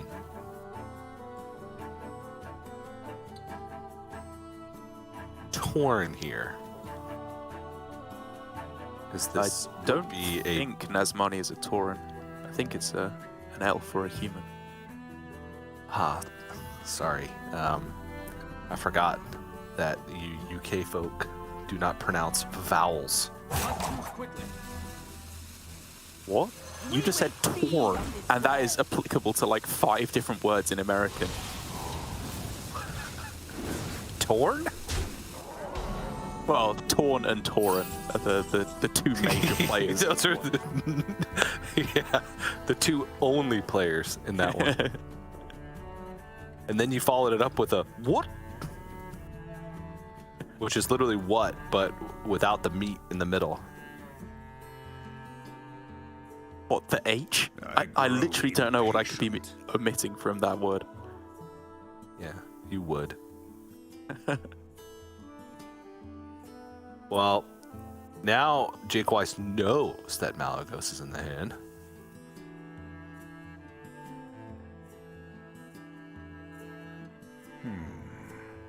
I bet you can do this. Gonna use second Fell Screen Blast to clean these up. Yep. The last thing that BruTo Glide it wanted to away. see. He was pretty all in on this, and now Malagos going as well. If he'd been able to hold on to that, there was maybe some glimmer of hope. But now I think he's going to really, really struggle to apply enough pressure. It needs to be the perfect dragon here of Draconic Studies, like Skeletal Dragon or Bust, right? Yeah. That's the only thing worthwhile that's actually playable. Wait, is that active? Yes. Just Mali, right? It's just Malagos, yeah. So it is active. Did he play the first Draconic Studies? No. Wait. It would be a dragon anyway. No. It costs. No. Right. As in, this can turn. he play it? Yeah, he didn't play it because the Malagos costs 7, and that's just the corrupted insight discount. So he did not play the first one. So wouldn't he? Oh yeah. Now it's. I mean, it's just correct. Yeah. Smite, I guess. Unless any of these synergize with any Kazakhstan treasures, I can't think of anything. All right, what treasures are you looking for in this particular matchup? I think anything that goes face, realistically. Or even board, because both Fell Screams and both Immos are gone. Good point. Yeah, good point. Even like the horn. The Noyo horn. I'll take your word for it. Just know it's a big old horn. I think you'll find it's pronounced Horan. Sorry. 2 big players in the horn category. All right, let's slam that big boy down and discover some treasures. A pretty bad first selection. I'm thinking it's a big old Bubba Booey. You're cold? Maybe Clockwork? It's probably pretty Clockwork, yeah. Looming Presence, I guess? to be able to draw through to your other... Yeah, I mean... Be able to get some bub... Ooh. The horn. Boom. I don't play with game sound, so I actually have no idea what the horn sounds like. It sounds just like that. Okay. I'll take your word for it. Oh, you picked the horn. Ooh, Embers? 8. Gotta be, right? Yeah. Not terrible altogether, but not amazing. No Locust, no Book of the Dead, no Canopic Jars. It was good. I mean... Nah, you only get 2 of the spyglass. I was gonna say, you could build your own OT, get access to more spyglasses. I mean, he's only got 2 eyes. He can only fit 2 spyglasses. True.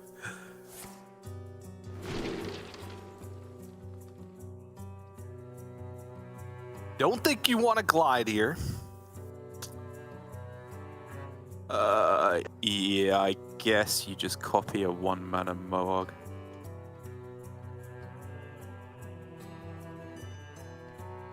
It's like it's a lot of damage already, right? You're up to 5, 10, 20. With just the I-Beam Guild Trader and Moags. Yeah.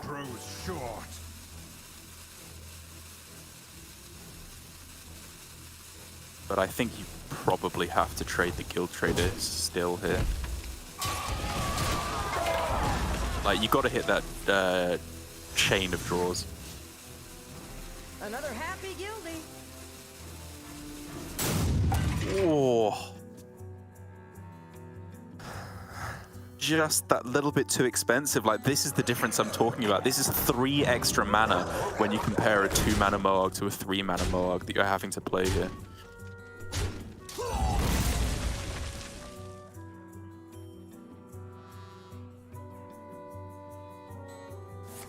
Bubba.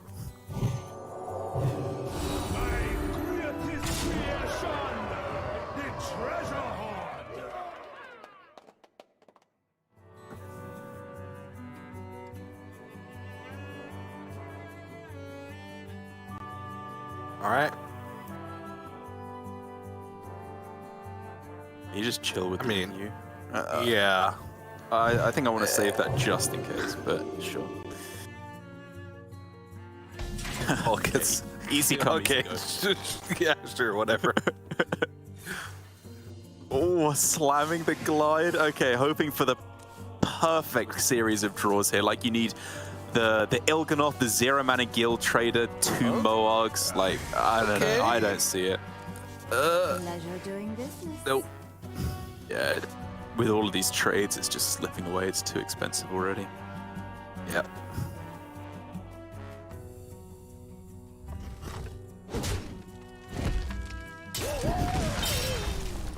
There's no Fell Screen Blast left.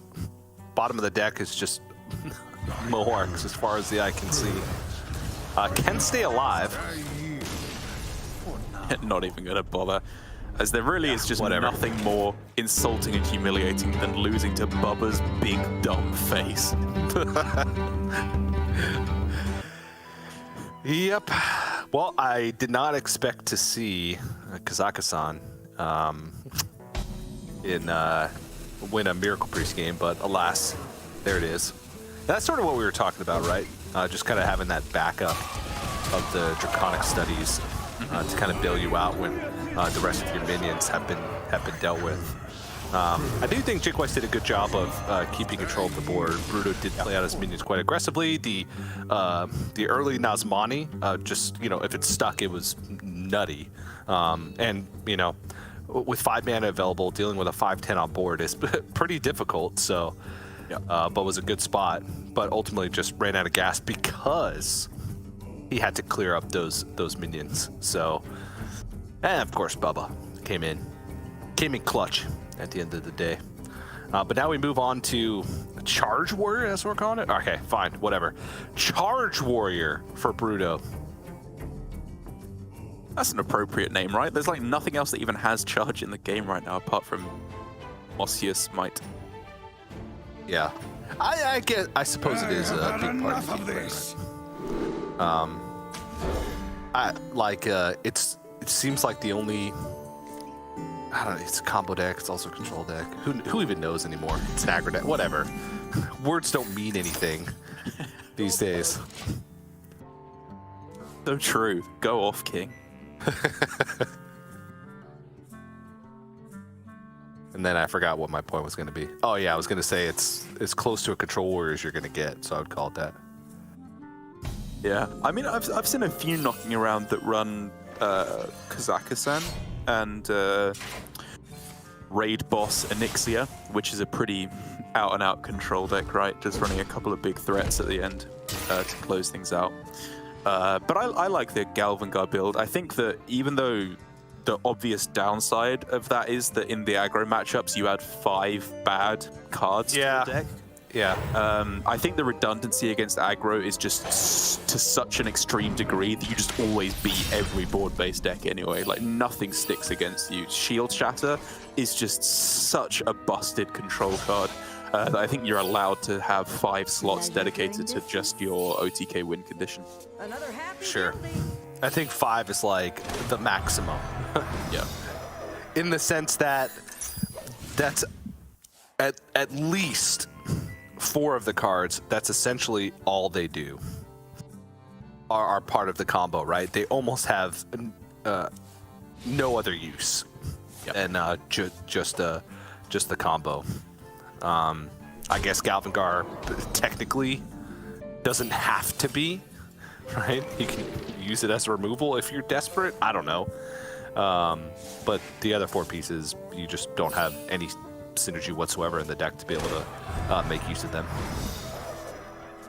JheickWeiss, though, getting off to an absolutely blistering start here in this game. He's looking very likely to end up with a turn 6 Kurtrus. I'm thinking at the moment I don't see any way for him to get it completed and played on the following turn, which is definitely early enough because the big difference now I think that comes with the nerf to Moog is that your damage does actually start to get pretty capped. It's still high, you can still deal a lot of damage I think, but you're not going to get up into the 80 plus range, I think, unless you get a very, very lucky series of draws. So making sure you get there before the warrior gains too much armor will, at the very least, just make things a lot simpler for you. Yeah.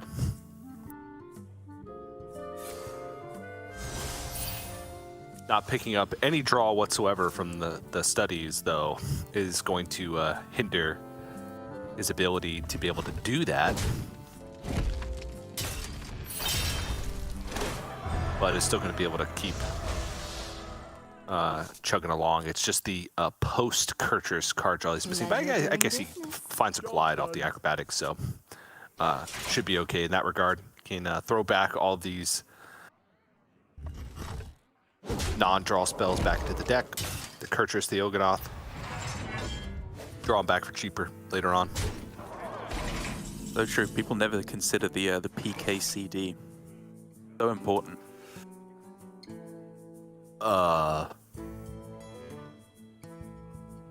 Post-Kurtrus card draw. Ah, yes. How could I forget? They only consider the PKCD, not the PK. Gotcha. The pre-Kurtrus card draw. Exactly. It's all about the emphasis on the P, I understand. I base my casting all around. It's all about the P.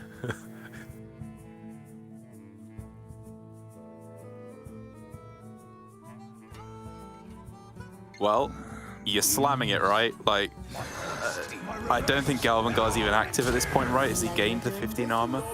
I don't think so.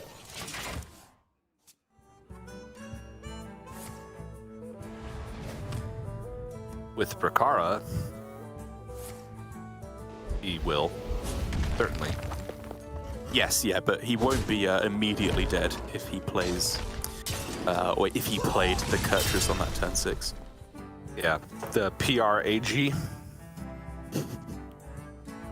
Pre-Rakara. No, it's post-Rakara armor gain, actually.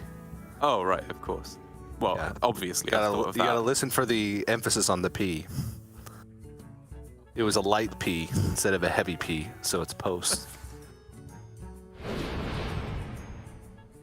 Wow. Just Oh. slamming down and to the front in order to play around glide. Like, BruTo is almost to a fault playing around glide as much as possible in every single game. And I think it's... And then it still destroys him every time. Yeah. Ah, foiled again.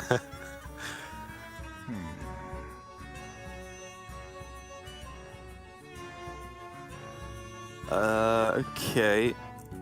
I mean, obviously you can just slam down the glide to draw this hand back. You don't necessarily have to get the effect on your opponent here, right? It's more important to just discount the Il'gynoth, discount the Arcanist, discount the Guild Trader as well. Here we go. Okay. Just gets a couple tradables back, but that's fine. Just to, start the card draw. We'll very likely find things to continue it. The Moog dump, not that big of a deal, because sometimes it could be hard to fit in that sequence anyway. And you know what people always forget about Rakara? What? They're always talking about how it's hard to gain armor. They never talk about how you can just punch your opponent in the face every turn. That's what it's all about. Oh, yeah. Oh, yeah. Another happy guildie. What I never understood is how I feel like the hero power shouldn't be active until after you've used your weapon. No. Weapon in one hand, fist in the other hand. That's a big weapon to put in one hand.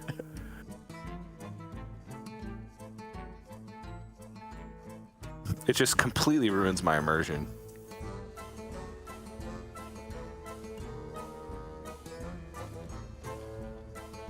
You should alert the devs. I'm sure they'd love to hear that. Yeah. I grow impatient. Time grows short. Okay, it's coming together. Still getting cheaper and cheaper, this combo. Oh. Destroy the weapon and then... Probably wants that for Bulwark. It's 0 mana. Oh, so true. You can just Yeah, play good it the point, same good turn that he goes off on the combo. I mean, now for BruTo, all he needs is Galvangar off the top, right? And he just has lethal. Yeah.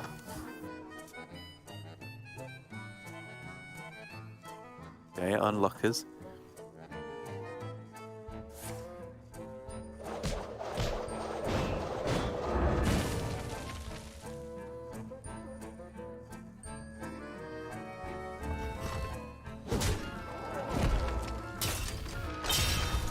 Alright. Now can punch. No weapon anymore. But he wants to go Bulwark. He's going to be really afraid of dying here. True. Yeah. 7 cards left in the deck. Be 6 after this, the initial draw.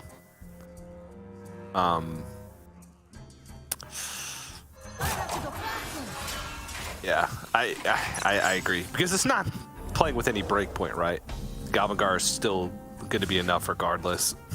You know, maybe JheickWeiss heals, but any breakpoint that he would heal would still be out of range if you just add that much damage. So, doesn't find it though. I mean, we're actually a few pieces away. Quite a few pieces away. And he's got the ability to go Rostrot Viper and heal out of range of Galvangar plus hero power. He would need to commit a Fell Screen Blast though. If he doesn't play the Fell Screen Blast, he's leaving himself dead to the, what, 1 in 18 of just Galvangar plus hero power off the top. God, there's still 18 cards in this deck.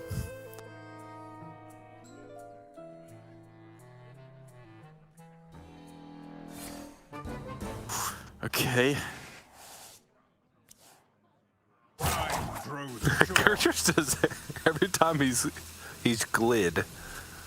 Gertrude just comes right back. It's crazy how one Illidari studies at the beginning of the game that sort of whiffed on card draw has this compounding effect on JheickWeiss' ability to end the game.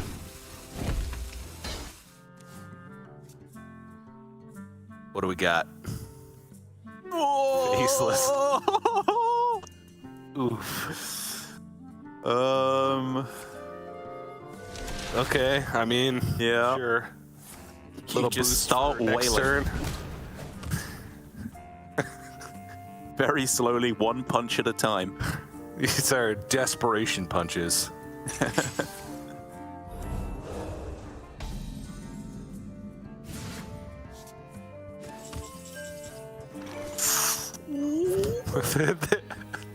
So close. Honestly, this is just like, it's so dramatic, but it's also anticlimactic at the same time. Because if you look at just the cards that each player is drawing in each individual turn, it's just like the worst card in a vacuum that you could possibly imagine given the context of their hands. You've just described all of Hearthstone Esports. It's so dramatic, but so anticlimactic.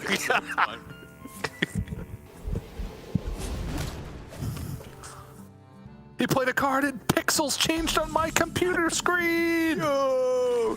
Okay. Missed again. If he gets Ilgi here, which is essentially guaranteed to at some point, he can do how much damage? It's 9, 15, 30.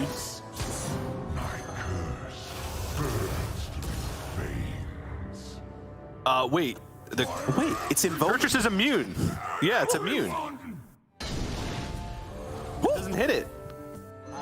Does that mean it's 30? Oh no, it's exact lethal now, right? Because it does the 30 plus the 1 from the hero power. Oh! That's so close. I thought. I wonder if he factored in.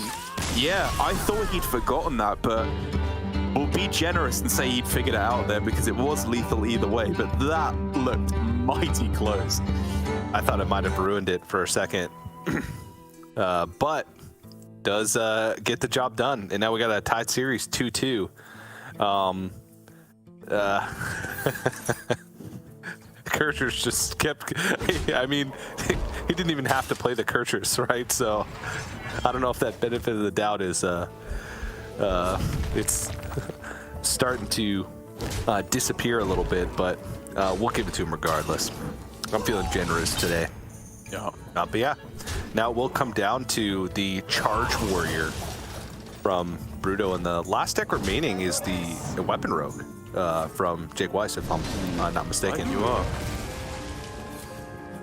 Which, I mean, historically, Weapon Rogue has had enough damage to be control decks, like even specifically control warriors that gain a lot of armor.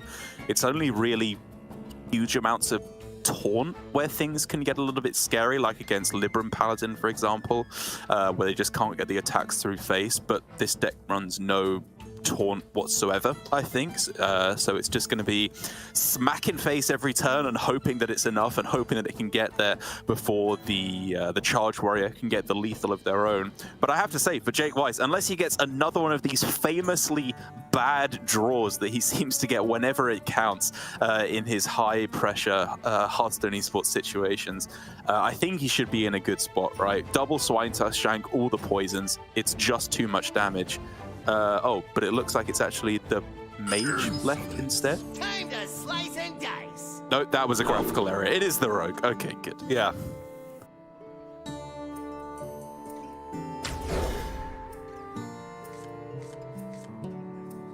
Yeah, so he, we came into, I was like, wait, we haven't seen him win with Mage. We came into the match with JheickWeiss already having won with Mage, is where that came in, so.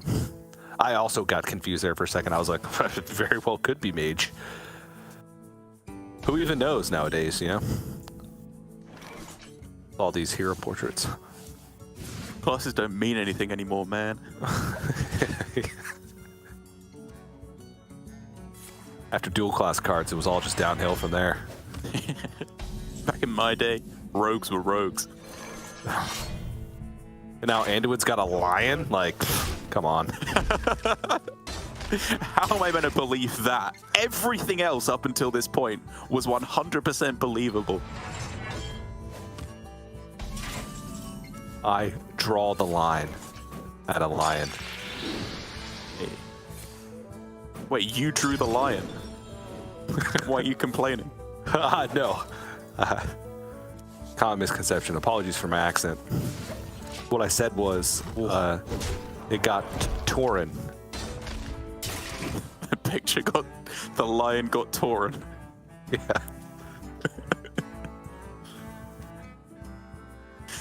Glad we're on the same page. All right, so this warrior deck is running one Rustrot Viper, which is probably the only thing stopping JheickWeiss from just going all out, buffing up this shank. But to be fair, with the way the rest of his hand is shaping up, I almost preferred the idea of just going all out on this one weapon and saying if you have the Rustrot Viper, then bully for you. Because the rest of his hand is just absolutely dead. I was about to say, none of these cards do anything. At least not for some time. Yeah.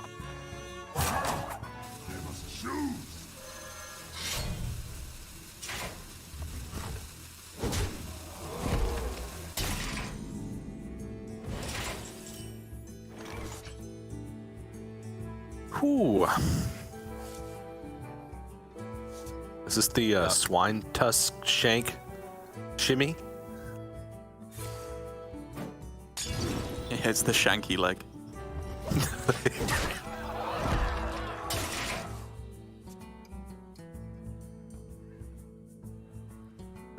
That also doesn't do anything.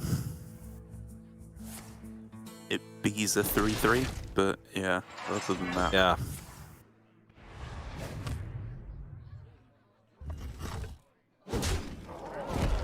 Well, you can keep hitting for 3, and then next turn can hit for 5, I guess. That's the one. That's the one for JheickWeiss, as he, I think, quite clearly knows now that there is no Rust Viper for his opponent. It's time to just start going all in here on the poison, slam all of them down, deal the maximum amount of damage. And, I mean, honestly, I would actually have considered holding on to that guild trader because it is getting very close to just winning the game in the next couple turns with all his balance spells. Yep. You're worried about a little bit of additional armor gain, which Ricard does provide. Do try to keep yourselves A alive. little bit more now as well. Yeah, I would have considered coin Ricard, I guess, Doesn't wanna- there, but maybe his best chance is just drawing exactly to the front and GalvanGuard off the top as like the next 2 cards. I don't know. It needs to be Rust Viper first, I suppose, for there to be any hope at all. Yeah, but then that draw is not to the front, so Yeah. you're still like stranding your hand completely. Ricard could buy some time, but essentially almost all the armor from Ricard is going to get peeled off by one swing. The Swine Tusk Shank.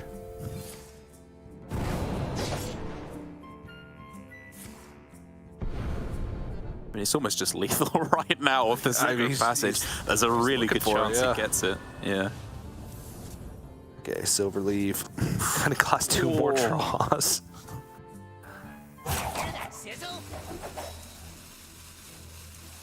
Okay, that's a single bleed now, and I think that would just be lethal. Or, okay, sorry, 1 off, apologies. He's gonna look for it too with the second passage. Yeah. Does have 1 mana left remaining at the passage. Oh my god, I think that's actually lethal. Or Sinister Strike too. Sinister Strike is also now. I think he still has 1 left. There we go. Nope, just the Yeah. bleed, and that'll do it.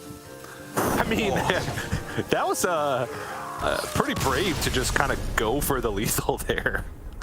But I guess there's no downside to it. It's not like there was any punish. Regardless of when Ooze came out, right? He was actually just using the card draw from the Silverleaf poison, so that was just maximum damage. I guess if BruTo was able to just gain a ton of armor and he stranded his guild traders by using all his burn, which he hadn't even at that point, then maybe you could find yourself in a tough situation, but was pretty confident that he was going to be able to find it, and did.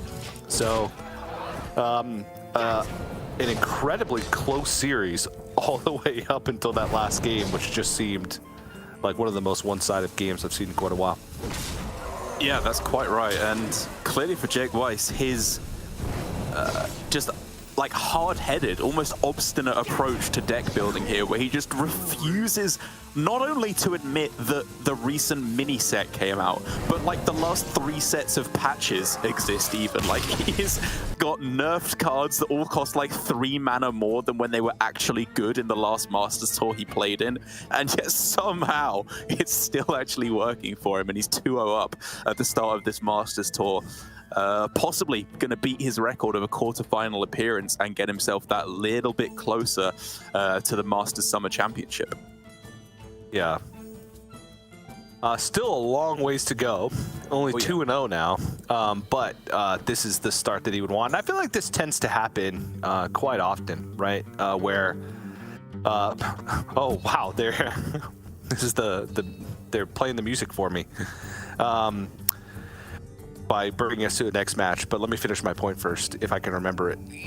Yep, there it is. Right after cards, an expansion, a miniset, whatever is released, there are going to be some players who have some of the new cards in their list that haven't found the optimal way to play those cards, the optimal deck to include those cards in. And so kind of just playing like the tried and true, even with nerfed cards, right? Playing decks that, 1, you're comfortable with, 2, that still have that strength, and 3, have very polarized matchups. Can net you a lot of success, and it happens time and time again. So, and will probably continue to happen. Probably, TJ. Probably.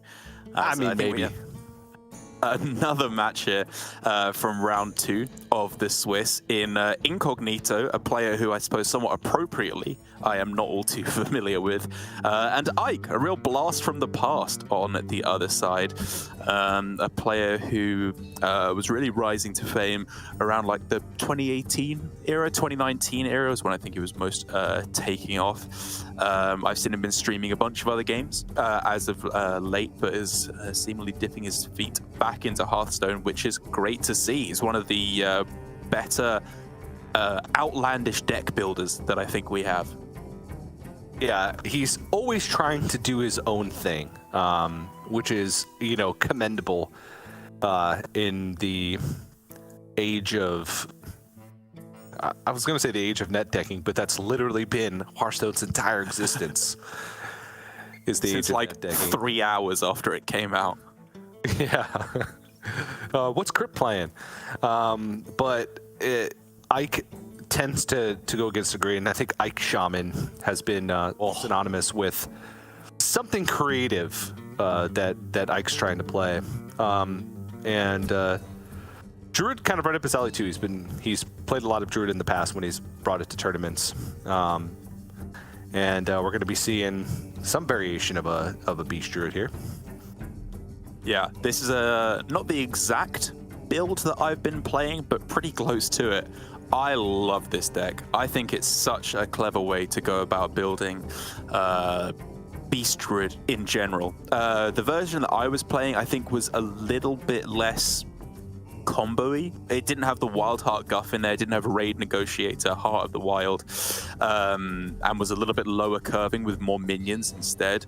But just the combos that you can pull off with this deck are absolutely staggering, with the Oracle of Elune plus the Owl, all the other low-cost beasts in there. You can just get such a ridiculous amount of tempo in the mid-game.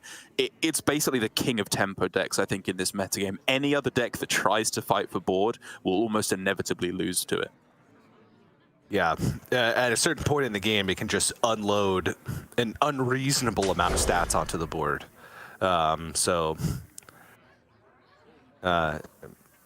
Would be quite fitting to see it represented, at least to some extent, at the Masters Tour this weekend, and I believe it is. I mean, it's been a pretty popular deck for a ways now. A ways and a whiles.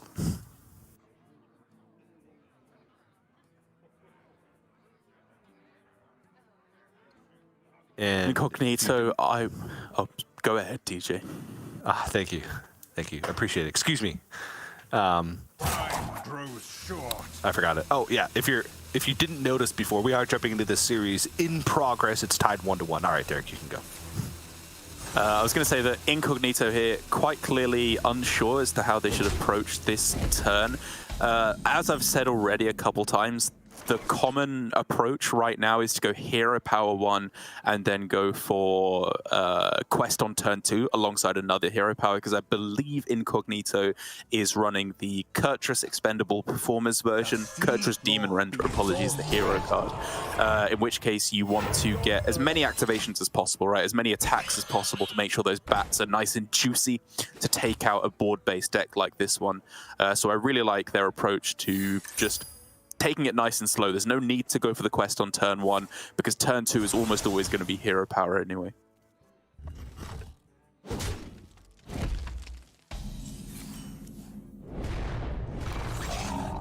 And thank you to Neil, who has pointed out that Incognito only previous Masters Tour appearance was at Undercity, where they went 4-4. So decent score, right? Yeah. Time to up it. I'd say average. Almost exactly average. Almost. Actually, it's not, though, because if you consider in the past, before we switched over to the every win counts system, the EWC, players would drop at a certain amount of losses, so it skewed the average to where it wasn't. Or 4, because not everybody completed all 8 of their Swiss matches. If you follow me. Riveting stuff, TJ. Picking up what I'm putting down. Aim for the wheels. I'm buying what you're selling.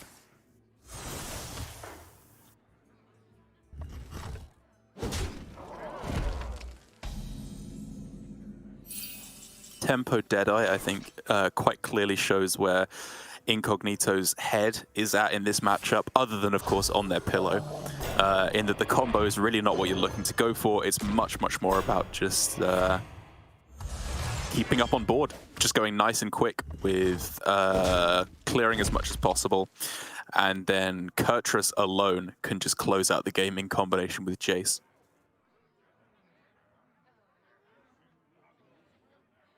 Tough decision here, though. Oh, disgusting. Yeah. 4 damage is a lot.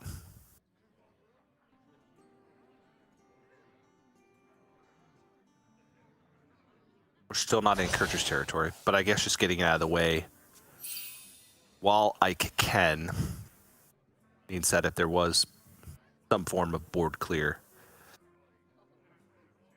that he would no longer have to worry about the Fellfire Deadeye, I suppose.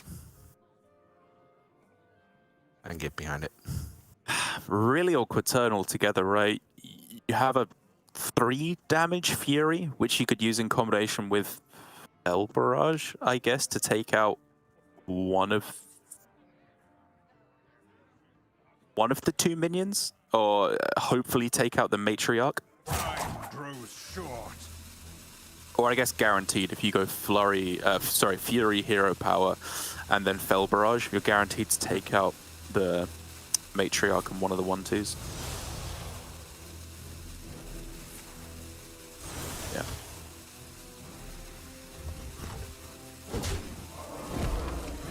Not amazing. Hero power is necessary there, though, just to get that lower health to guarantee it, like you said. Just keeps things manageable. It means that Kurtrus on the following turn can at least keep you alive again for another turn, even if Arbor Up does come down, as we saw it did. Now the bats should be enough to start to stabilize things at least. Yep. Once he's alive, too. All those fittings in of the hero power from Incognito paying off. Ooh. The seed law be its own treasure. Oh, Ike's holding it. Discipline. Very, very disciplined. Yeah, I mean, it makes a lot of sense, because even if these minions are dealt with, Solar Eclipse plus Arbor Up by itself is a pretty massive board, and if you were to have Arbor Up that turn, the Solar Eclipse would be stranded in hand, especially with the first Arbor Up already being used, so. Incognito choosing to go with the non-outcast glide, and honestly, if you could see your opponent's hand, I'm not sure which one you would play, because obviously they have an incredibly powerful turn here, but they would have like a whole 2 extra cards next turn if you did reshuffle their hand back through. Kind of a tough choice to make, but either way, it means that Incognito is going to be faced with a really, really scary board now in Solar Arbor, and that he is going to be forced to find the Immolation Aura, basically, to combo with this Arcanist to clear.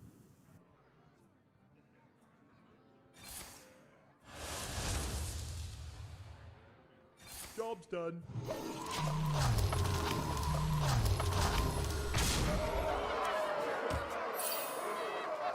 All right.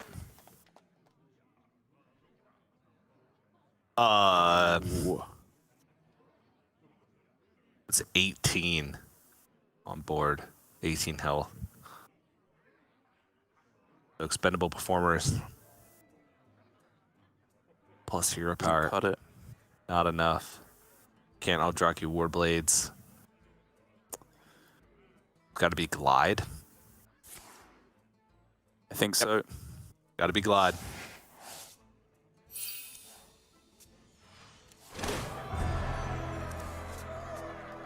And it just so happens to be an outcast position, so it refills. Ike's hand. Oh, yikes. And discounted once again. Double jump can get you Well, at this point, you need Spectral Sight into... Yeah, okay. Is it clear? Okay. Immo? Oh, no.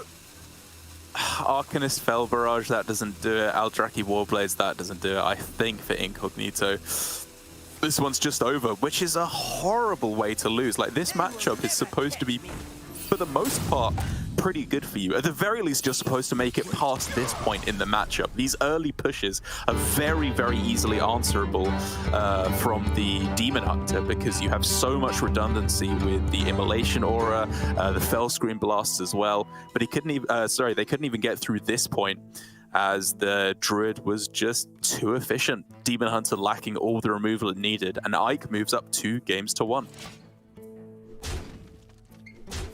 Very nicely done. And again, you know, for the past year or whatever it's been, every Druid deck that runs that Arbor Up or Solar Eclipse Arbor Up, all these token style Druids, even though, you know, this is not a token Druid, it essentially is.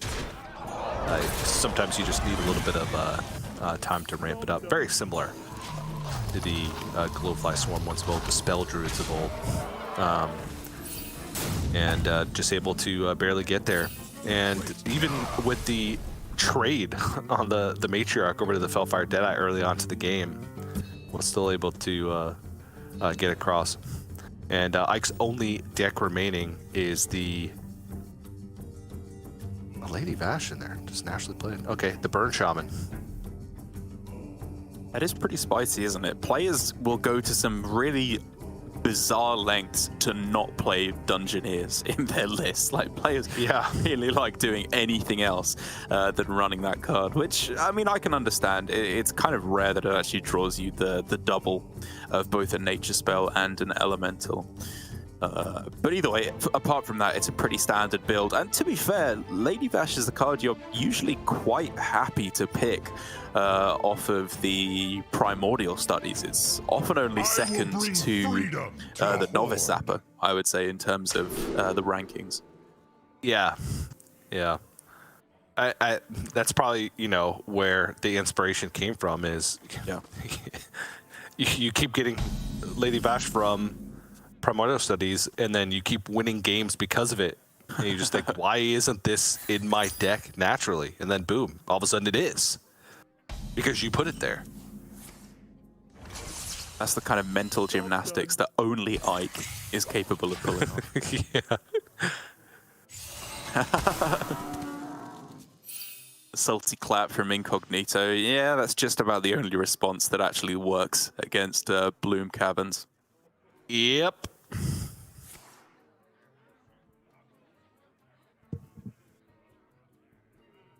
That's a whole lot of stats. Oh, that's okay though. Spectral Sight, Coin, Double Jump. Not in that order though, right? Yeah, okay.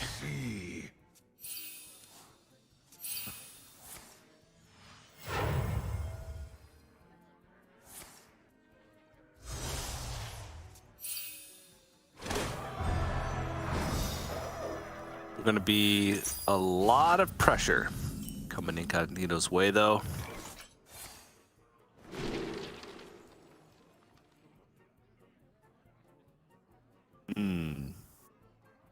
Normally, I would say Novice Zapper, but it's just always. Phoenix is so good against pretty much any Demon Hunter. I honestly, I just don't even buy the argument for Phoenix. Like, so much of the time, it's so hard to pinpoint getting it correctly timed to go with your big burst combo. And at this point in the game, it's going to be so far down the line that it actually is relevant that I think whether or not you actually play it on this turn, I hadn't quite decided. But Novice Zapper, it's just better in the deck, I think. Fine. I'm just a Phoenix gamer, I guess. Sue me. I plan to. You just need to get better at timing it. Not my fault. If only there was some kind of lawyer specialized in Phoenix based lore.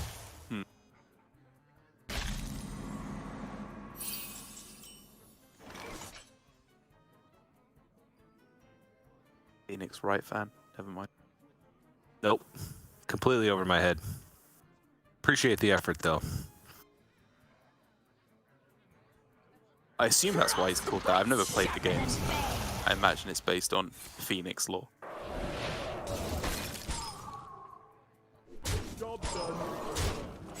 Well, if not, then I'll sit back and watch you keep digging this hole.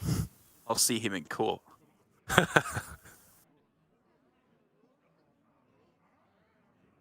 Well, Incognito has found themselves plenty of card draw, but unfortunately no real removal to speak of, as the Fell Screen Blast, without being coupled with a talented Arcanist, isn't going to be doing anything.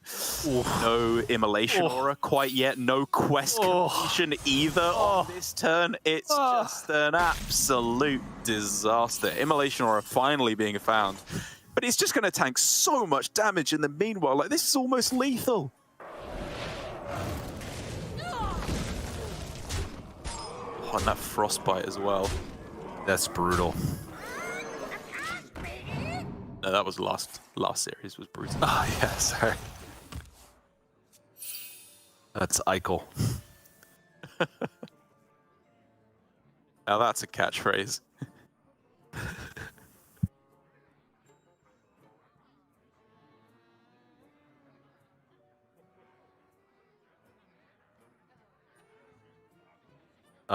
Immolation Aura, Fell Scream Blast? Yeah. Fell Scream Blast only takes off 3 additional power, but it does heal for 3 more. Yeah, Incognito is not literally dead at the moment, unless Ike can top deck Lightning Bolt, Serpent Shrine, Yeah. Frostbite. Frostbite too expensive now.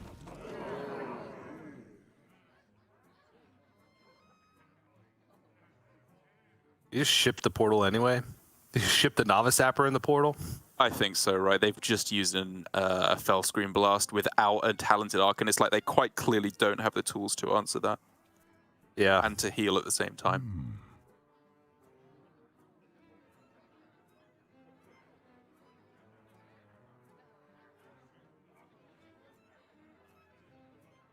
Still a chance for Incognito, though. True. Yeah, there is to be some perfect draws, though. And there's not much to draw with at the moment. Glad would be too expensive to find anything meaningful. Maybe would start with a trade on the need for greed. Yeah, I think he's going to play it a little bit slower. I suppose still needs a minion to stick in order to have lethal. So, okay. Spectral Sight.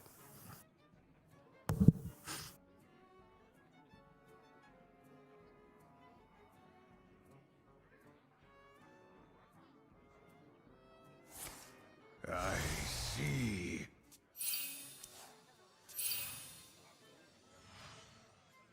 That's not it. It had to be one of those two, as either Arcanist or Fell Screen Blast, to be able to clear and heal. Incognito hit neither. Incognito is dead. Yeah, that's 5 cards in hand for Incognito that just can't be played, essentially. Chaos Strike is the only one that even does anything because the Wild Paw Cavern denying them the weapon attack since turn 2. Sure, see what your next card was. Why not? Go off. And then actually go off because the series is over. Yeah. Yep. Ike takes the victory and moves up 2-0 in the standings. Always happy to see me some Ike gameplay. Feel like it's been a while since he's been shoved into the forefront of competitive Hearthstone, or has shoved himself into the forefront of competitive Hearthstone, or has asked somebody else to shove him into the forefront of competitive Hearthstone. It's been a while since the last shove, that's for sure. Yeah. Or stumbled into the forefront of competitive Hearthstone. I'm going to stop us right there and say congratulations, Ike, on taking the win.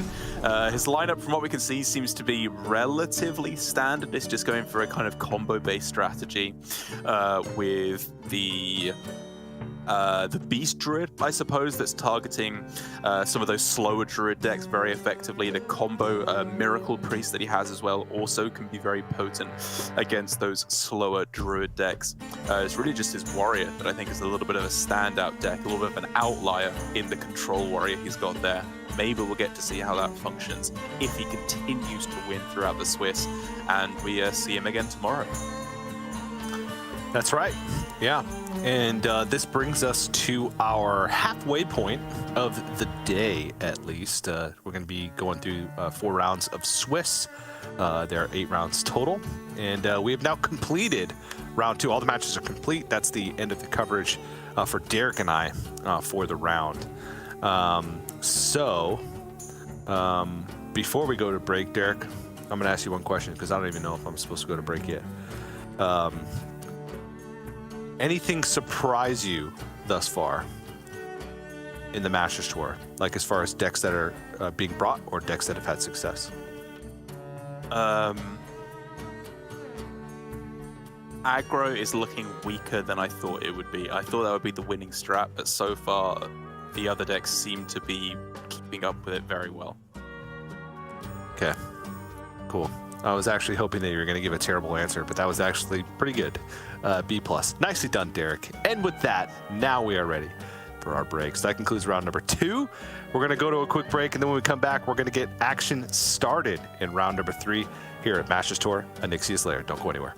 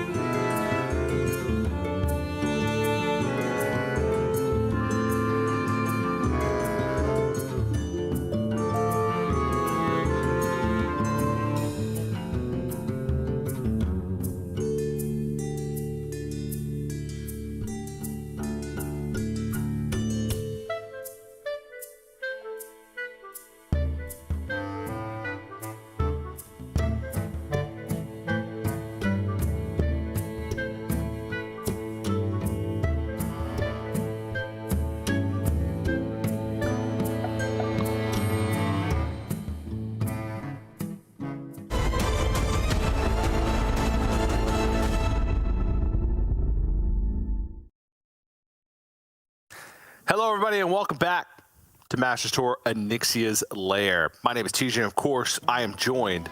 Of course, I say of course, because it's TJ and Neil. We back. It's Neil Lorinda Bond. How you doing, Lorinda? Doing great, TJ. Straight after that Worlds win by the Americas region that we all know happened. Promised you it'd happen, and we're just going to stick to it. Yeah, we won. Yeah, I was really hoping, that just for once, one time we'd be able to just come back to a new year at the beginning of every year. I just hope that I could say that the previous world champion was from the Americas region. But alas, us Americans, we're going to have to wait just a little bit longer. 2022.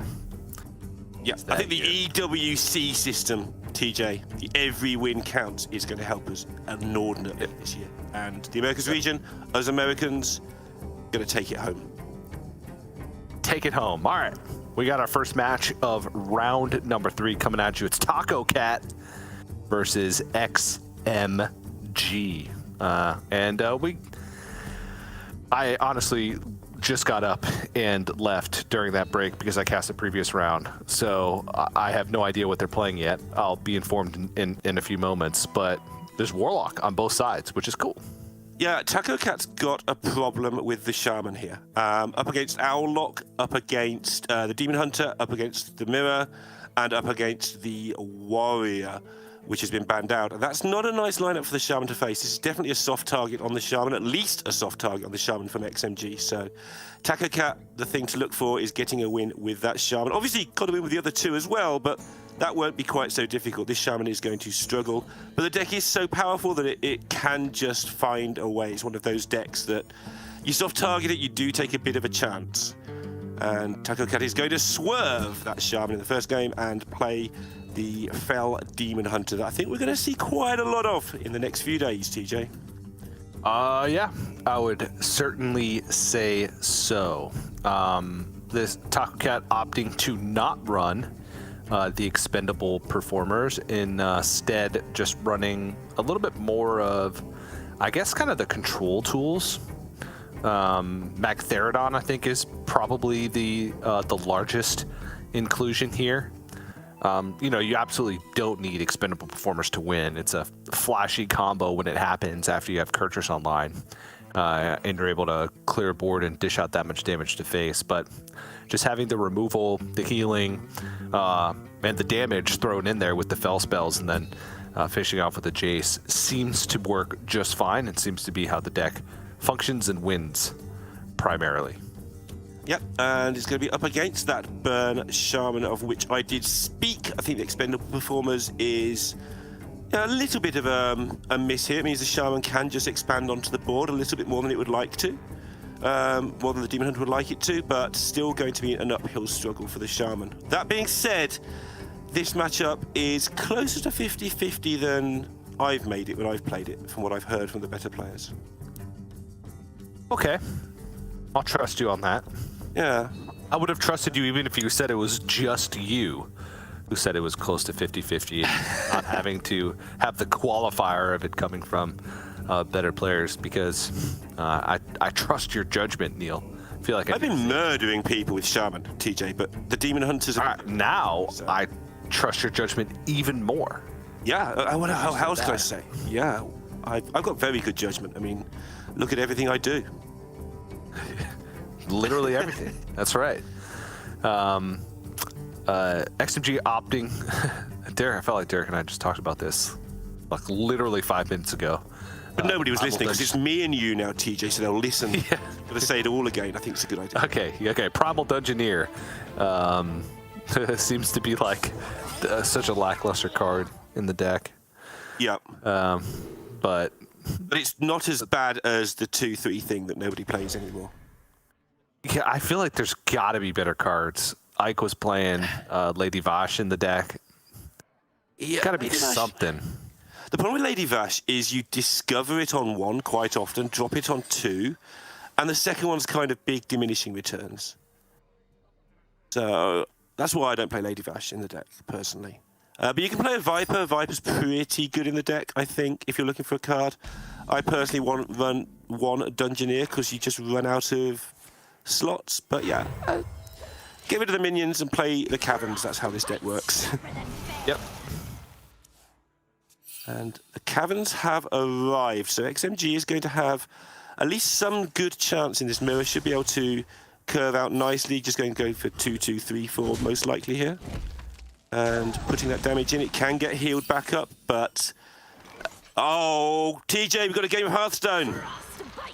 Whoa! Interesting. Yeah. I would have windmill slammed that Bloom Caverns yesterday. Yep. And then you'd have nothing to do the next turn. Exactly the same as what I would have done, which is probably already revealing what my win rate in this one match is. It's a little bit lower than it should be. Yeah, but next turn you would have played another 3-4. I would. Well, you guess, don't have a choice. It just would have happened. Yeah, well, it would play itself for me, which is probably a good idea in my case, because then I can't miss the board or something.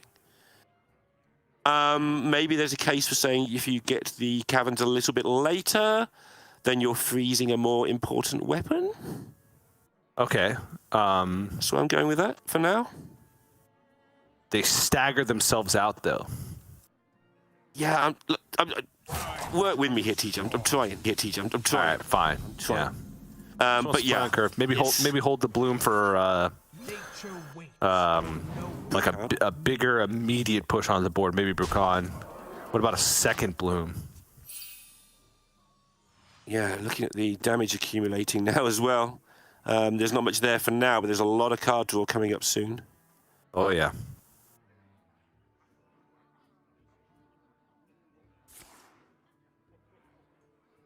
And it all gets glided away. Another reason to have a caverns out there for me, but there you go. It's stacking up. I mean. Okay.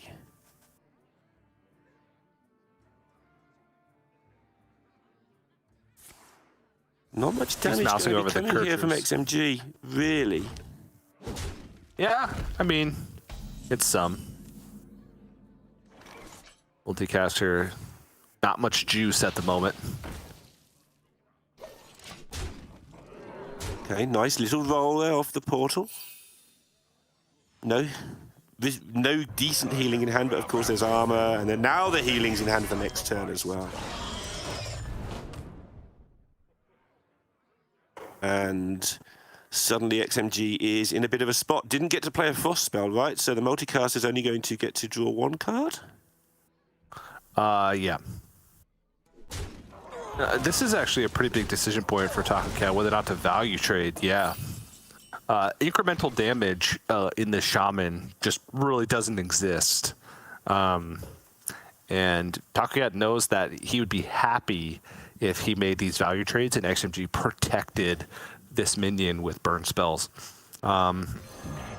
Knows he would overload for 1, be going into 4 mana. Couldn't really be punished by Snowfall Guardian as well. So now just has an extra attacker than he would have had in the last turn. Does take an extra damage because of it, but with how much healing he has, I think it's all about just preserving some of the quote unquote removal on the board. Oh, do you want a 12/12? A frozen 12/12 that never attacks, maybe? There's still a 12/12. Yeah. It is still a 12/12. Neil, you bring up a good point here. I do occasionally do that. But yeah, it's a tough call, right? It's a lot of investment for not that much gain. And it's his entire hand. Yeah. It would be some healing. That's one thing, right? Mm-hmm.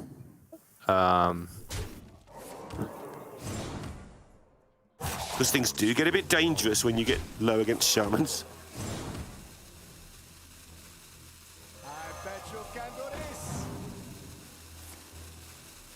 I'm actually going to keep pushing the image, too. This is pretty cool. Talented Arcanist used, though, but still holds on to Mechtherodon, Immolation, Fellscream Blast, which is enough to clear off the warders. So, looking just fine. Don't know if there's a reason to use it yet. Could be afraid of the damage. Let's see what the pickup is off the top. It is Eldrazi Warblade, so that actually is a little bit of a buffer. So TacoCat could wait a turn before going for Magtheridon. If that's even on his mind. I was looking... because he still has a board. Yep.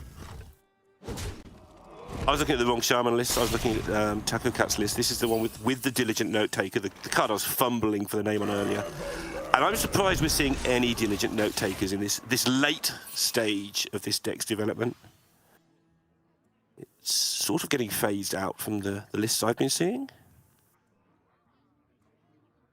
Just because it doesn't fit on the curve particularly nicely. It's like, oh yeah, it's a 2-drop, but you never keep it. And at the end game, you rarely use it for lethal. You can do, obviously. It's obviously got some pretty tasty uses at the end there, but I think when we get to see the stats, we'll see there weren't many Diligent Note Takers in this tournament. I might be wrong, but we shall see.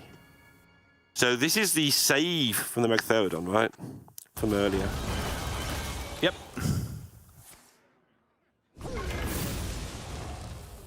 Gonna be able to swing this one right back.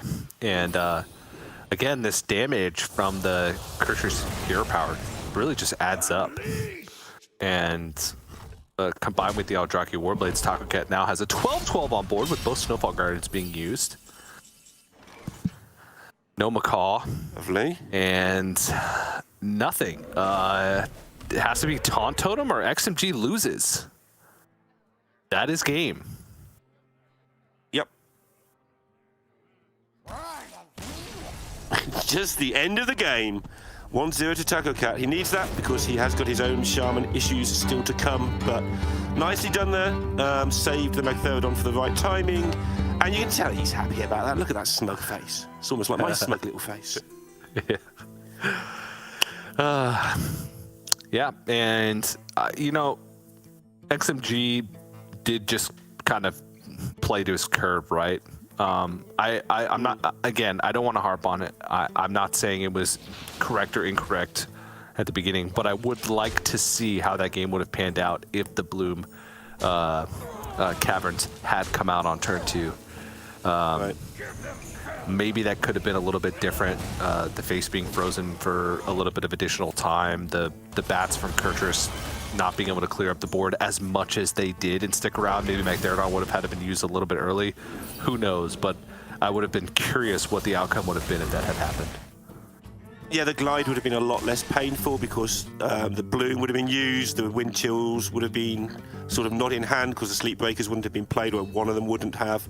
So the card draw would still be nice and intact for later on.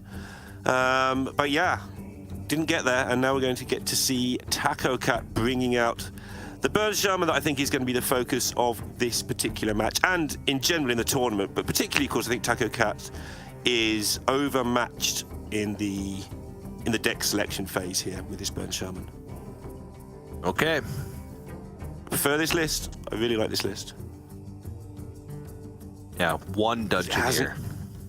Yeah, no note takers. No note takers. So what's that made space for? Double Windchill Main. Windchill Main's really good because it means that your multicasters get a lot better work going on. You see that dropped in some lists for those other cards I was talking about. So it's a lot more consistent. It means you get to you get to keep your multicaster right in your hand if you're going to do that.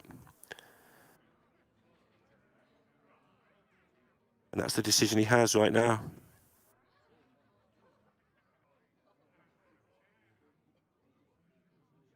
Nature Frost. I mean, Frost. I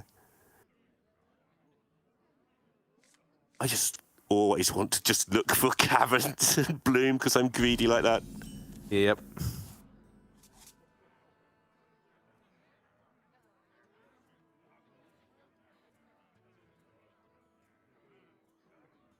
I must admit, I haven't played enough Owl Lock recently, but I have played it. Yes. A lot. Owl Lock. TacoCat on his side.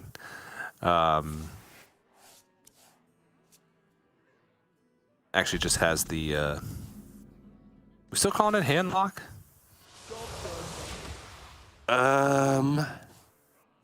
Yes. Okay. Hand Lock, sure. Unless it's playing the the new card, the Curse of Agony, then it's, I don't know, Agony Lock or Curse Lock or something. It's not. It's not. But this isn't. This is just got a couple of altars in it. In the other version, TacoCat's deck. No, he hasn't even got those, so it's definitely just hand lock. Yes. Yep. Just good old hand lock. But yeah, the owl lock. Honestly, didn't expect that much of it. But in sort of a combo-centric lineup, I guess it makes sense. Yeah, there's been a lot of it actually as well. I also didn't expect much. I knew there was going to be some. Of course, you know, I know people who know people. I know Derek Brown, who knows everybody. I know Derek too. But the stats that I'm now desperately trying to find out that were posted by Wicked Good on Twitter, always doing a good job there for us. There's 29% OTK Warlock. Okay. I assume is this. That's a lot. 29% of Warlocks or 29% of 29% of players? people have brought OTK Warlock, yeah. Oh, wow. Okay. So that's a lot. Yeah, that is a lot, yeah. Because that's not just Warlock players, that's everybody. So there are players that have brought Warlock, but it's not the OTK Warlock, so. Yep, 17% of Handlock and 3% of something that's just labelled Quest, which is just cards, Warlock, I assume. Yeah. Just people who bought some cards, they wanted to try the cards. It's a Warlock, so it's got to be good. Yep. Card used to be 3 mana. What are we up to now? Like 5. Yeah. For now. Still busted. Yeah, until inflation hits it once again.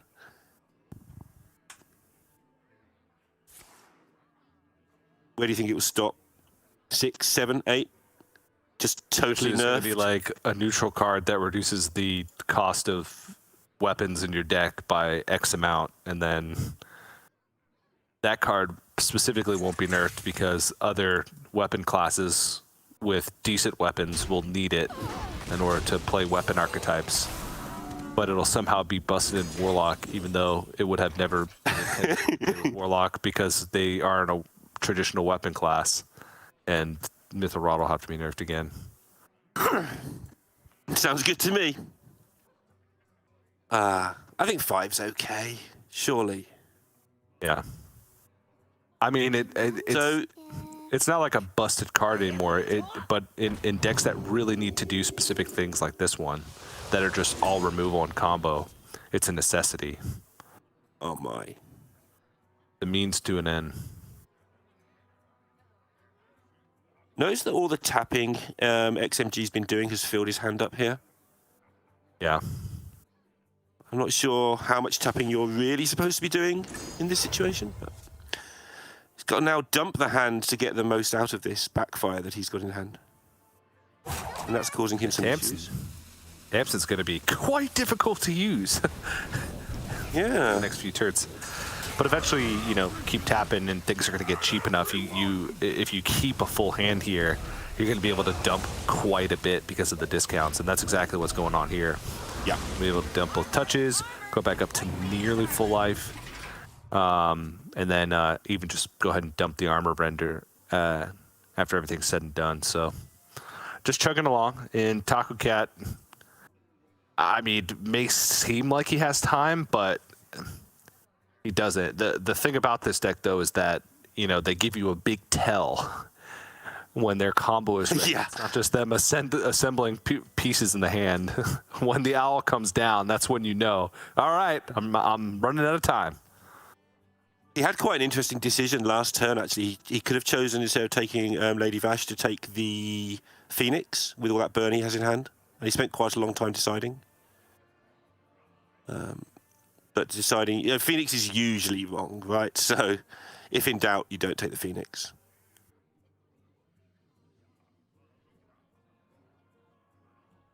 Already used one portal to the face. Now might have to use another just to clear up the mess on the board. This will deal, there's no overload. 1 spell damage, it'll deal 4. Yeah, it's okay. And just make the trade. All right, totem up. Pretty slow, pretty slow. Double Macaw in hand, not really doing much. Yeah, definitely up against it now. Humongous Owl no longer has a humongous cost associated with it.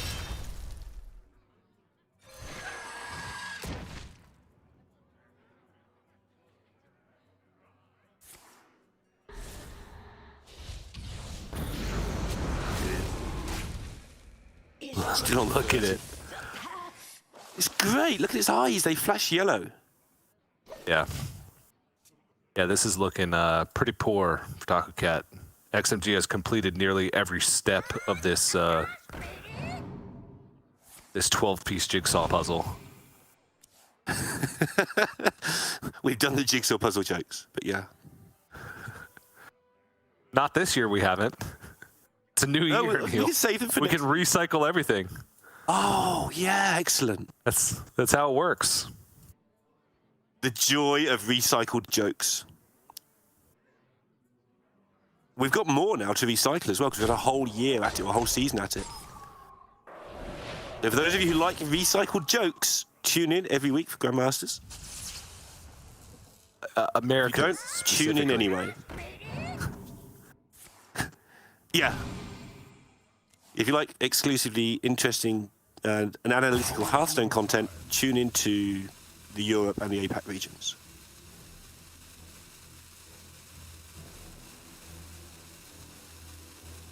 TacoCat desperately trying to get next turn lethal because he knows this is just looking so grim, making a bit of space in hand, just landsliding nothing.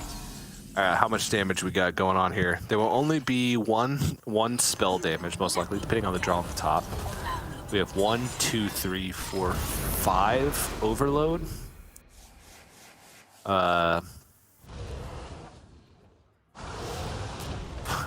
14 damage, 15 with the second overdraft because it would just deal 1. That's not anywhere close.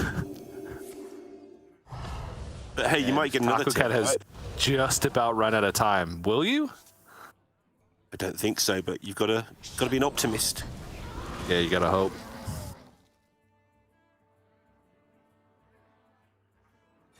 Right, if it draws the other Zapper. 32 is a lot to do with this deck. You really need to connect some face damage that isn't healed, I think. You can do it, but it's a lot. 39's even more than a lot. It's a lot of a lot.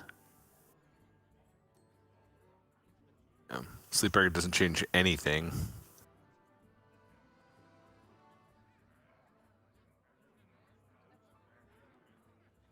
So you just hope you're not dead somehow and draw some cards.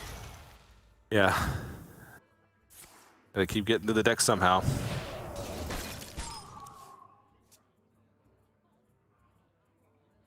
Okay. Yeah, you can freeze all these things all day long, but this deck's going to hurt you if you do that.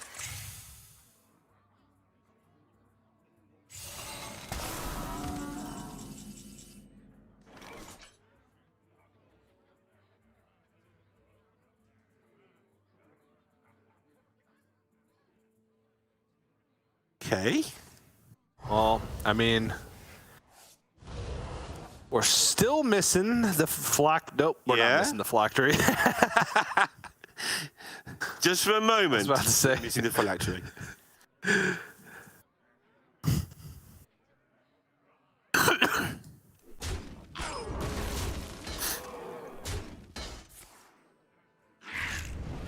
Oh dear. Yeah, there's just no power on board whatsoever to absorb anywhere near enough of these death rattles.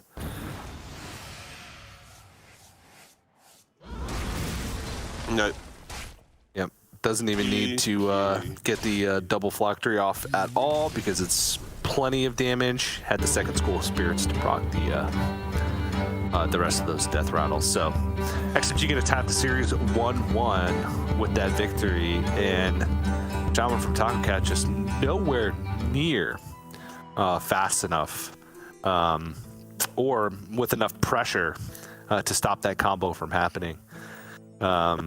It was just a very slow.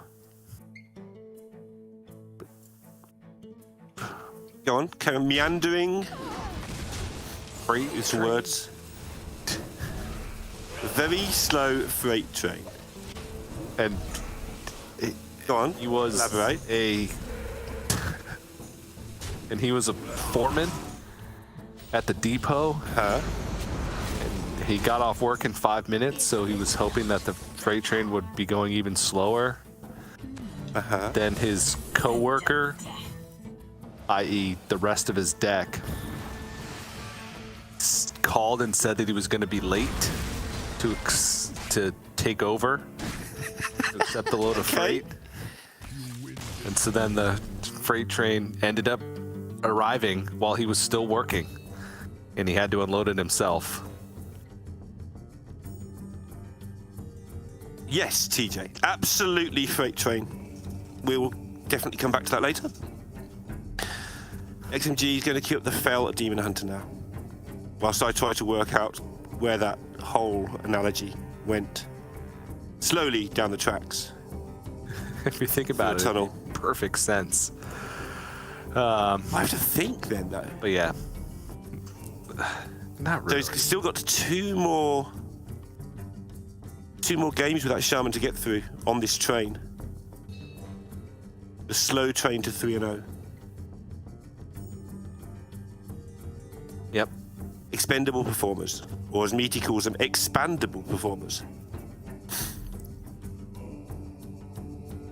That actually makes more sense. That would have been quite the pun. Because they get bigger, right? Because yeah, both kind of work actually. To be honest, interchangeable. So I understand now. All right, Shaman once again for TacoCat. I've had enough of this. Yep. And this is Can have more luck. yeah, and it's a slightly better matchup as well. The Owl Lock is just a bad matchup in general. This one you definitely can win, although not so much with that hand. I think we'll keep the Primordial Studies just to boost the multicaster though. Okay. Unless he's sort of all in on trying to get the cavern, but yeah. It's your only arcane spell, right? So you don't really want to chuck it back.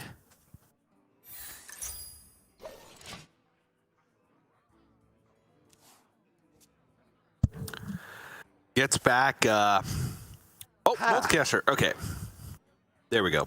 I was going to say a bunch of garbage for the matchup, to be honest. Windshield wouldn't really have anything to target, had no minions except for Macaw, which wouldn't really do anything considering the rest of his cards were spells that needed a board on your opponent's side in order to be played. So Multicaster kind of makes all of this come together. Still only has the arcane though. And Windshield will need a target, but we'll get there, and Multicaster should be quite juiced. Yep, Lady Vash, a really nice pickup. It's also another reason to keep that Studies at the start, because it usually gets killed, but quite often in these games where you have to do a lot of burst damage to finish the combo, those 3 0-mana spells, or reduced by 3 cards, whatever you want to call them, are so good. Now we get off the Frost, so multicast it into birds, just loads of cards.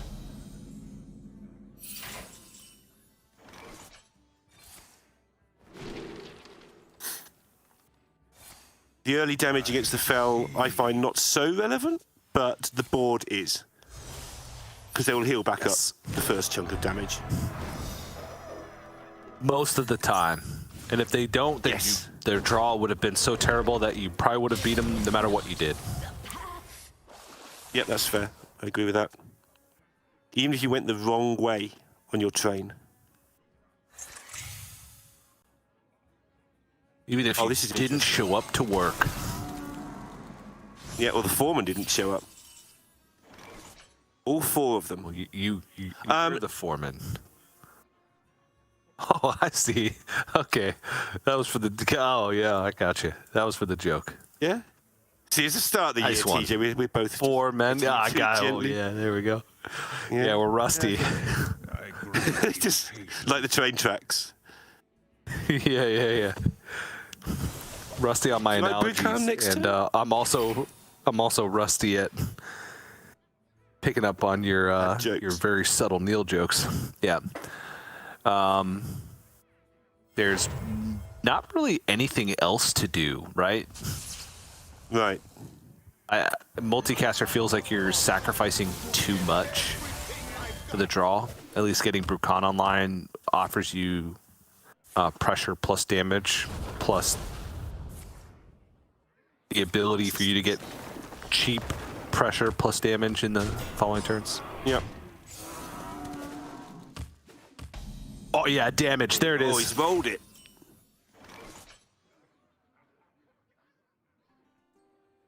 I bet you can do this.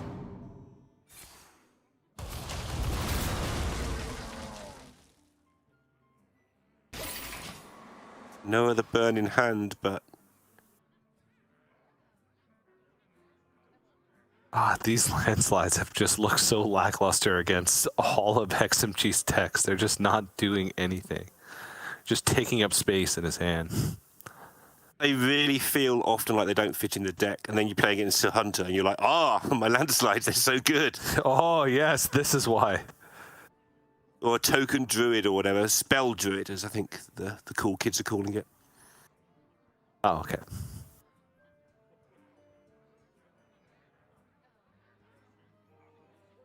The trouble is here, it's a 6 damage for 4 mana, effectively, if he hero powers. That's what's causing him such pain.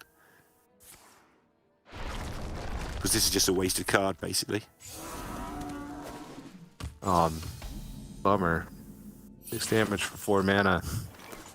I would hate to have to spend that much. We call that fireball in my day. Who's casting fireballs for 4?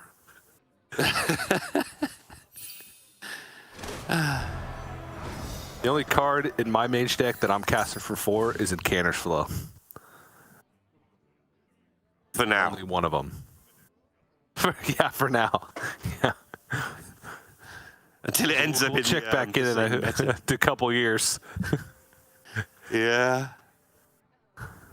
Or maybe it'll be up to 6, but 6 will be really easy. Turn 1, Incanter's Flow for 6. Yeah. Okay. Even with no Jason hand, XMG being pretty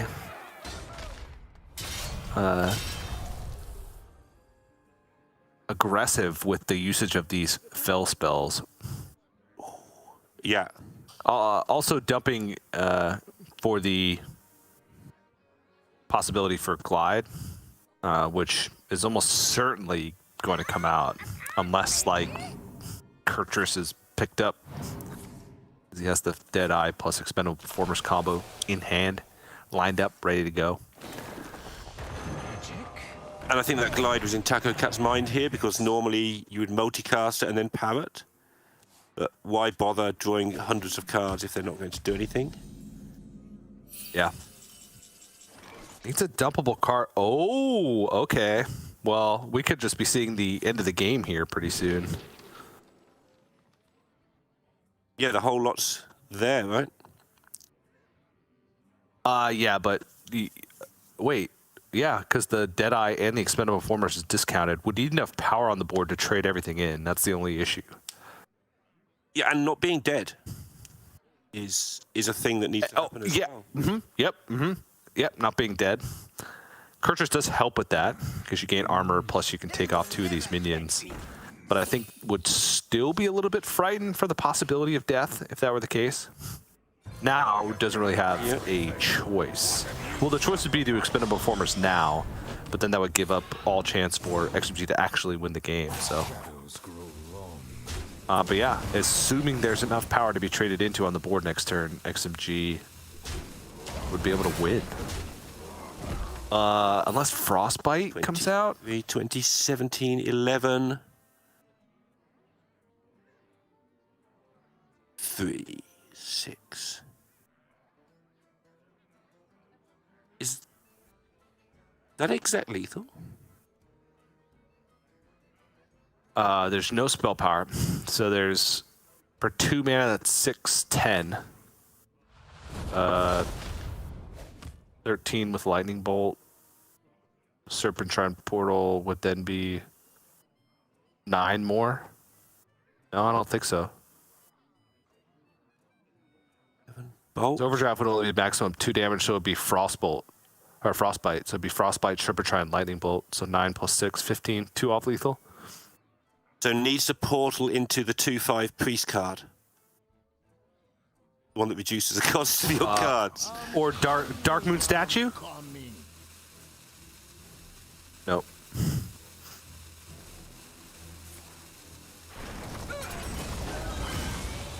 So close. Yeah. That would have been a sick Dark Moon Statue lethal. We're looking for the ways, but Yeah. There is 10 health on board. that's 20 points to performers.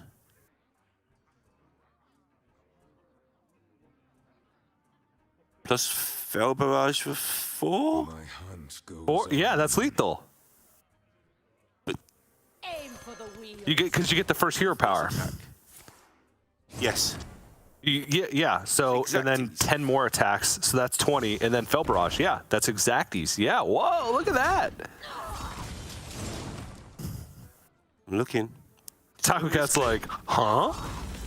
Yeah. And TacoCat did have the option to trade off a minion last turn, I believe. Yeah. think he Instead needed one to for do the double. landslide. Yeah. Because the Lady Vashon. I don't know. Maybe you are supposed to trade off. Yeah. Maybe you are supposed to trade off a minion. Enjoy your fun. I think. No, I don't know. That's really difficult, right? Because it had to be exactly a 3-card combo. Just by the amount of health on board, he would have played around Fellfire, Deadeye plus expendable performers alone. It's the Fell Barrage. Oh, I saw the action stop for a second and XMG get up. It's just that we're behind. That was a tough decision.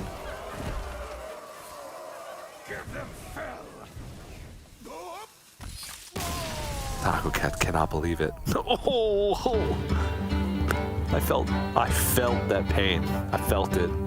So close. Yet so far, 2 damage off lethal. A Dark Moon Statue away from lethal. Because there can only be couldn't about get it. 100 3-drops in the game. There's a lot right now. There's a ton of 3-drops. And we just got, what is it? It's not the Negotiator. The Negotiator's the Druid one. The Frenzy I one. don't know. The Frenzy, Oh, the new one Frenzy card. 5, 1 6, 1 Yeah. 4, whatever it is. Yeah. Acolyte of Pain, but not. Yeah, one I second. can't remember cards that were gonna printed weeks ago. This is- cards that This is gonna eat at me. I have to look it up. Look it up, TJ. Please do. Is it not even 3 mana? Am I just wrong? I think it's I don't 3. think it's even 3 mana. I'll let you just come back to camera. We're both just Googling happily. So I'll just sit here and smile. Where is it? What the heck? Are you looking in the right year? Whelp Bonker. Whelp Bonker. Got it. It is 3 mana, yeah. The Whelp Bonker. Frenzy and Honorable Kill. Draw a card. So hard to set up, though. The honourable kill. On a 1/5. Yeah. For sure. Are you saying that? Ike? Was it Ike had a Whelp Bonker in one of his? I should imagine I so. believe so. Yeah. It's the most Ike card I could think of today, Yeah. other than Corridor Creeper. Gia corrected me and said Raid Leader would also be an out, but Raid Leader is the obvious one, I feel, you know? Darkmoon Statue. Yeah, the Priest one's good. I've actually had the Priest one. That's fun. You start reducing the costs in your hand that can't Wait. pull them, and suddenly you can. Wait, but are you Miracle talking about Priest, 2/5. Nazmani? Yeah. With that? Oh, and then you could fit in an overdraft. Okay, I see. Yeah, right. If you get lucky enough to hit the right card, you Okay, get to get no. damage. Dark Moon Statue and Raid Leader were the obvious ones. Neil, you went next level. This whole time I had no idea what you were talking about. I was like, how could he? What's the priest card could he use to get lethal? But now I know.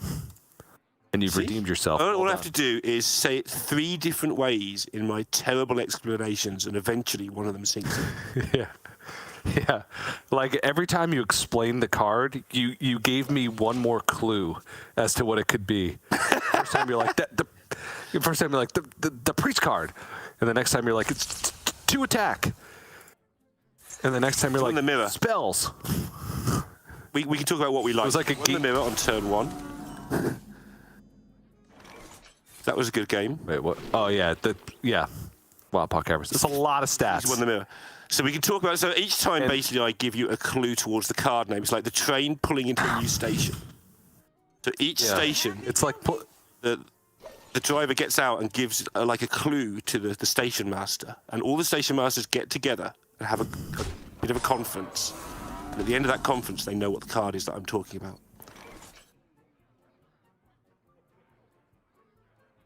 That made sense. A tiny bit. Oh, I'm sorry. I was gonna say it's like playing charades with Lorinda, but he's cheating by talking, but he's still bad at it and loses. Oh my. Decision time here for TacoCat, because from where he's sat, there's a landslide coming very soon with the Phoenix. Yeah. Wait. Yeah, he does play 2 landslides. Okay. Yeah. So one thing that can stop it.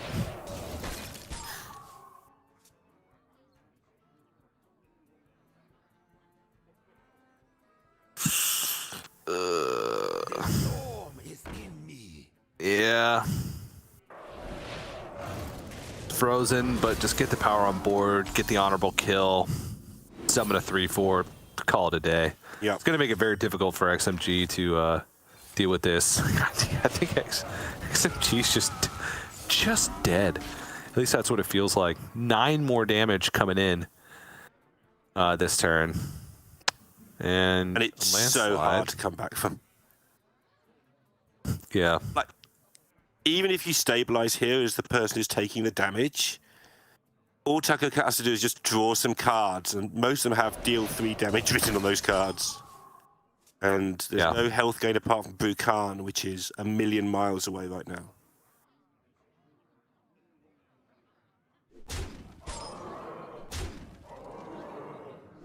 Yeah.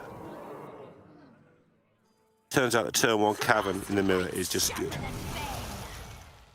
It's not even just in the mirror. No, I mean, yeah, that's a fair point. Finds. Oh! There's the landslide. Still is only at 12 health, but landslide's pretty good. Another happy guilty. Needs to find a bloom next turn to play that BruTo, then maybe he can turn it around from there. Gain 6 health, start doing some damage. He's now got the board. I mean, he never gets to use the board because lol, shaman, but you know. Yeah. Might have to landslide this away because that Phoenix is really scary. It is. The storm is in me. Yeah, I suppose so. Guardian just felt pretty good there, but the Phoenix, I agree with you, it just does feel a little bit too threatening.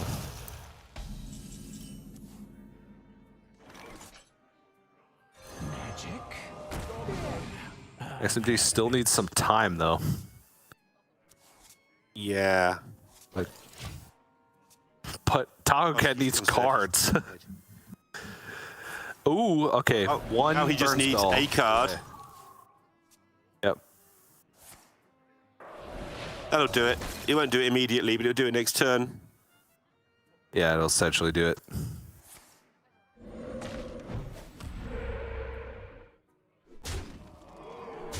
Yeah, because he has 6 on board, so doesn't even need the lightning bolt. Just needs to make sure that it doesn't overload himself. Has 8 mana going into the next turn, and that'll wrap it up. So he's got the problematic deck out of the way, but he's still left with. I didn't see the band. The handlock, I believe. Either the handlock or the handlock or paladin. It's one of the two. And still got to get it done against the opposing shaman now, which is actually quite well placed. But he'll be delighted to have that shot. This lineup, when I was doing the matchup grid while you and Derek were talking about EWC, having a grand old time. It's just not a good matchup grid for TacoCat. My time has come to give everything I got.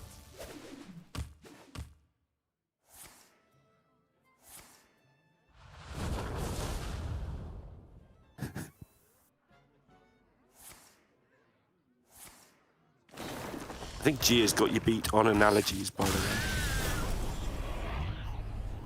Lorinda is Wordle, but a person. Thanks, Gia. Yeah, I'm gonna embarrass myself completely here. I've seen people talk about Wordle, but I have no idea what it is. There's we used to call the numbers version Mastermind, and I know there's an American version. I know it's not called Mastermind. It's how many you have to just guess the word, but it tells you how many letters are in the right place and how many letters are correct and in the wrong place. And then you guess the word. I have no idea why it's so popular, but hey, people like guessing words, I guess. But you play that with me every week. Yeah. Handlock. Instead of playing Wordle, I spend my time playing Peppa Pig Goes to Space. Space? Yeah. How does she breathe? Does she wear a spacesuit, or does she stay in the rocket? It's a great question.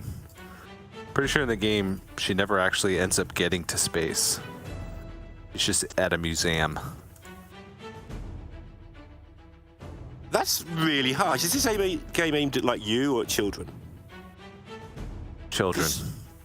Aiming a game at a certain point, that line going to put really your pig blends in together. space, and then you can't put your pig in space, even though you promised the children you can. Seems really harsh to me. Don't they complain? I never thought of it like that. No. Tell them, for goodness sake. One of the best parts about youth is that you don't normally question existence or anything, really. You don't question anything. You live in every moment as if that's the only thing that's that exists, is that moment in your world. Nothing else is happening. Why would you call it Goes to Space if you don't go to space? Can't you just call it? I don't know. Take it. Peppa Pig goes to the farm. I'm angry now. I want to go to space. Right. I'm so sorry for making you angry. Game 5, round 3 of the first Masters Tour of the year. Every win counts this year. EWC.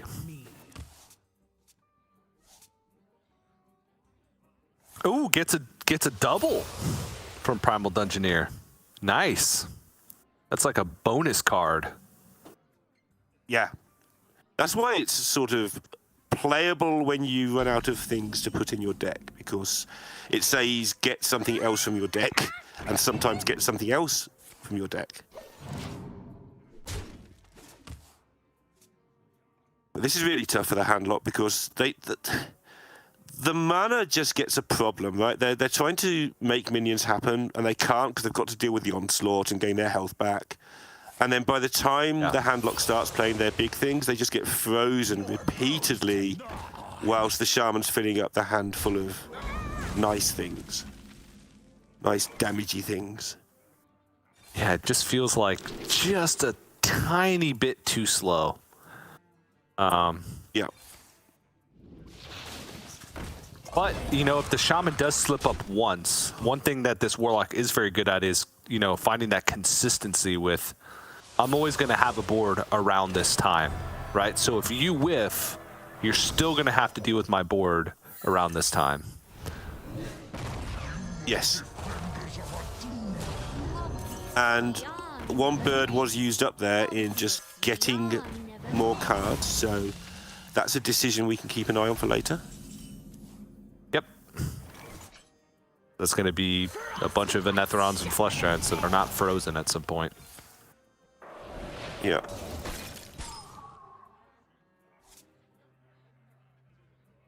Bukan in this matchup is just 8 mana, do 6. If your opponent doesn't die, lose the game.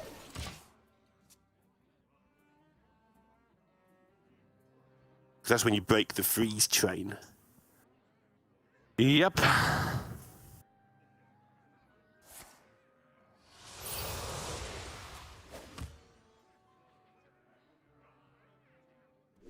And the Warlock constantly has to tread this fine line that any minute now, it might just die. But if it doesn't put itself in that position, it's definitely not going to win.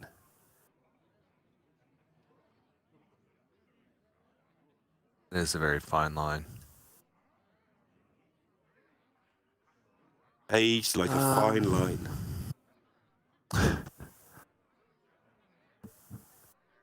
I guess the debate here is, like, is Cult Neophyte ever worth it? Uh-huh. To try and block what could possibly happen, but the expected play, I feel, especially with an Elemental coming off of the Primal Dungeoneer draw, is Snowfall Guardian. Yeah, but if you don't develop the board, you don't make them use their next Snowfall Guardian, right? Well, yeah, so I feel like Flesh Giant was like an automatic there. It was whether or not you play like the Knoll before the Flesh Giant to trade off the Primal Dungeoneer, put more power, or if you bank the heal with the Drain Soul, keep less minions on board, so the Snowfall Guardian is weaker, right? And then there was like secret option number 3, which was like Cult Neophyte raise dead to make the Flesh Giant cheaper and then do it, but that's like the worst play into Snowfall Guardian, and Cult Neophyte's going to be better later when, you know, you actually expect there to be spells for you to block. Now, something I did overlook when looking through this matchup is there is a showstopper in this list from TacoCat. Ah, yes. So it does have a way to unfreeze the minions. Yeah, which can matter, although you tend to find it's a lot of mana to play that and the Battlemaster and actually have the board all at once, but it definitely gives you some chance as the Warlock, or a lot more chance as the Warlock. Yeah, well, it's really just like 9 mana, right? Because you can play it, then touch, then Battlemaster. Like, ideal.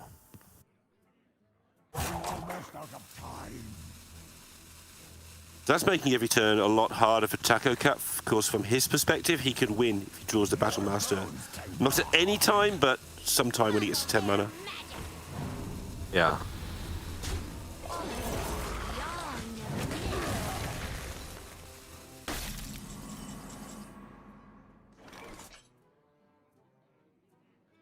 Everybody leans forward, including me, starts counting. Well, I mean, may not even need Battlemaster, right? Also true. I got it all. Just gonna kind of hope. Look at that slide.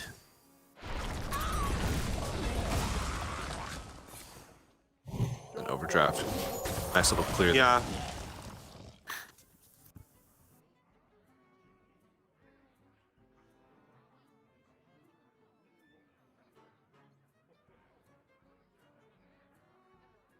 Quite difficult for both players, though. Xmg's used quite a lot of damage. Doesn't need that much more, of course. Yeah, it was kind of like both players playing that game of, well, I need to kill my opponent, but I could die next turn. All right, I have to use my stuff. Which just like prolongs the game. Kind of reminds me of like the OTK Demon Hunter mirrors where you're like, well, my opponent could have the combo, so I kind of have to heal. And then the end of the game arrives and you're like, I don't have any stuff left. I can't even win the game. But at least those are great. I didn't lose. Yet. Yet.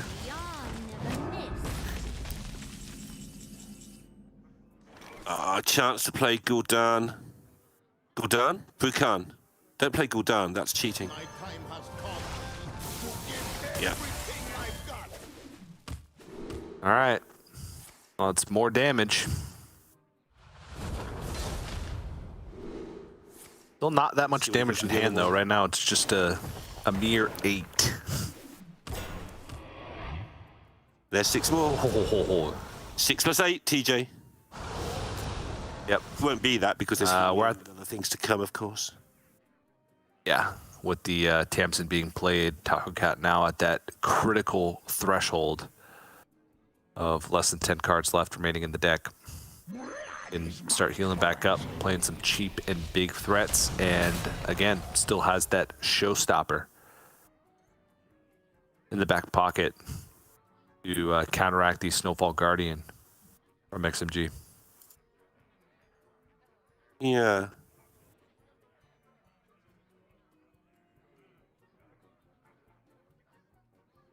XMG can also play the Macaw and just take the chance of getting another 6 damage that way.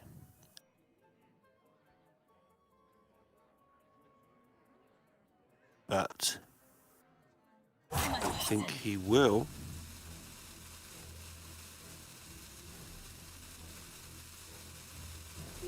This is a close one. It really is.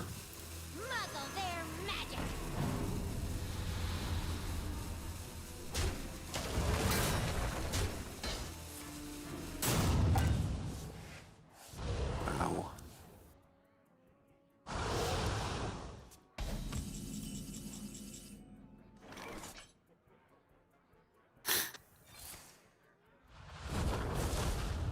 3, 9, 12, 15. No space for the showstoppers. We'll have to kill something first. Yeah. Leave how much damage? 15, 18, 21? Yeah, but how does he kill something first? And then showstopper, and then kill the showstopper. Okay, so you have to drain one thing, your 2-1, then find another way to kill your showstopper. And even if you can only do 21, then you can still only get 3 more from the quest. You can only do 24, and XMG's on 25. I don't even know where the quest is, if I'm honest, but yeah.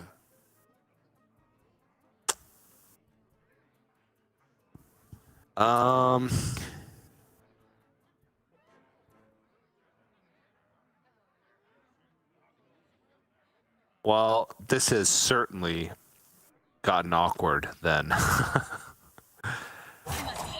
Filling up the board on the previous turn. Oh no.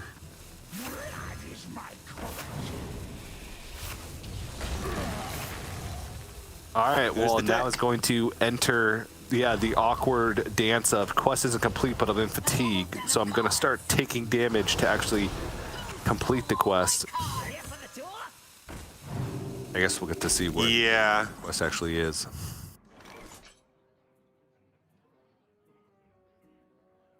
It was 2 out of 8, I think. It just hovered over briefly, but I've only just processed it. Okay. The speed at which my brain works is phenomenal. XMG can narrow that down to what the hand actually is. And would be 9, 12, 13 plus 9 if XMG were to just macaw for the Snowfall Guardian. Yeah. So perfectly fine to just do it, knowing that he won't actually die from Battlemaster or from Showstopper, Drain Soul, Battlemaster. A little bit off. And then next turn gets, if the Macaw's not dealt with, which, how do you deal with it? Then the landslide means that the Macaw gets through, as well as all the other damage in hand. As well as this fatigue.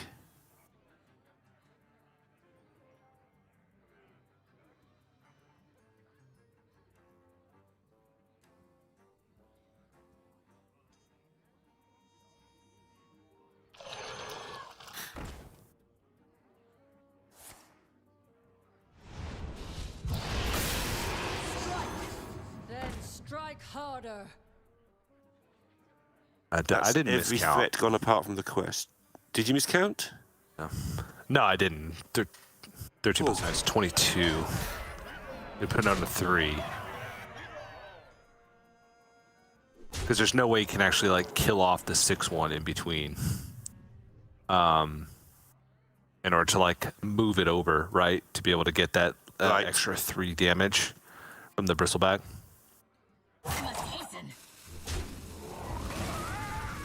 Yes. Wait. No, you're right. So I'm going crazy. No, yeah.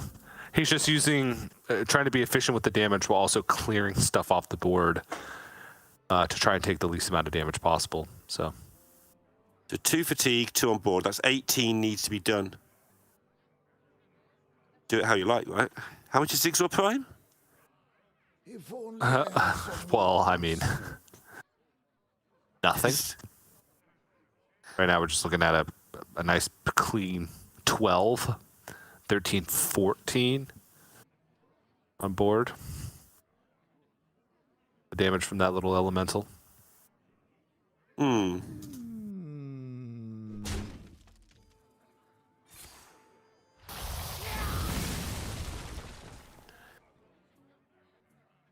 Yeah, I don't think. Well, I don't know. TacoCat It's where the quest is, right? Yeah.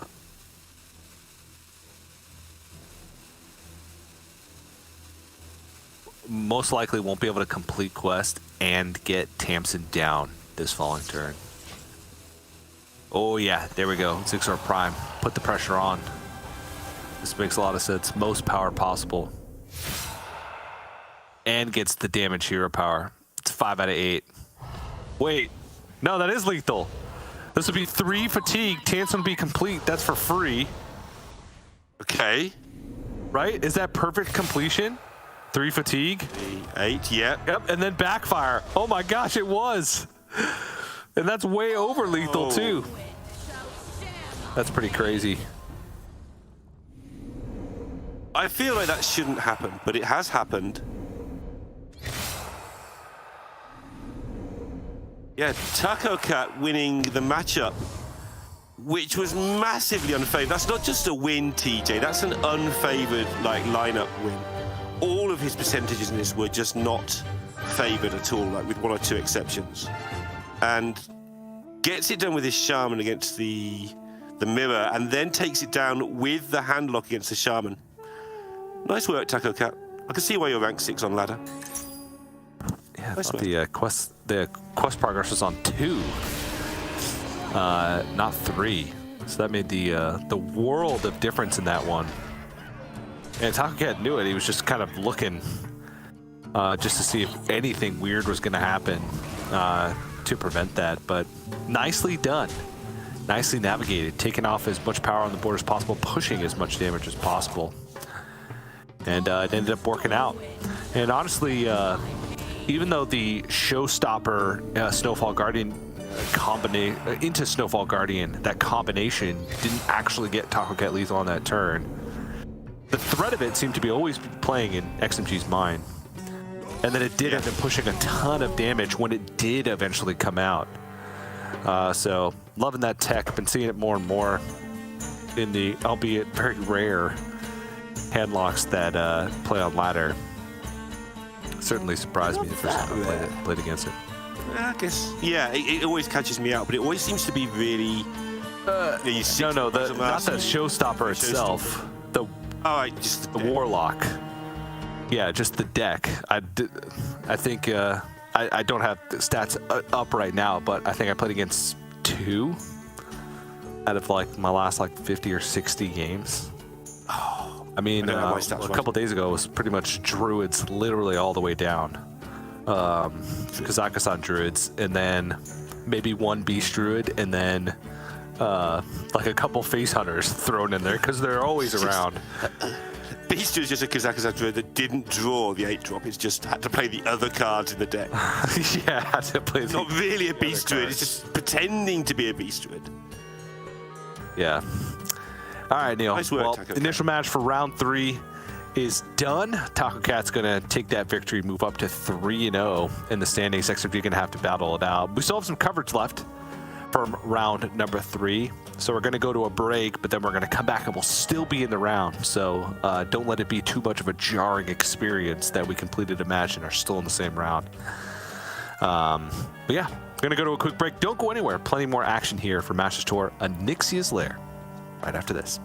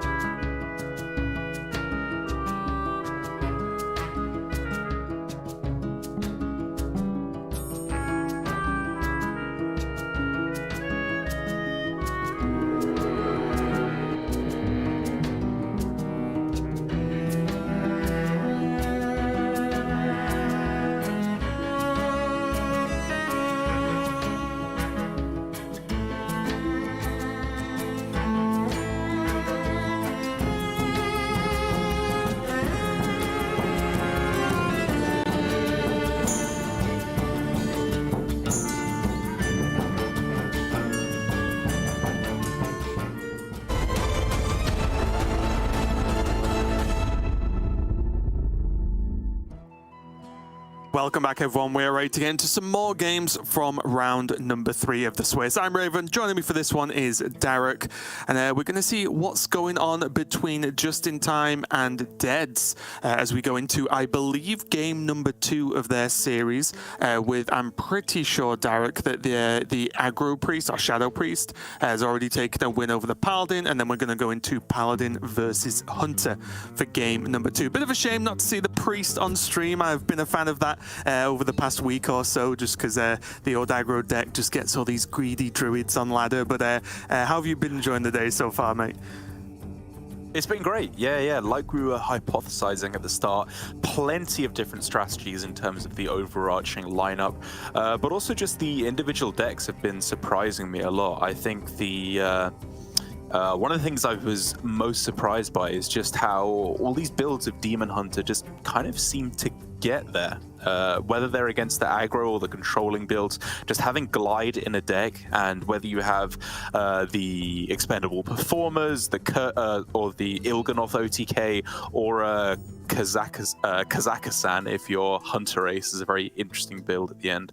They just seem to be getting there, and we'll see if it can do the same for Deads up against JustinTime, because as you were laying out, Hunter pretty much sets the name of the game here for JustinTime. He has that full aggro lineup that I think should be in potentially a good spot. It's whether or not it can target that druid, because the warrior and the demon hunter in particular are very well suited for the aggro decks. Yeah, druid and the paladin not so much.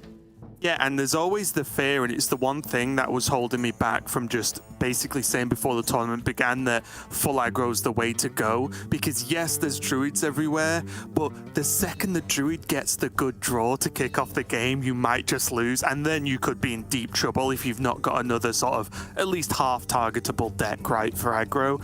So it's a little bit scary, but we are going to see the Paladin first. Again, the fairly standard, probably a list that's seen the least amount of change since the mini set, with 0 new cards in this version. As G was talking about a little bit earlier on, there is a more sort of aggro / buff Paladin list that does include some new cards, but this is just good old Libram Paladin. The Iron Deep Trog, a pretty expected inclusion now in the list, and it just seems to be good enough if they can just get the decent curve going, because otherwise it's just going to be tough to... We've seen it already today, where if you skip that solid curve, you just give your opponent a gap, right, to just dive in, and then suddenly you're a little bit behind.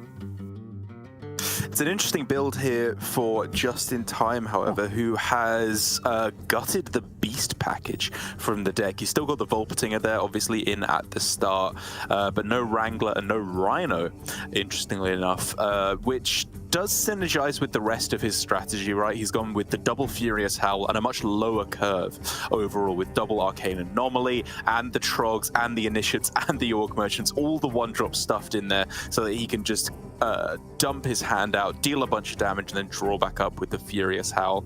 I haven't seen this particular build in action, but you know, I'm willing to see how it goes. It at least has some strong theory behind it. We'll see whether or not it ends up being the strongest build, though. Yeah, my only question, again, I've not seen this specific build played yet. My only question would be, with all those one-drops, almost all of them work well with your buffs, right? And JustinTime does have the Biscuit in the deck, but he doesn't have Ram, I believe, in there. So it's just interesting to me that obviously you've got to make cuts somewhere, right, to fit in these one-drops and so on, but not to play like the double sets of buffs for 2 mana and 3 mana is a question mark I would have. But as I said, I have yet to see the deck played, so I'm enjoying as we get into it right now. A couple of one-drops, which is frankly to be expected with this build. If you mulligan, you should have at least 1 drop, I think, on average, but Justin going to just choose what he's going to go for now. Choosing to go wide, he can combine the Anomaly with Infestation next turn. Obviously has the choice of Neophyte instead, but a pretty solid start so far. Yep, should be a nice value trade no matter what happens for JustinTime here with the adorable Infestation. This is obviously exactly what you're looking for, but you know, like you say, you do need to get off to a really quick start against Paladin, because even though their turns 3 and 4 are quite weak before they start coming online with the Aldor Truthseeker and reducing those late game Librams to heal back up. These early turns are not too bad, and you really want to make sure that you're dominating the board by the time turn 3 rolls around. I was getting very afraid then as to what was going on that turn, because yes, you have to make this exact turn, or I guess double trade Neophyte, but you cannot play Adorable first, because then you won't be able to go the second Trog. So glad that Justin was probably just looking at his options that turn, and he did come out, you know, correct in the end. But just for a second there, Derek, I was afraid. Yeah, it did get a little bit scary. This anomaly, though, is looking pretty good, just to keep hitting face turn after turn. I still question whether or not this will be enough to fight back before the Paladin comes online, but it's a very reasonable start. There's been no mana floated so far for JustinTime. And the Barret Codebane to follow up. It's going to be a mighty close one, and I'm thinking that Blademaster Samuro might be the difference maker for Deads to stabilize this one. I think that for Justin as well, the only thing that actually, even this early for me, kept him in the game, based on us seeing Deads' hand, of course, is that the Neophyte stopped the coin 4-4, right? Because there could have been coin Carriol into the 3-3 last turn. If there was a different minion than the Neophyte, could have been coin Carriol and then Samuro afterwards, potentially, to clean up anything else. But the Neophyte stopped that happening. Deads had to have a relatively slow turn, and that is a decent window for Justin to push some damage through. For the Alliance and my family. There goes the anomaly, though. Holding off on. Yeah, I really like holding off on the Samuro for an extra turn here, even though he could have taken less damage immediately, I suppose. It's much more important to save it to go with the Libram of Wisdom or the Hand of Adal. And now for JustinTime, things are kind of starting to come to a halt. Like, his board control is obviously going to disappear once Samuro comes down next turn. So the question is whether or not the burn damage will be enough to get there. However, he's still just committing burn cards to clearing off the board, which is, I don't know, something you kind of have to start questioning at this point. I wonder if everything else should have just gone face, and then you even point the aim shot face as well to try and close out the game before the Librams of Hope come online. Yeah, I think that might have been the fear, honestly, about the Libram of Hope, because if he'd left Carriol on board, then that's potentially 2 spell reductions over the course of 2 turns that have already happened. And he might be a little bit worried about, say, Coin Libram the turn after. I didn't mind that, because as we can see, it negated a lot of the Samuro effect by just saying, okay, I'll kill it, I'll hero power. I can still play Barak the turn after. And Deads, as we can see, is still a long way away from any kind of heal and on 11 health. So it's very, very doable indeed. This is one of the sort of weird drawbacks of Furious Howl, being at the mana cost it is. It does mean Barret can draw it, and you're not as reliably getting that, you know, almost guaranteed quick shot a lot of the time. And here it is, the thing that JustinTime didn't want to see, the card that everyone unanimously rated as probably one of the best cards of the set, one of the best cards of all time, honestly. And when you see it in situations like this, you start to realize why. All of a sudden, this 15 health is effectively 30 health with the immovable object just stopping any kind of aggressive potential for JustinTime. He has to win backboard, and that's just an almost impossible feat at this point. Yeah, and bear in mind as well, no rhinos, as we mentioned earlier, right? So there's no chance of just trying to stick a big minion and go for it. Honestly, at this point, I think it is just aim shot, quick shot, hero power, and then, you know, just try and push. Just keep pressing buttons and hope there's no heal. I don't know if there's any realistic option. Obviously, that does a lot less damage, but at least the half damage on all these odd numbers does get rounded up. So it's something. And other than that, because of the build that Justin has, but what else is he going to do, right? He doesn't run weapon removal, so I don't know what else there is to do for him there. I mean, this is fine as well. As long as he's just chucking as much damage to face as possible every turn, it's the best chance he's got, even though it is looking grim. You can tell by the shake of the head. Yeah, exactly. He's like, well, I don't expect this to work, but what do you want from me? You got to play it out. And here from Dreads with the Aldor Truthseeker, the Libram of Hope to follow up. I think we can quite clearly see that this one is just slipping out of his hands, and JustinTime is going to have to find either a miracle in this game or more likely one of his, or hope to target one of the other decks for Deads, because even though there's still the OTK Demon Hunter, or sorry, just the Demon Hunter in general, the Fel version of Demon Hunter, that should be in a pretty good spot for Deads. It's really that Druid that I'm thinking should be the heavy target point for JustinTime to try and sweep.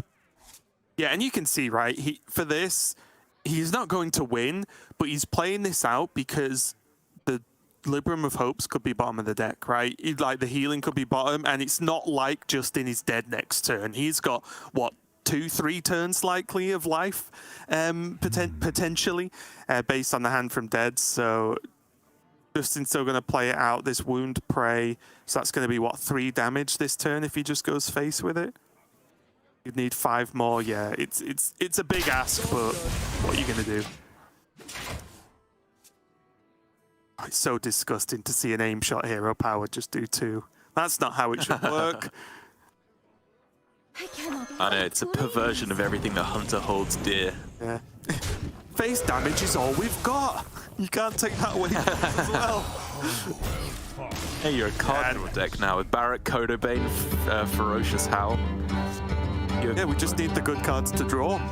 Yeah, that is going to be a win there for Deads on the Paladin. And again, he had just enough. And we see as well the power of that Trog. It might not have looked like much, but having to trade in double Wolpertinger turn 1 or turn 2, I guess, is a big problem. It's so much less damage. If that was just the, you know, any other 1-drop basically that Paladin normally runs, it could just be ignored, right? A lot of the time, even if it's the 1/3, you could have just kept going wider, played the Trog and put the Adorable Infestation on that, and then just kept going and pushing face damage and try and race just that little bit faster.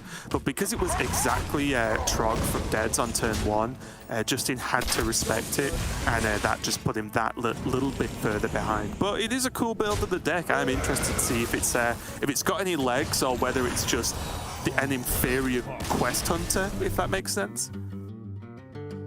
Yeah, I think for me, it's just not quite board focused for this metagame, which I think, you know, if you're going for the full aggro lineup, you're trying to target Druid, you're trying to target maybe a, I don't know, Mizaki Mage, or just some of these greedier decks that don't necessarily answer board so effectively in the early game. And by doubling down on burst damage instead, I think it pulls back on what you're actually trying to do with Face Hunter right now. And so personally, I absolutely agree with you. I think the ramming mount slotted in there is probably a better shot. The Rhinos, you know, I can understand cutting those, but I would personally still favor them just to have that more dominant board presence. But here we go. This is what we were talking about, right? This is JustinTime's chance to pull his way back into the series, get in the driving seat. He needs to beat this Druid twice, I think, for there to be any real shot of him taking this series. The Fel Demon Hunter is just so well positioned to fight back against all this aggressive potential, and so he needs to try and find, with the Hunter, as much early board progression as possible to just blow them out of the game, and with the Weapon Rogue, a heck of a lot of damage with these Swine Tusk Shanks. Yeah, I will say very quickly, just going back to the Druid, that roughly is the build I like at the moment. And I think it's something we see in Druid's life cycle all the time, is people build the greediest sort of trimmed down list possible with as much ramp. And then we always end back on Glowflies, you know, token, big board generation. And that's exactly what the Druid's going to do. Weapon Rogue, again, yeah, we know this. It's obviously gained a few and a few cards have changed over the course of its life cycle, but really it does the thing, right? Draw a weapon, build it up, go face. So a lot of this is really going to be down to how fast Justin can get hold of that one of the weapons and start pressuring, and most importantly, how fast Deads can just get onto that ramp to really start popping off, since again this rogue doesn't really have a great way to deal with tokens, right? Yeah, exactly. If a big Glowfly comes down on turn 4 or 5, honestly, at that point, the Rogue already has to start playing the Shroud. Cloak of Shadows, sorry. Oh, yeah, Cloak, just not to, Shroud. hide behind. Yes, I always mix them up. They're such a annoyingly Cloak close of Shrouding. complete. Exactly. Same thing. Unless, of course, you can delay until Scabs. Scabs is really what you're just trying to bridge the gap to, so that you can bounce everything back to the hand and then keep swinging turn after turn. And the best way to bridge that gap is just to be really bloomin' aggressive and find that shank as soon as possible. Yeah, there is some level of card draw here. Of course, Secret Passage and that Swindle to help out. The only... Maybe I've just been hurt by all the druids I've played against on ladder over the past few days, but even just Secret Passage into weapon, which historically has been fine. You do it, turn 4, turn 3 with coin, but even waiting till turn 4 to just dig for a weapon feels slow against druid. I feel like they've already got Kaz down, and you're like fighting against treasures on turn 4, but maybe that's just me over-exaggerating.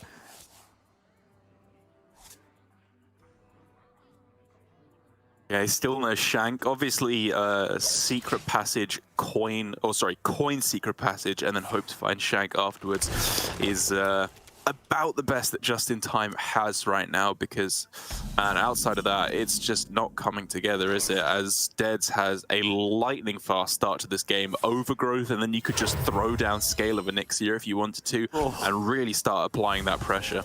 I mean, it's like, it's so... Like, he's going for Secret Passage to try and dig for his main weapon and his win condition, basically. To equip it, it's a 2-2 weapon initially, which, yes, it grows. Meanwhile, Dez has 8,000 cards. He's going to have 8,000 mana, and he's going to deal 8,000 damage very soon. Yeah. Like, the whole hand, you could see Justin's response to just the amount of card draw that Ted's has. And, yeah, I'd be afraid too. And this, yeah. As always, there's the shank just to laugh at you right at the end of the turn. One of those awkward facets of deck building, isn't it? Where if JustinTime was really trying to double down on targeting the druid, he probably would have gone with Quest Rogue as opposed to Weapon Rogue, because in situations like this, even though Deads has drawn 1 million cards, he's going to play Overgrowth as well afterwards. He'd be at like 15 health by that point, because they just deal so much consistent pressure. Obviously going with the Weapon Rogue, I think, boosts your matchup significantly against the other control decks, like Control Warrior, Control Warlock, maybe some Control Priests or Demon Hunters as well. But as we can see in this game, it's just not getting the job done anywhere near quickly enough. I think Scale of Onyxia is going to be, if not game in the next couple of turns, it just forces JustinTime into that situation where, as we said, it's Cloak of Shadows or death. Yeah, it's... I will say he got the shank at possibly the last minute, or just in time for him to have any chance of winning this game. But you're right. It has to be Cloak, because even though it's easy for us to say we can see Solar Arbor, blah, blah, blah, but with the amount of card draw that's already happened, you'd have to say you expect at least an Arbor up at minimum this turn if you don't kill off all of these whelps. So, yeah, I think Cloak plus, like, I don't know, Deadly Poison just has to be the plan for now, and then hope something crazy. Hope you draw another Cloak next turn, I think. Yeah, I'm really trying to formulate a plan that doesn't revolve around just Deadly Poison, Swing, Cloak of Shadows. I guess you can just try and be really brave and say, if you have it, I'm losing the game anyway. That's it, isn't it? The other plan is to just hope. Like, that's literally it. This is max damage. He is setting this up for just okay. Hit, cloak, hit game. Is basically what he's going for right now, but you can see the hands in the air. He's like, well, this is the best I've got. He tried to win the game as quickly as possible. Bit more risky, but honestly, if he cloaked last turn, was he really going to win the turn after, or maybe get there? It's a tough one to call, but either or. That's going to be game number 3, going to Deads. And this type of druid looking like, at least to me, Darek, so much more of a consistent powerhouse than some of the more ramp focus, should I say, and like just all in on Kaz or the Yasharaj list. They're all right, but this just feels better. You get to run effectively like 4 sets of Glowflies and then Arbor whenever you want. It just seems so strong and so consistent. I fully agree. I think this build of Druid is really onto something because, as you can see, it gives you great matchups, or it always gives you the ability to just scam these games out of nowhere against the decks that take a little while to get on board. But I think the main thing I really like about it is it just gives you such a advantage going into the Druid mirror. Because even if your opponent hits that perfect Kazakhstan start, they're playing it on turn 6, it just doesn't matter. If you play Glowfly the turn before they do that, they're dead. There's nothing. Yeah, there's nothing they can do, right? To that. There's literally nothing in the deck. Like, maybe if they can get a scale of Onyxia perfectly positioned, they can equal an empty board. But then, of course, you have the initiative again. It's just disastrous of a matchup for the non-token version. So I really, really like the way that Deads has built his Druid lineup here, because it gives him the best chance in the mirror and a good shot against aggro as well. And as we saw with that Druid out of the way, it's just now, I think, the Paladin left over that he needs to get a win with, right? Oh, no, sorry, the Demon Hunter. The Demon Hunter. The Demon Hunter. The Paladin. Yeah. Yes, correct. Sorry, just the Demon Hunter left over, which is going to be an interesting one against the Rogue, because it's typically a matchup that you're struggling with. The lack of taunts, the high damage from the weapon is very, very scary. But Deads does have that single copy of Rustrot Viper as the spicy tech that could potentially pull him back in the lead. Yeah, it's one of this weapon rogue is one of the sort of weird aggro decks that can do well against Fel Demon Hunter. Normally, Fel Demon Hunter's like, well, they've got all this removal, they've got the heal, so on, so on. It's like, Rogue's like, well, I don't play minions, so enjoy that removal. But you are right, it's going to be important if that the Viper comes down for the weapon. But for now, Justin's nodding, just looking at all the swindles he has in hand. Yeah, it's, you know, it's not a good start, obviously, but it's getting him closer to a good start, right? He can go Hero Power and then Silverleaf plus Swindle. If he wants to, he could go, I guess, just Swindle on turn 2 here, but I don't know. I feel like I'm happy using a Silverleaf Poison for just 2 draws on a deck instead. I think in this matchup as well, well, you're not getting rushed down, right? So you don't need to, oh, I need this dagger quick. Like, that's not going to happen. So I do like this. I do completely agree. Silverleaf plus Swindle, that's going to start, like, slicing through his deck really fast, isn't it?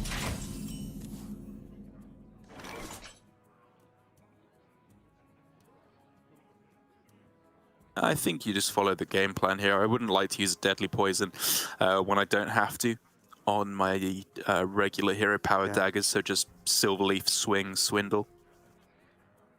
It's so much card draw that he's going to hit the shank soon. I guess you would actually go Silverleaf, Swindle, and then Swing last, just because it gives you a slightly higher chance of drawing the weapon, as the weapon cannot be tutored by Swindle. But a minor optimization over the play that you're always making. That we will judge viciously. Correct order, let's go. What is the plan here for Deads? Because again, he isn't running, I believe, the Expendables package, right?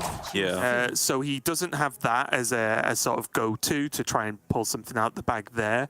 So is it just going to have to be the hero powers ticking away from an on-curve Kurtrus, along with just like a good Jace and just some good spell damage Fel Barrage? Is that just the general plan?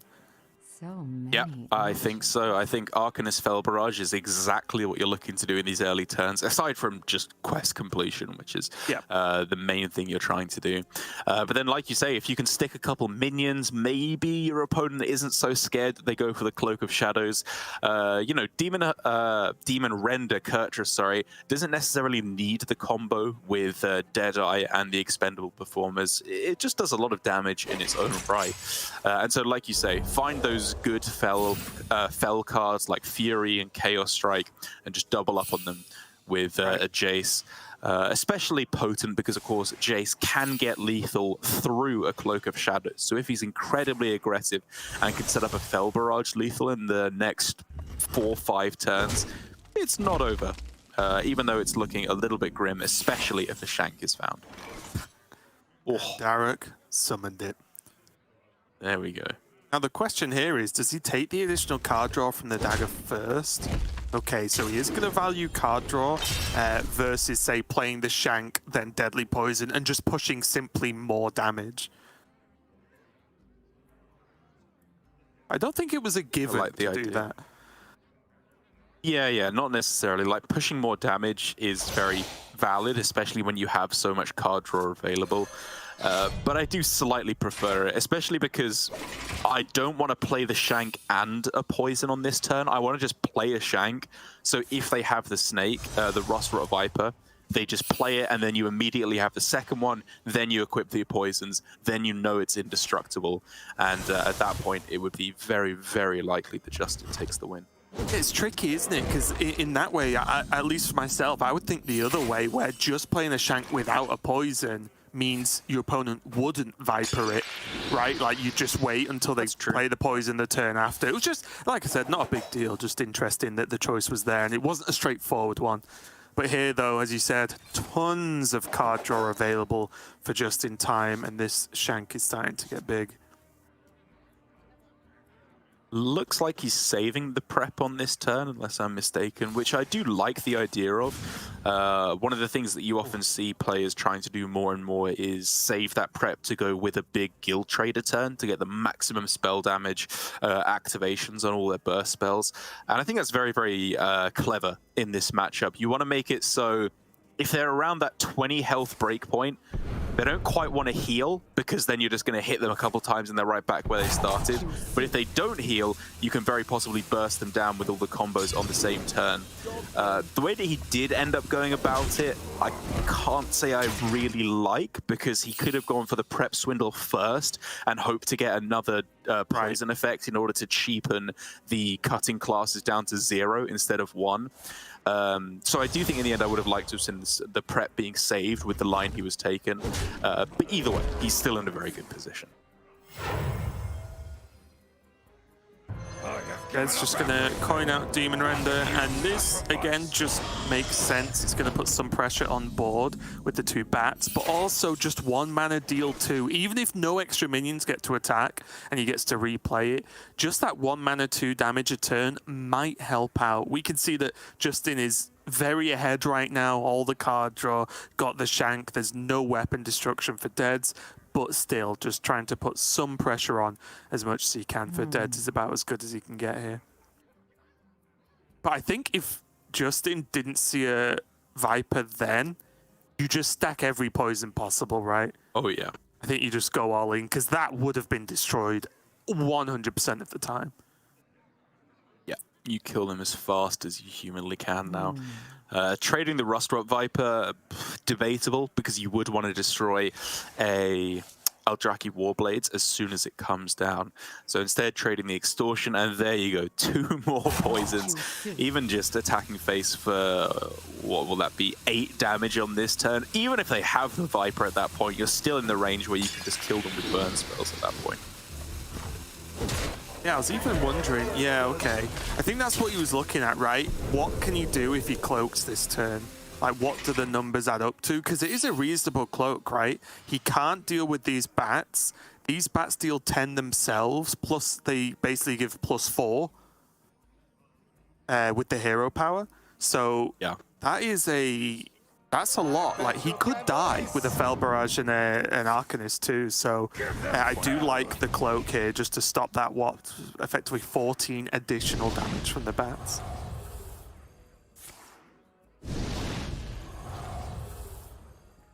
And so now we can obviously try and dig for that second Cloak of Shadows, leading up into the Shadow Crafter Scabs on turn 8.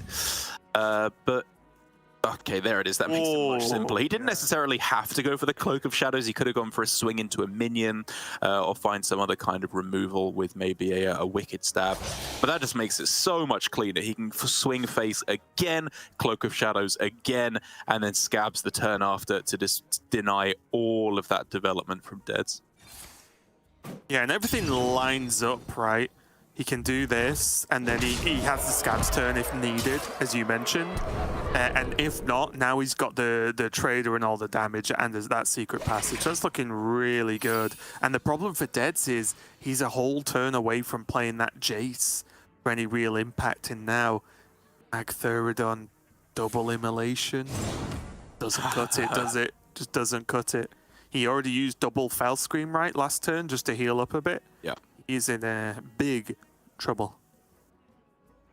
It's just over. There's nothing that Deads can do. He drew dead, didn't get any of his card draw, didn't get to complete quest, and JustinTime's hand was too good. It was weapon and then a whole bunch of poisons, which is exactly what the deck wants to do, as he tries to psychically blast his opponent into ending this game sooner.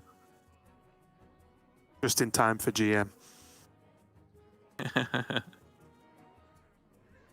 I mean, they are very much acting out their names right. JustinTime, very rushing his opponent, wants to get this done just in time. And Dead's kind of acting like a dead person right now. Potions, flasks, Yeah, that looks I like got it all. a lot of damage is how much I'm going to count, Derek. Double Sinister Strike for 10. Additional 8 going down there. And there's the group to finish it. Good game there for Justin. Managed to take a win and even up this series. But again, that was one of the wins that I think it's fair to say you'd rather be the rogue in this one, right? You saw how sort of little that Deads had to do in that game because of the build of Demon Hunter that he'd gone. It's not like he even played, you know, the older Fell Demon Hunters. You could play minions, right? You did run some to just play on curve and try and like, you know, aggro down in certain matchups. But with this one, it's much more defensive and much more focused on, well, here's quest and here's the hero. Let's make this work. So now for the last chance here for I got it all. JustinTime, well, for both players actually, to get the win and go up 3-0 in the series. What is it going to be? The Hunter versus the Demon Hunter, I think, for the last remaining one. Which, I've got to say, this one should be favoring Deads a lot better. If he got the kind of hand he got in this game against the Hunter instead, honestly, I could see it getting there. It's plenty of removal, plenty of healing. Jace could come down probably to do that all over again and further bolster his healing, especially with this build from JustinTime that's very light on board presence, very heavy on burn. That's generally where Demon Hunter starts to shine. They just have so much efficient healing in the form of the lifesteal with I-beams and the Aldraki Warblades and the Fell Scream Blast, that the Hunter really struggles to keep up. Yeah, it is just another matchup. As the Hunter, you need good one drop into buff, arguably into another buff to stop the sort of response. Because you don't even care as much about going wide initially if the choice is between going wide or going tall, I suppose. Because to me, it's more likely that they can just kill a wide board, right? There's Fell Scream Blast, there's Immolation Aura. Whereas if there's a one drop into a buff, then that's what you're looking for, because you just want to punch them with one big minion to really get away with it. Yes, additional minions are always nice, but you're just scared of that AoE. And so far, Justin has not got the best hand for this at all. He really doesn't, does he? I mean, he has a curve of some kind with a 1 into a 2, and then, I don't know, Ferocious Howl can just be used to draw a card. Aim Shot is something, you know, it allows you to spend your mana into Barret Kodobane, because honestly, with JustinTime's list, yes, he has a lot of one-drops, and you would have hoped to have maybe found a couple more by this point. But there's a lot of burn in there as well. Drawing all these tertiary spells is not really that unexpected of an outcome. Yeah, it's scary in this matchup because the burn's just not permanent, which is normally what you want to rely on, the fact that once you've done the damage, it's done and it's staying done. The Neophyte is fine, but not really game-breaking on turn like 2 on curve, so it's definitely a tough one. I-Beam found there for Deads as well, so already this aim shot, or at least the initial spell part of it, has been negated by that generated I-Beam, but still Justin is pushing in now. Double Furious Howl, not really what you're after. This is the worst combination of cards because all of them draw cards, but 2 of them rely on you having no cards in hand. So yeah, a little bit tricky here, and already with the amount of card draw that Deads has available just right now, it feels like Justin's hand is just already too slow for this game.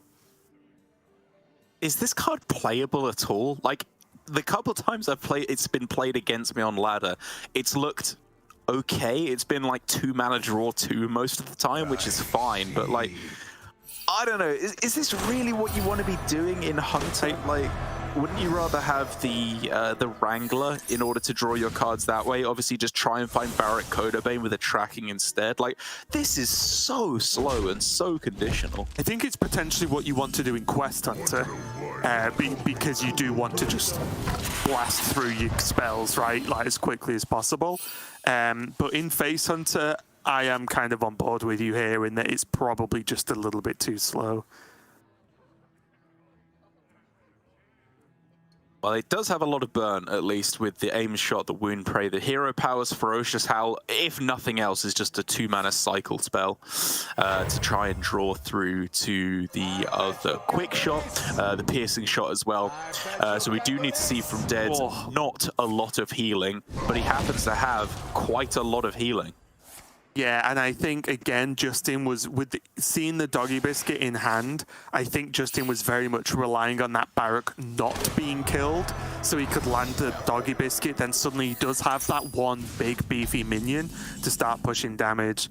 And now he gained Furious Howl back, so got an okay hand, but as usual, if Hunter gets any form of minion played against them when Hunter's off board, they're in trouble. Like, these Arcanists will farm the board to an extent, right? Oh, yeah. Which is kind of ridiculous. And I mean, just look at this for Deads. His hand is absolutely premium. Kurtrus Demon Render is fantastic in this position to keep on farming this board, keep it completely empty. You ever go Cub Furious Howl here, or do you think he really wants to defend this board and kill one of these Arcanists? I'm never putting these at minion. Yeah. Well, that's why I thought of just going. That's why I thought of going Cub Howl, right? Because you get to draw 2 cards. I guess he's just all in on the dream of drawing 3 with Furious Howl. Sorry. Yeah, I guess. Those 3 cards of Pyroblasts, though, might not be enough. Alright, I'd be very surprised if this Kurtrus isn't a too good bat at this point. Yeah, there we go. 4 attack.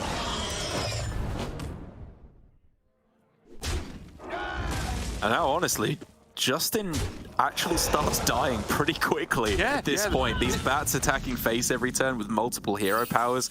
Like, this is a 2-turn clock quite easily. Yeah, this is the problem, right? Once he's pushed off board and the heal came down, I think what needed to happen, well, a lot of things could have changed this game, but if the Barrack wasn't killed and he could have got Doggy Biscuit on it, the game does look a little bit different there, but I think now it's too far behind. There's a Studies into Spectral Sight in hand. There's an Immolation Aura if Justin makes another board. Deads has whatever he needs, whichever way he needs to end this game. He's already got it in hand. Let me work my magic. Well, here we go. It gets the full suite of card draw, and it does need to be something absolutely miraculous now, or for Deads to somehow just completely whiff on all his cards for the rest of the game, which, honestly, I just don't see how that's even possible here, right? He's got Illidari Studies, card draw with Spectral Sight, removal with the Immolation Aura if that were even necessary, which it doesn't look like it will be. I mean, arguably, as soon as he finds himself the Jace, I think this is just GG. Like, arguably, he's kind of like felt like he's given up that turn anyway, because he traded a 1/1 extra in, and I know that, yes, there are reasons to, like, you expect your minions to be traded off, so maybe it's banking 1 more damage guaranteed, but is it better than just hoping your minions don't get fully cleared and pushing damage that way? Like, either way, I think this is going to be a big ask here for Justin. And look at the card draw. I mean, his top deck potential is just atrocious, right? The best he can get is that Furious Howl, but with no Rhinos, no Wranglers, Barrack Codabane already used in this game so far, there's nothing. it's just I love, so far behind. I love that the best top deck potential is a card that will then draw you your worst top deck potential. It's like True. Yeah, and I think Justin knows he's just going to play it out, of course, and don't blame him just to see what's going on, but Kurtra's hero down, now our Draki Warblades, there's no Viper knocking around to help out with that. The heal's going to be there. He knows now quest is complete, so Kurtra's twin brother is going to come down as well. 27 health on Deads there. It's such a big ask, and he's playing 1-mana 1/1s into this, right? It's just not going to happen, and it looks like Deads is going to be able to take this series and move up to that 3-0 spot. And again, just to remind everyone, you might think, oh well, 3-0, well there's 8 rounds of Swiss, it's not that big a deal. Every single match win is a big deal this year, because every single time you win and someone else takes a loss, you're putting yourself in a much better position to qualify for the Summer Championship. So any wins at all in a Masters Tour are absolutely huge, whether it's round 1 or whether it's round 8. Absolutely right, and also just 3-0 start if he can finish with one more win in the final round of Swiss to the day. Heading into day 2 with a 4-0 start just improves your mental game so much. You still have that one loss that you can take and potentially end up in the top 16. It means you're in such a good position as JustinTime essentially throws in the towel here, waves goodbye to us. He's been a good sport and gave it his absolute best shot. But in the end, it's going to be Deads going up 3-0, so JustinTime will need to get a perfect sweep of 5-0, I think, in the remaining 5 rounds of Swiss, which is, of course, an incredibly difficult feat, but not entirely over for him. Whereas Deads, an incredibly deadpan player throughout, I'm sure will be much happier that he's letting on here as he does go off to a really good start.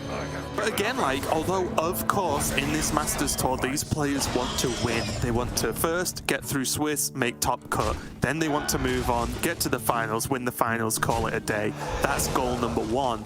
But again, even though Justin took a loss here, he's already 2 wins up. We'll keep playing hopefully and then bag more wins, because for everyone that's gained wins, even just so far, there'll be a lot of players who has 0-3 after this round, right? And then you put yourself so much further forward for that potential qualification that it's still just it's a good result already, just grabbing wins while you can in the Masters Tour. But yeah, nice win there. I'm sure both lineups look like they're going to do well. I do like the aggro approach, but again, it's just the second you take the loss, and when you're up against the Druids that have the ability to just take wins because they're playing Glowflies, they're playing Scales, it's just very, very scary indeed, isn't it? It really is, and while I think for JustinTime he had maybe the strategy of hedging his bets somewhat, his lineup with a higher burst build maybe gives him more game against Mage, a little bit more game against Rogue potentially. If you're going for the strategy of aggro, it feels like your bread and butter in this metagame is these greedy Druid builds, and his lists were not quite well suited enough to take that down. And so in the end, I think Deads just has the slightly more robust lineup. He's got a good anti-aggro potential and also a lot of good chance against control decks as well. So I think we can expect good things from him actually heading into the rest of the tournament. I like what I see. Yeah, looking forward to seeing how it pans out, but we are done now with round number 3, which means we're going to go to a break and get ready for round 4, the final round of this day. So don't go anywhere. We'll be right back.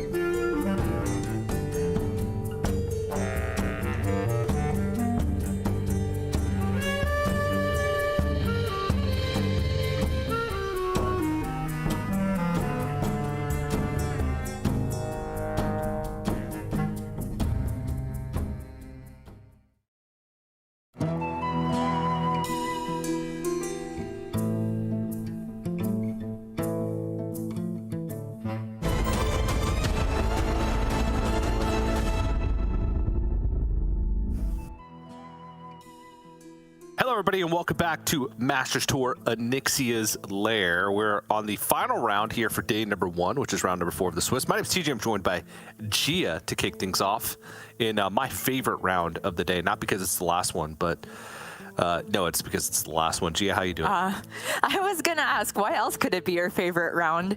I'm doing great, TJ. This is actually my time zone for once, so I am feeling still pretty energetic. Just had lunch, and our players are really getting into the thick of things. They can start to pull away from the rest of the crowd around round 4, and we do have 2 players that I'm not particularly familiar with, but decks that I like to see. Just the good stuff, nothing too out there, I think, for this matchup.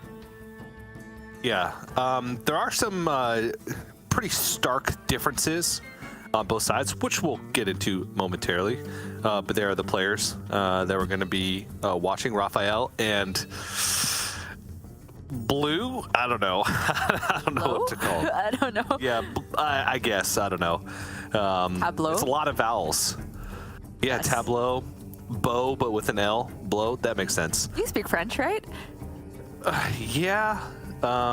No, I don't. I like to say that I do. I can understand probably like 60% of French, but then it's very hard to speak. I've been trying to learn. But yeah, there seems to be some similarities on both sides, but like I said, also some pretty stark differences in how they approach their lineup, with RaFaEl going for more of like a full-blown combo style in his lineup. Yeah, RaFaEl, a player that I've heard from him consistently on Twitter. He seems to have a pretty active social media presence, and I believe he is a Korean player that's relatively young, like still school age, and they over there have a university scene, so I believe I've seen RaFaEl competing on there maybe once or twice, but he's also had very consistent qualifications to the Masters Tours. Over in his Twitter profile, it says he qualified to 5 out of 6 MTs in 2020, and all of them last year, and already through to the first one of this year, so you love to see that consistency. And he's going to start off the series with the Mozaki Mage. Nothing out of the ordinary here. I think this list is what most, if not all, the Mozaki players have landed on. Just the goods. Even though LFBleau is at 4 mana, still good enough to make the deck. Yeah, still fantastic. Can get reduced even further, of course, by Siphon Mana. And then the second one is 3 mana. So there you go. You know, there's a lot of decks right now that do give you a ton of time, as we've seen throughout the day. And, you know, if you run into a lineup that doesn't have any disruption, that does have that build-up time, Mozaki Mage is the perfect deck to counter it, because it does have that insane inevitability, which it feels like a lot of RaFaEl's decks kind of fit that similar boat, right? If you're you only have a limited amount of time to kill him, or he's going to win the game.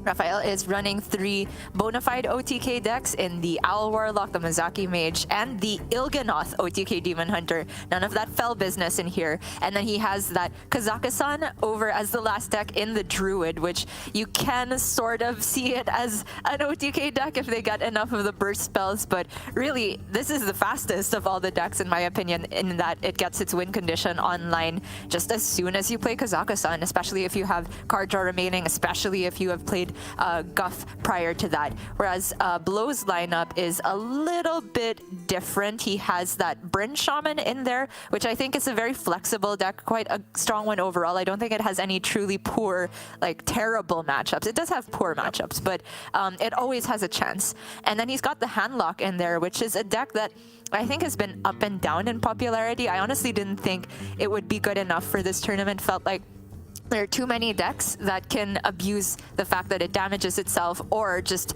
kind of freeze their board, but there is still the showstopper in there, as has become the standard list, I think, in order to make sure that they can get through the Shamans. Yep, is going to be queuing that up in game 1 to go up against the Mozaki Mage. You know, it just seems like with every passing day, Handlock feels slower than it did. Even though that's not the case, it's just like it's not changing while the decks around it are. But of course, like nerfs to some of the cards over time have made it feel like that. It definitely feels like just like a pretty balanced deck overall. It can get those pretty big starts where it can get some large threats online early in the game. But, you know, it kind of has to have that align or hope that the Mozaki Mage draws poorly in order to be able to win this matchup. There is still the double cult neophyte, which can be very clutch in dealing with Mozaki Mage if you're able to time the neophytes alongside a big threat, or just buy yourself one more turn by playing that neophyte and not dying to a Mozaki combo. That can be all you need, because just like how Shaman gets checked by the Showstopper, flurries, which is usually the most convenient way for Mage to stall out the Giants, can also be unfrozen by the Showstopper. So it's up to LFBleau to put together enough pressure before RaFaEl can get his big damage online. And unfortunately, this is not the hand to do it with. Soul Rend, not good. Battle Master in the opening hand, and a Drain Soul, which is not really going to find many targets. So RaFaEl, just all card draw, which is what you want to see. Obviously, no flow on 4, but has plenty of opportunities to still find it. Backfire, very welcome pickup here for Blow. Yeah, in a lot of situations you wouldn't go for Backfire, but with this specific hand, if he goes tap into Tour Guide, I don't think he ends up having the hand space to go Backfire later on, because the Soul Rends and the Battle Master take so long to dump. So I wouldn't mind going for Backfire and then ending with the Coin Tour Guide. And this still works out in terms of hand space if he does draw Null or another on, that he'll be able to play those for 1 mana next turn. There's a Null. Still not much pressure, though. Somebody promote RaFaEl to EU GM. He is one of them. He gets the flow. Disgusting. It's so crazy, just over time, how flow is like, you know, was a year ago. You know, they always get flow on 2. Months later, they always get flow on 3. Months later, they always get flow on 4.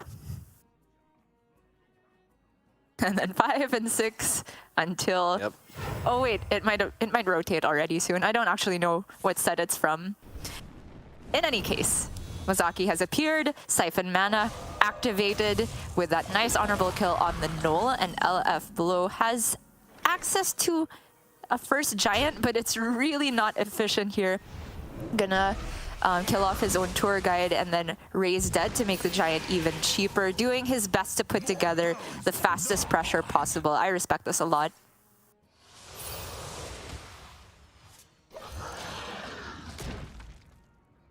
Here for the tour?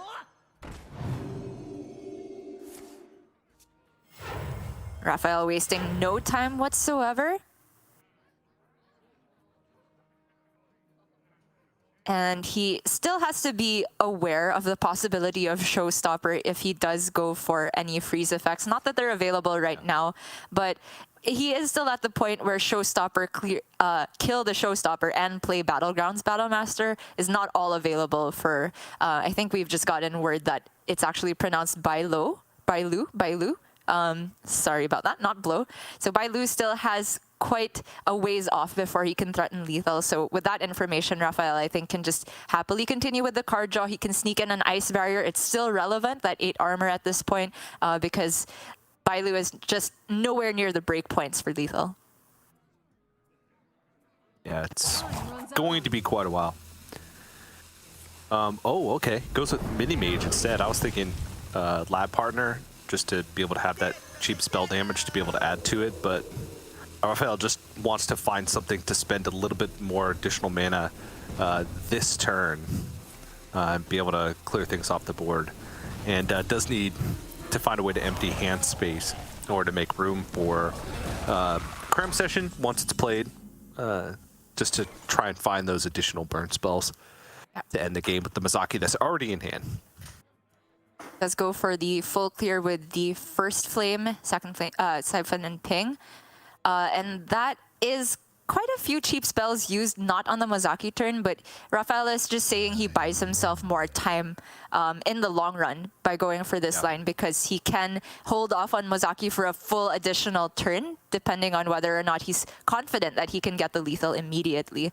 BruTo does not really have access to any big threats right now, and the backfire is kind of awkward to play with the amount of hand space issues he has.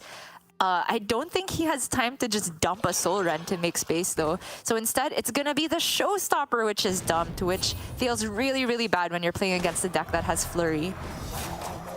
Yep. But, you know, also realizing that if he doesn't find an opportunity to play this backfire with no other cards to dump in hand, he's not going to have the threats to make the Showstopper even relevant, right? To force RaFaEl to even use the Flurry, so it does make sense.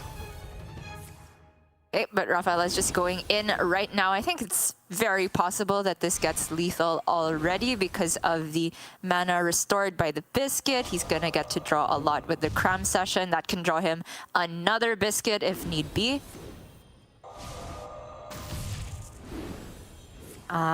Or the other Ignite, and because a Flow is played, one Ignite will just cost one, but there's the other Biscuit as well, so almost any piece of burn should get this done.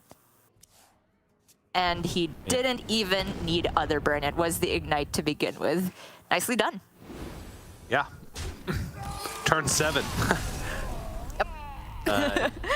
That's Mozaki Mage in a nutshell. Obviously, you know, we've seen games, even on broadcast thus far, that Mozaki just wasn't there. And I do believe BruTo is does have Mutinous. It's just in the Shaman. Okay. Yes. Just in the Burn Shaman. But RaFaEl able to dodge that by just getting the Mozaki Mage win out of the way right in game 1.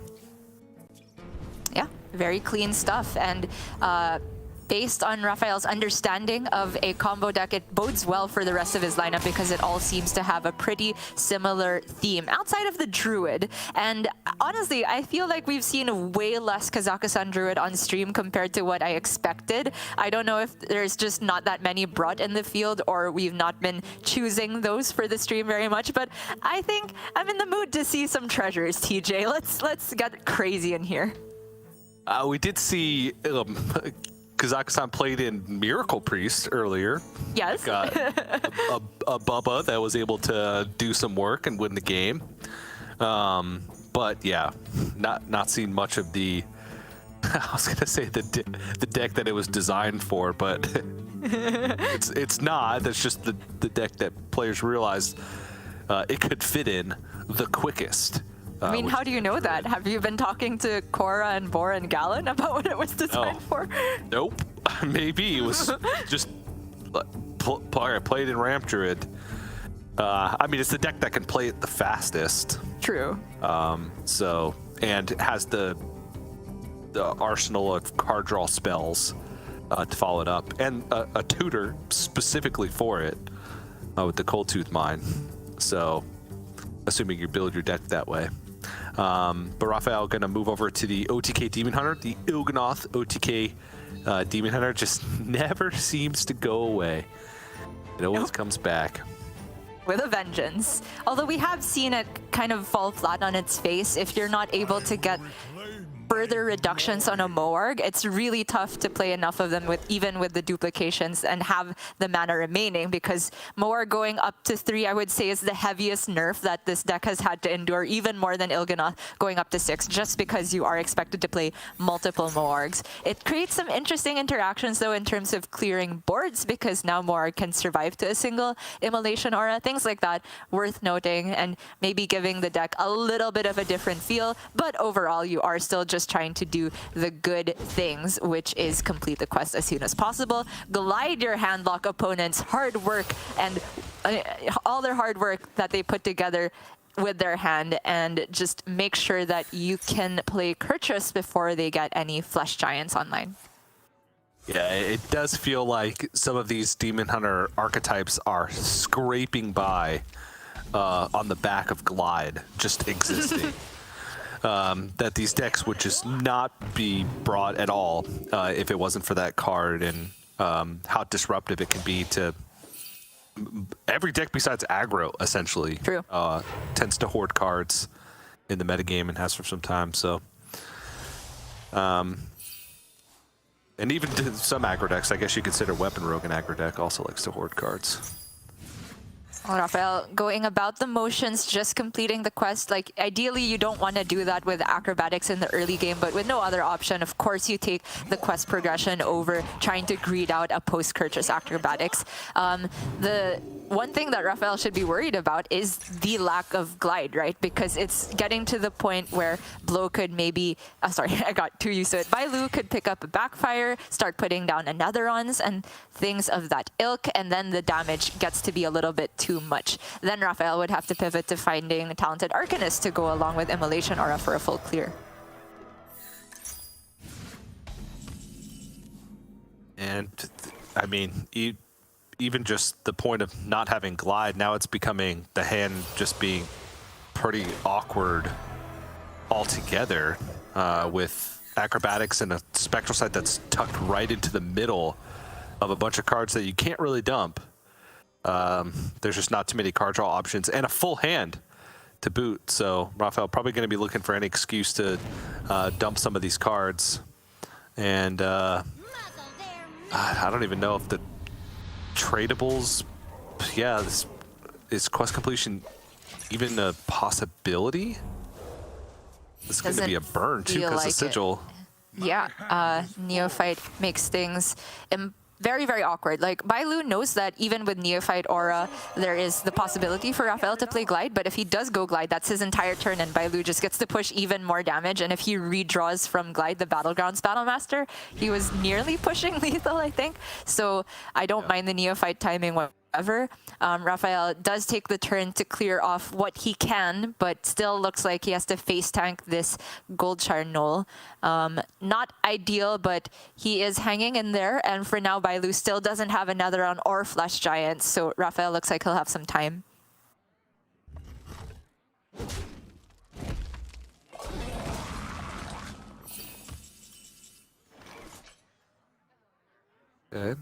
Players struggling with hand space issues at the moment. There's not really anything that can just be played out on the board. Again, it's going to be a showstopper dump. Not that it really matters against this matchup specifically. True.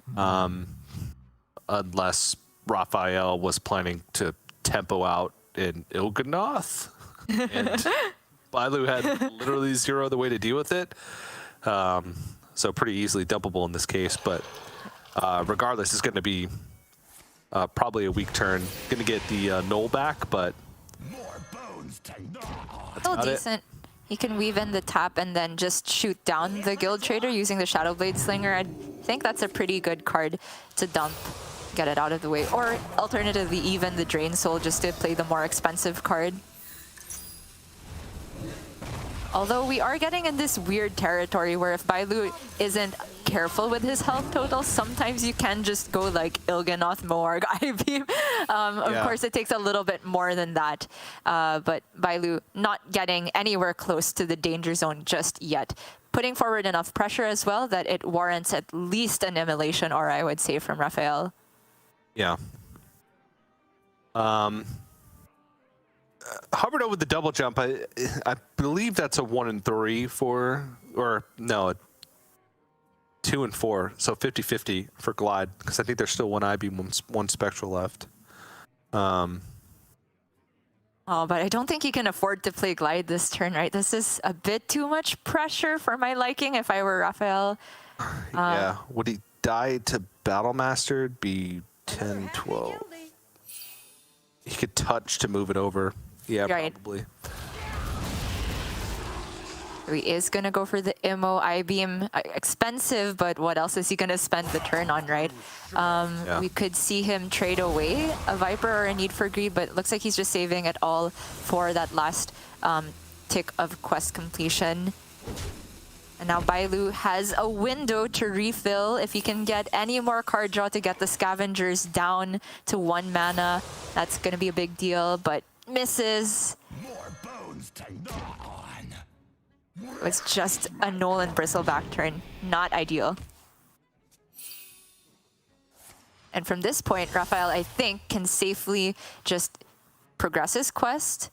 Granted, progressing and playing Kurtrus all in this turn isn't quite possible, so not great either. Even if he's able to face tank this 8 and potentially 16 if there is the Battle Master, he's still like a turn behind on playing quest reward. Yeah. And would have to deal with whatever board BruTo would play, and then play the quest reward. So it's almost feels impossible at this point. You see him hovering over the glide just to maybe end up with the other I-Beam and Outcast so he can at least deal with the 3/3. Gets Spectral Sight, so this can still be quest progression, but doesn't answer the board and doesn't get Kurtrus down this turn, so things are looking dicey. Ends up with the other Arcanist. That could be a big deal if he picks up Immolation or Fell Scream soon. No hand space yet again. Yeah. It's another burn and a missed hero power. Yep. Trying to struggle what to do. So is he trying to like find the I-Beam, like you said, to get the bristle back, and had just the opportunity to hit the glide, the second glide. So it was like a 2 out of 3. One was completely neutral. One allowed him to clear the bristleback and then glide. And then Spectral Sight ended up being the worst one because it didn't allow him to do any of that stuff, glide away or take something off the board. Ah, Fell Scream Blast. Oh, yeah. Without that and without an Immolation Aura, there's just no way to clear the board, and the Neophyte Aura made things even more awkward there. So that's going to be a win for BruTo on a deck that we thought has been too slow for quite some time. But I also think that OTK Demon Hunter is quite slow right now. I'm a much bigger fan of the Fel version, and you can start to see why. Even though both decks kind of struggled with their hand space there, I think that the OTK Demon Hunter has less things to dump that they're happy about, whereas the Handlock does still have a certain amount of cheap minions like the Tour Guides, the Slingers, and the Cult Neophytes that also double up as building pressure. Yes.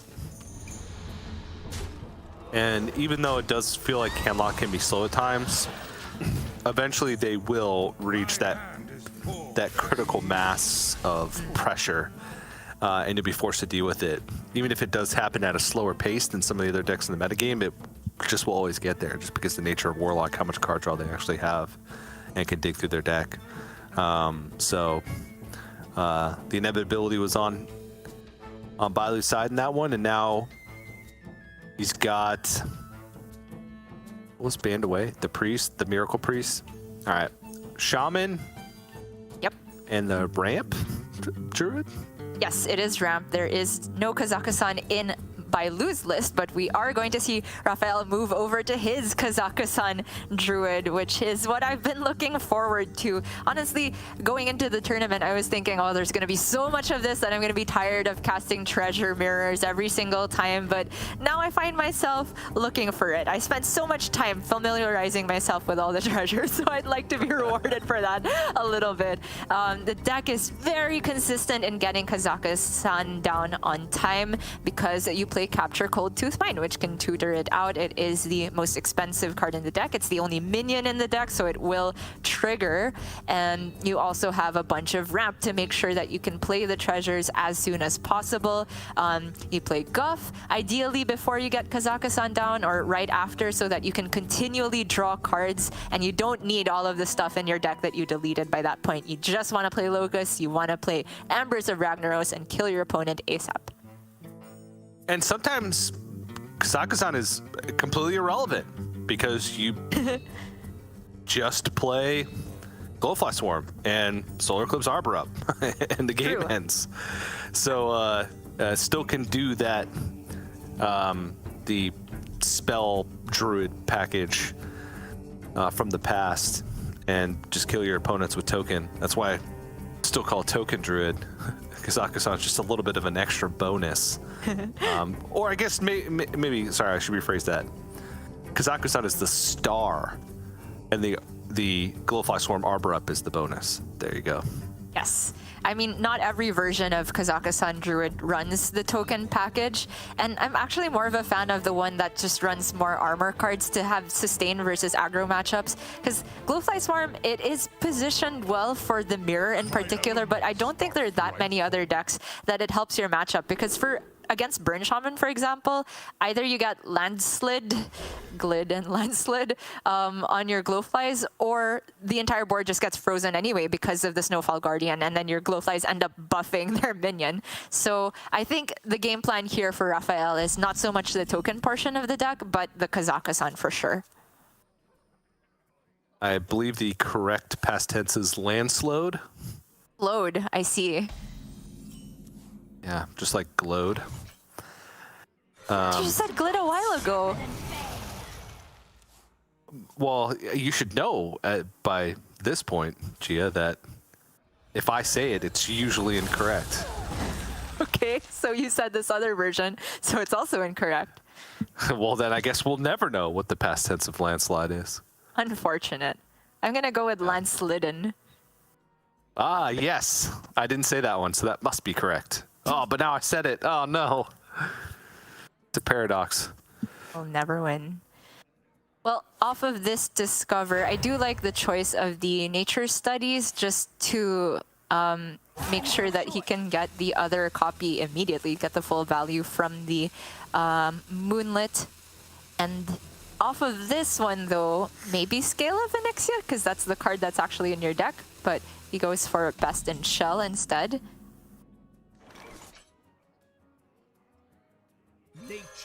Primal Dungeoneer for Bailu, just keeping the card draw rolling nice and efficient. Hits the nature spell, so he gets the full package here. And that should alert RaFaEl to a strong possibility of there being a Snowfall Guardian in hand. So whether or not he wants to go for the game plan of Glowfly Swarm, it's about the timing, I suppose, because he could still go for a turn after this one, and that's before, theoretically, a Snowfall Guardian would be available. But if there is Lightning Bloom, then he's very, very sad about that.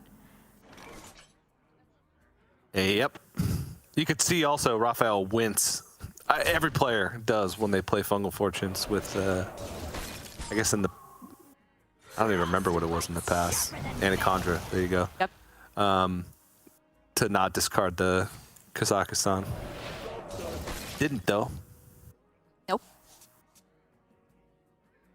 And he's going to go for the Insta Glowfly. This is going to be a trivial matter for Bailu to deal with, even though he doesn't have access to Snowfall. He does have Landslide and Spell Damage Minion from the Primordial Studies to deal with all of this very nicely indeed.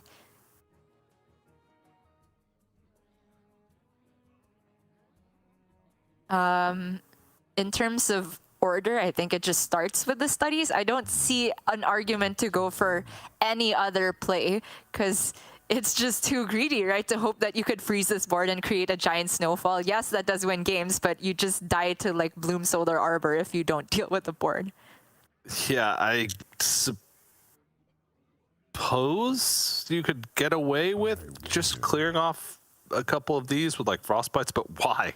His snow. Yeah, exactly. If you're worried about the second one, or like Lightning Bloom, Solar Eclipse Arbor Up, then you have the Snowfall Guardian to be able to block that, plus the Macaw to be able to block for an additional turn. So Gets the Thalnos. I suppose there was the disaster scenario if you were offered exactly like Phoenix, Guild Trader, and the 4/4, the 5-mana 4/4 that discovered Steward of Scrolls, and then you wouldn't actually be able to play an immediate spell damage minion with Landslide that turn, but that's not really helping your situation if you are going to just go for Frostbite anyway. Like, you can still spend the mana on the studies. And for the second pick, he gets the Guild Trader, which will help the burn portion of the deck a little bit later on. But for now, RaFaEl, still no Kazakhstan or Capture Cold Tooth Mine. So is this going to be a Bloom Solar Cenarian angle with a Lunar slotted in as well? Yeah, I mean, that's the only real play that RaFaEl could do that makes a meaningful impact on the board. Oh, a Best in Shell instead, okay. Interesting. So holding on to the second bloom for next turn. He'll be overloaded, so he's down to 4 mana. But yeah, the second bloom, I guess, lets him play Arbor up again. Yeah, it also means that if no taunts come out from the Cenarian ward, then it blocks attacks from the Snowfall Guardian, which saw the Primal Dungeoneer draw the 2 cards because it hit a nature spell, so it's confident that it's there. For BruTo, I was thinking it would still be a Snowfall Guardian turn because he could just go for the chain and follow that up with the Brilliant Macaw, but he is just going for the multicaster first. Sometimes timing your battle cries can be very tricky in this deck because if you want to specifically get Snowfall into Brilliant Macaw copying that, you of course cannot play multicaster in the middle of it. And BruTo finds a pretty nice middle ground here, still removes 1 minion using the Frostbite and gets the benefit of annoying RaFaEl a little bit.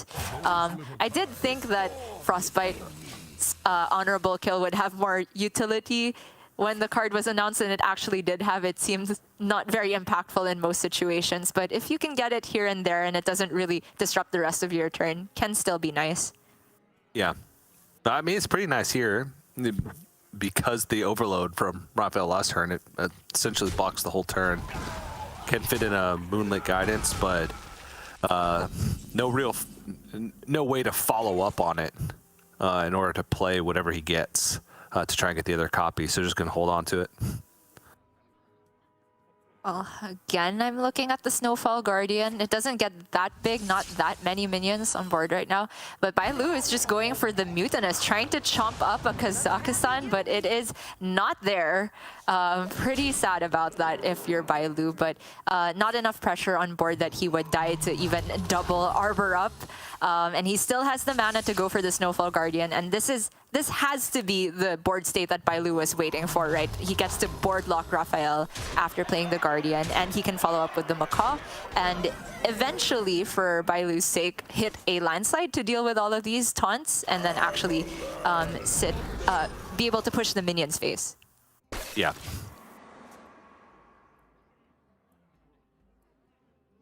By an infinite amount of time, it feels. And RaFaEl just cannot do anything. Just has to sit and hope and wait. And Crazy.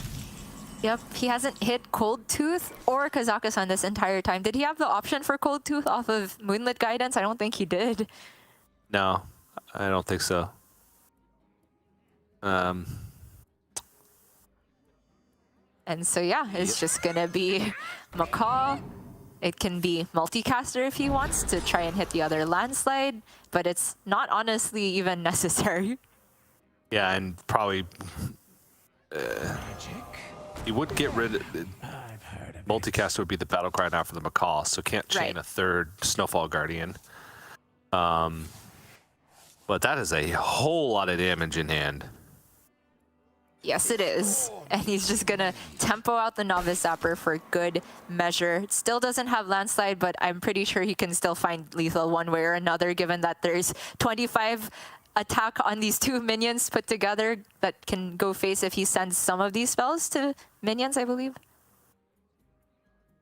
Anyway, for RaFaEl, he is just going to place an Cenarian ward for armor. That feels so bad.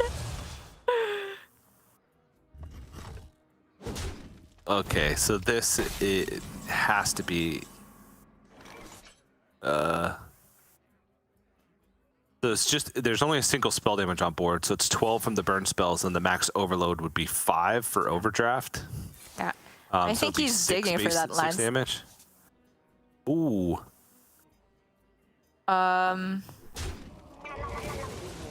Okay, so with the Guild Trader, now the Lightning Bolt and the Frostbite would be dealing 6 damage. But I guess it doesn't quite get there because RaFaEl's at 35 now. That armor gained actually being pretty relevant here, but not a problem for BruTo. He just goes for the other Snowfall. Still nothing that RaFaEl can do about it. He's completely board locked, can only play Guff for further armor, it looks like. And that is not gonna do it because there are battleground-sized minions for BruTo available to attack next turn. Yep. There's Kazakhstan. Comes into the hand right before he dies. How fitting. Burn Shaman sending burn spells onto minions for lethal. You don't often see this, but yes, Lightning Bolt, Frostbite, and then the 3 huge minions can go face for 40 combined, and so only one other minion needs to go face at the end of that, or an overdraft for good measure. ByLu goes up 2-1, and RaFaEl not only needs a win with this Kazakhstan Druid, but the sorry, what did he lose with a while ago? The Demon Hunter? Yeah, the OTK Demon Hunter as well. Yeah. Yep. And last deck remaining for ByLu is going to be the Ramp Druid. Good old Yogg-Saron. The OG Kazakhstan. I don't know. I mean, sort of. But you don't get to choose. Does something crazy, but the game decides, not you. I mean, Kazakhstan can get you a puzzle box, and Yogg has a puzzle box. It's the same thing. You're absolutely right. Yeah, same exact thing. And hey, you don't have to worry about getting rid of the other cards in your deck. You get the best of both worlds. True. Unless Yogg plays something that deletes your deck. Play some Soul Rends or something. Yeah. That's the beauty of it. You don't get to choose. If you're feeling a little bit too tired, don't want to use your brain, just play Yogg. Seems good. Picking treasures. But of course, there is more to the deck than just Yogg-Saron. The only new card added to the list compared to before is that raid boss Onyxia, which is yet another board presence on top of the Yasharaj with the strongmen, which is usually the way you want to go about it. Just copying those after they're corrupted can give you board after board, and you can get more Yasharajas because you play Resizing Pouch, and after you have Guffed, you have enough mana to just discover 10 drops every single time, and those 10 drops can be Onyxia as well, or another Yogg. There is just a lot of value available to this deck, and the one spammy Arcanist in there to help clear boards against aggro, but that's not really going to be his problem versus RaFaEl. Yeah, also has the Mutinous in this deck as well. So has a way for disruption against both of the remaining decks for RaFaEl, which is the OTK Demon Hunter, which is a little bit more inconsistent, right? There's some random stuff thrown in there, like the Rushrot Vipers and Guild Traders. A lot of redundancy, of course, in the OTK Demon Hunter, but only in one minion. In Kazakhstan Druid, or Toka Druid was what it was called on our graphics, so we'll go with that. So big hit there. Yeah. I will say that the token half of this deck for this matchup in particular is probably the more impactful half, just because both Druids, if they both spend their time ramping, yes, you could say that Kazakhstan sometimes outvalues the ramp Druid, but I don't know how consistent the late game will be head-to-head because Kazakhstan has such high variance on all of the spells, and so does Yogg-Saron over on ByLu's side. But if you can just get down an early Glowfly Swarm, there's not very much ByLu can do about it. Like, if he has enough mana to go hero power to bump one and then play spammy Arcanist, that's a clear. But other than that, those tokens just stick around and they get Arbor upped, and that ends the game even sooner.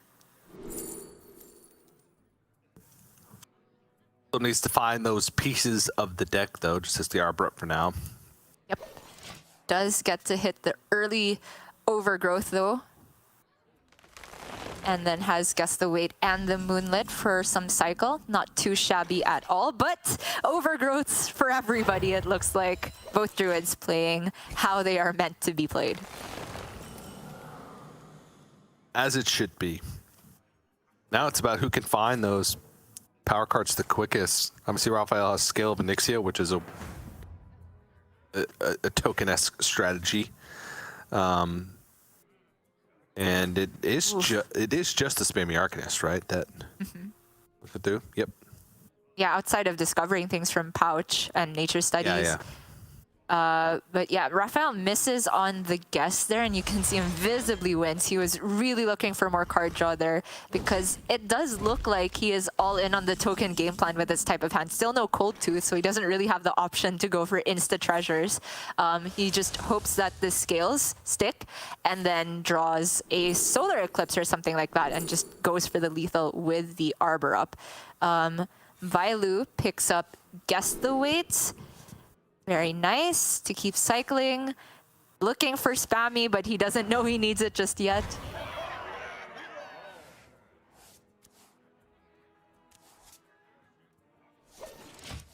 Okay. I mean, if you're RaFaEl, you take this risk every single time, right? It's the only play. The hand does nothing else.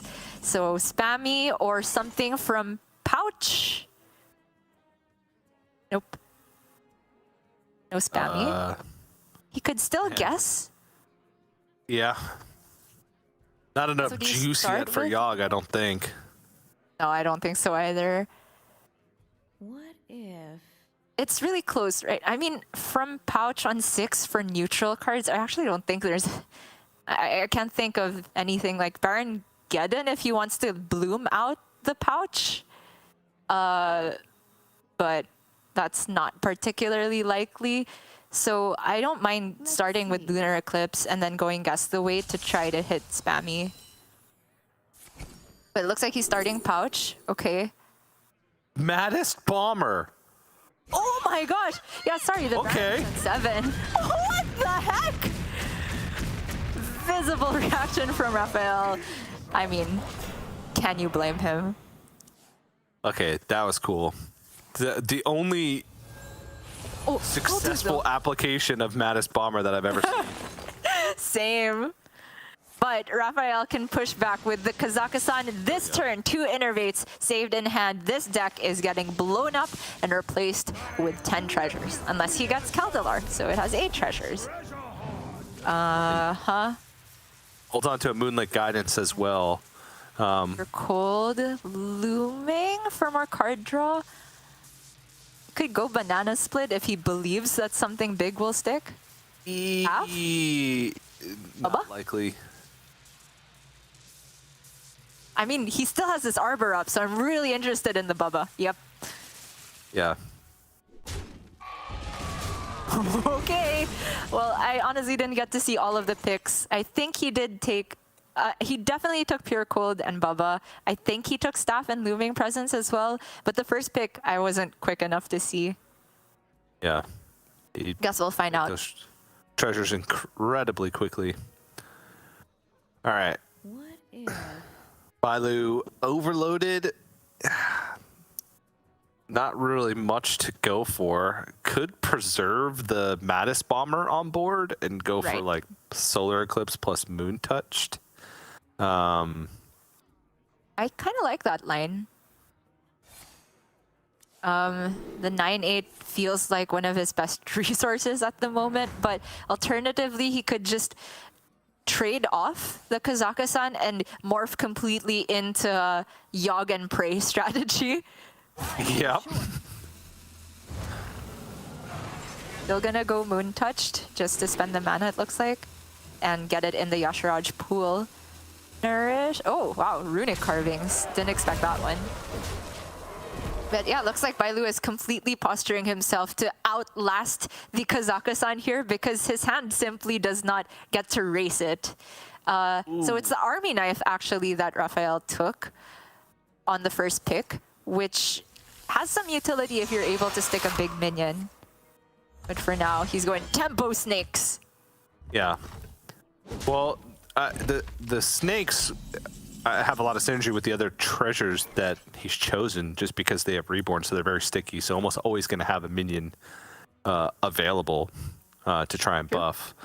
So finding some synergy, obviously it's not ideal, but... Okay, Bailu saying this is not enough pressure, that he has to respect it with a Yogg just yet. I like this. Probably just hero power, half of one of them down, and then call it a day. He is expending a Lunar Eclipse, though. Yeah, he's going to get rid of one. And that does mean that the 2/2s technically answer both halves of the remaining snakes. But RaFaEl picking up staff again is not ideal. Didn't have access to Locust or Book of the Dead or Embers of Ragnarok, so actually his overall burst potential is not very high. It's dependent on having a board for this last Arbor up to buff and the Gnomish Army Knives. Yep.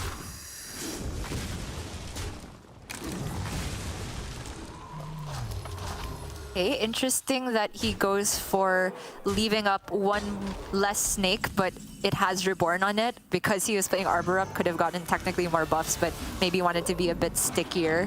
And here we go. First Yogg rolls.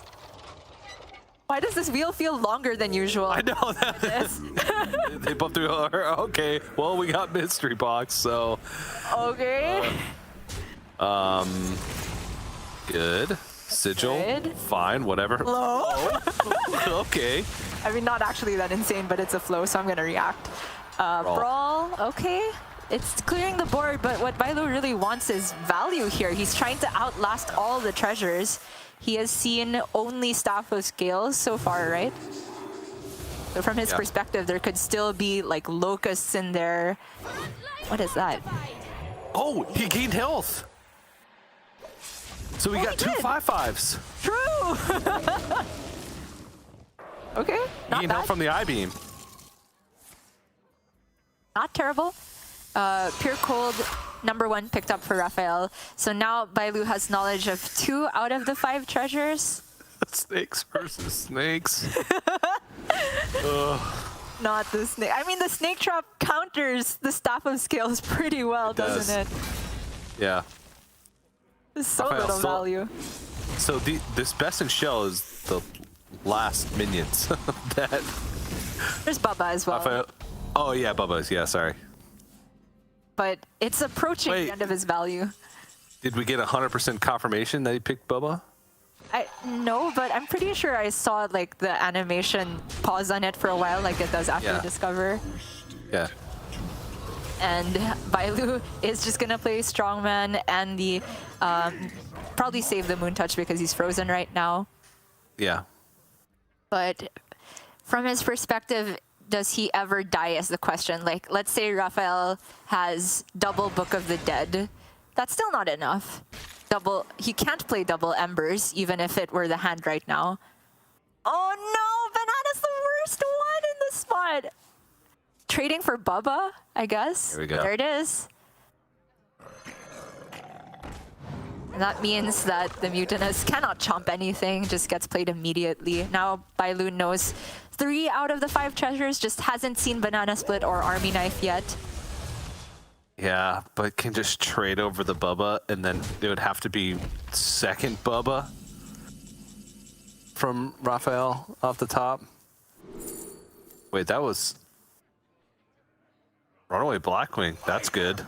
Yeah, that's insane. That'll lock it up, I think. I don't think RaFaEl can really do anything because can't draw multiple cards in a turn. Oh, yeah. And Bubba would be the only card that could actually do anything. I guess Pure Cold, but it just dead on board, and yeah.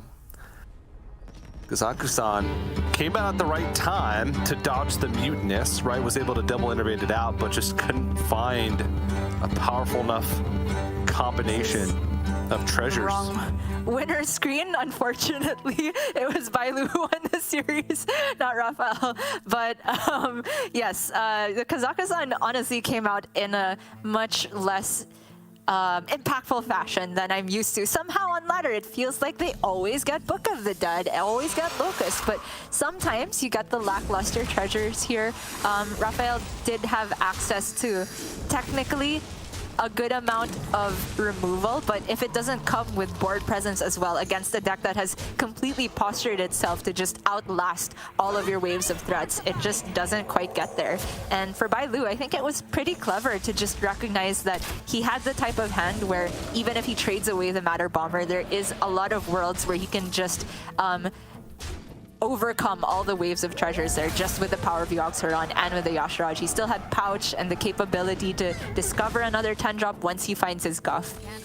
Yeah, I think the the horn would have been the only thing that BruTo wouldn't have been able to deal with in that situation. Had a lot of ways to like just handle like singular big minions or a bunch of small stuff, but not a bunch of small annoying stuff. True. Would have been difficult. But alas, BruTo takes the win, moves on to 4-0. So quite the start. And some pretty cool decks, right? We got some standard stuff in there. But Miracle Priest, I think, is a deck that I want to see more of. Obviously, it was banned in that series, but BruTo does have it in the lineup. That's the deck that kind of excites me the most. That has got some new tools, right? Well, not many, but Horn of Rathian making an appearance in these lists. Just another way to tutor a minion, I think, is quite cool. Yeah, I think it also got a new tool in just that Kazakhstan is now in the Draconic Studies pool as well as Onyxia. So they can get those relatively consistently, honestly. And a lot of people see that as the big utility of Miracle Priest. It's the fact that they can go tempo very, very hard. And then later on, they can try and discount a huge dragon if that first wave of threats was not enough. And I feel it's a deck that really gains a lot of percentage in the hands of skilled pilots. So I expect to see quite a few Miracle Priests in our top 8, but still quite a ways off because we are just halfway through the Swiss, TJ. Yeah, and not even fully halfway, because even though we did have that match to its completion in round number 4, we actually have some more coverage still to go in round number 4. So before we jump into that coverage and before we end for the day, we are going to have to go to a quick break. So do not go anywhere, because more action to come here at Masters Tour and Onyxia's Lair. Don't go anywhere.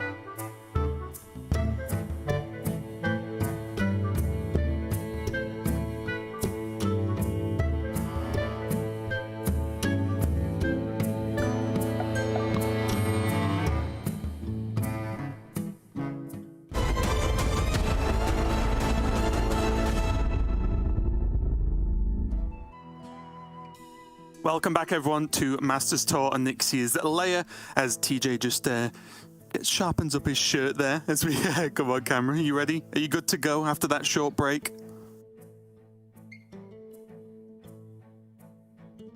Okay, I'm good. Okay, good. Are you ready for this match as we cover some more matches from round number 4, the final round of day 1 here? So it's all going to come down to this. We're going to go in and see Cosine and Rysh going up against each other. Rysh 1-0 up and wearing a very cool sweatshirt. It's a lot going on. Yeah, it's busy. I like it. It's something different. It is incredibly busy. Cosine keeping it simple.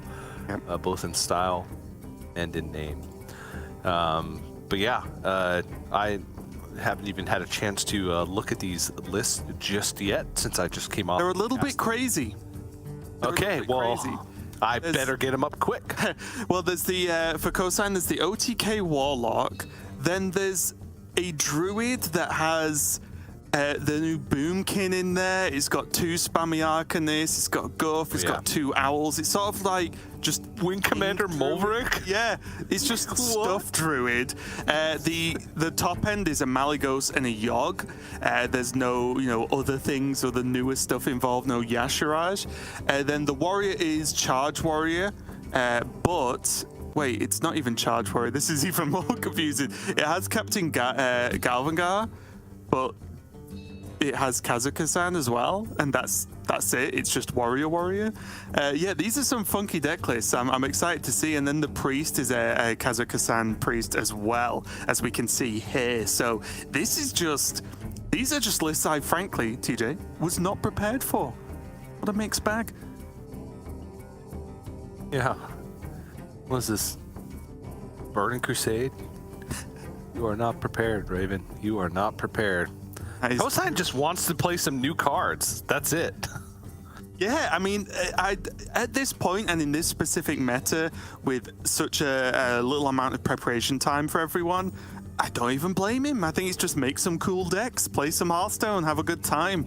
And you never know, it might pay off. That's the thing we said when coming into this tournament, right? Was just there were so many archetypes with the decks we already had, then new cards joining the fray as well, that it's just, I just don't know what's going to win. I can't really look at the lineups and be like, that looks like a tournament winning lineup, because I've got no clue. And then Rysh isn't exactly, following the pack either with this build of his Beast Druid.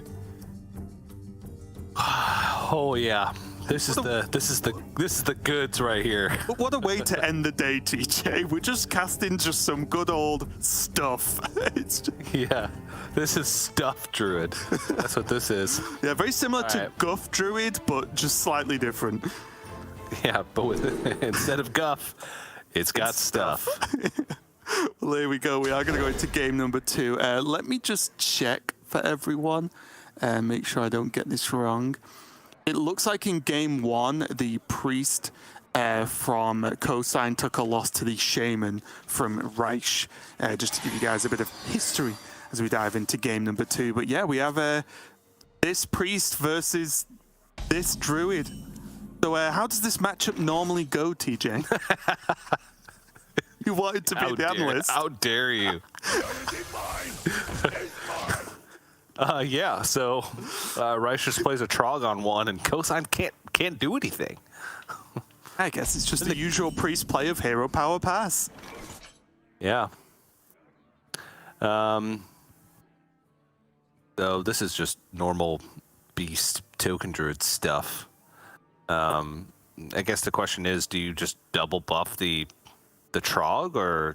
I was even looking at whether you just coin Oracle. There's not like a huge amount of follow-up, right? I mean, I guess you could Druid of the Reef next turn, just full aggressive 3-1. Yeah, and I always make the assumption that if you run Oracle in your deck, you should be expecting to draw small minions every turn, right?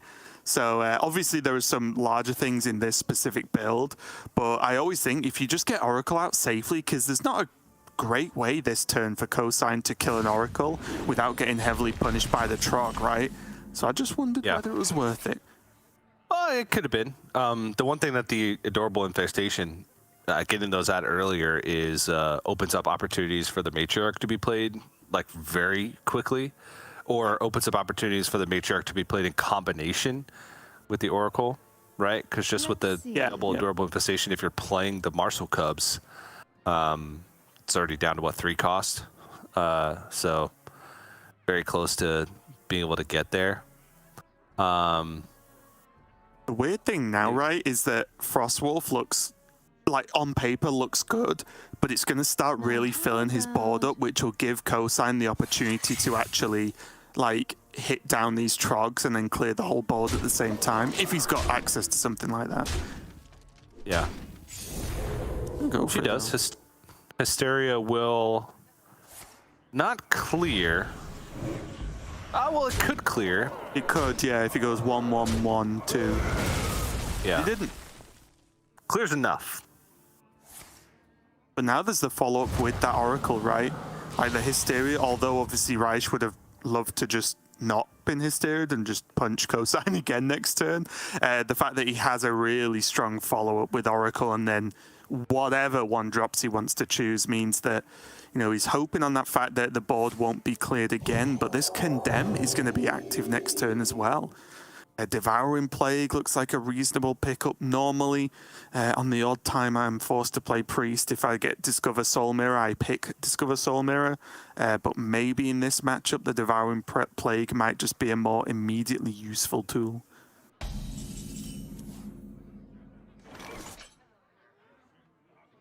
Has the Nether Drake to be able to buy some time before Soul Mirror. So it has like board clear, like small board clear in check already with the hand. So I think that's where the Devouring Plague becomes redundant and Soul Mirror allows for the big board clear.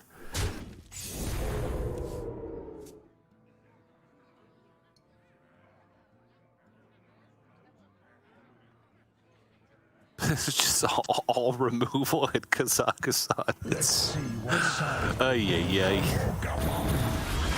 I want to talk about it, TJ.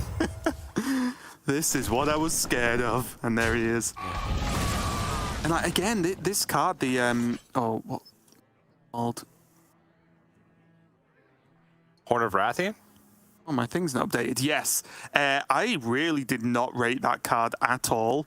But every time I see it now in this deck, I'm like, why did they get to draw something and play Rush minions? That's too strong. So yeah, that's one card I didn't really see coming. Yeah. And suddenly, Rysh is just behind against Priest as a beast/aggro druid, right? This is a worrying spot to be in. Yeah, I don't even know. Has to kind of hold on to the Oracle for like composting, right? Has to like hold it as long as possible. Because if Rysh were to just go in and play the Oracle and dump all the stuff and then another board clear were to happen, which is very likely at this point, would have absolutely no refill. So has to hold on to it as long as possible, trying to get a little bit more power or get that composting to be able to refill if a board clear were to come out and force Cosine to be the one that have redundancy. But Draconic Study is available here. Oh, nope, not going to go for it. It would have allowed him to play Kaz next turn. Yeah. Which would have been really strong. Because to me, because obviously you lose your deck when you play Kaz because you make a new one.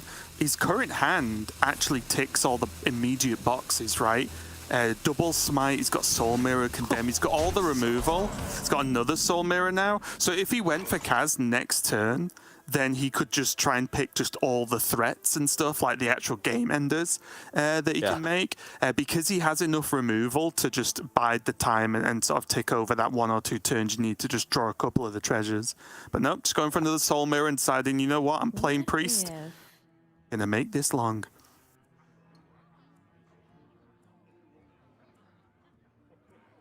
And already, TJ, like, that we can see, is there any way for Rysh to really dig himself out of this game right now? Because he already feels so far behind. Now, how about... Yeah, I'm not seeing a way. I think the play here is probably like Squirrel plus Arbor up. That puts enough power on the board for Cosine to have to respect it, I guess. Maybe not even. All right, gonna take it even slower. Fine.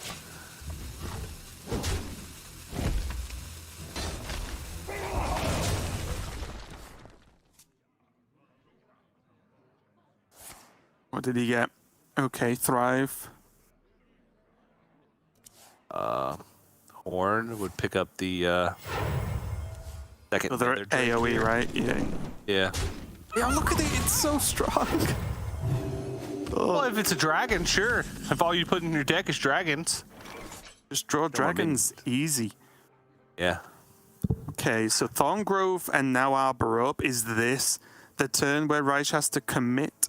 He does have that easy hero power to kill off the dragon if he wants and just call it a day there, which I wouldn't hate. I mean, I feel like he's just not going to commit ever. And he's not going to win ever, TJ. Yeah, well, that's my answer to that one. I thought last turn was the turn he would have had to commit. I guess going into the Kazakhstan turn is when he would have to commit. Right. But like, if there's removal there, Cosine doesn't have to play. Just because it's turn 8 doesn't mean he has to play Kazakhstan, right? It's, it's turn 8. Clearly, TJ, you have not been playing enough ladder. Because yellow, no matter what happens, I got it. Bad boys coming down on turn 8. Sometimes turn 3. I can't help myself. My mouse is clicking it. I want my treasures, and I want them now. Like just remove the board and. In one of the 8 ways that you can remove it. Yeah, I mean he doesn't ever have to play Kazakhstan. Like. Literally just kill every single board that Rysh makes. If he had one more reduction, he could have cleared the board and played it. Yeah. That condemn was 0.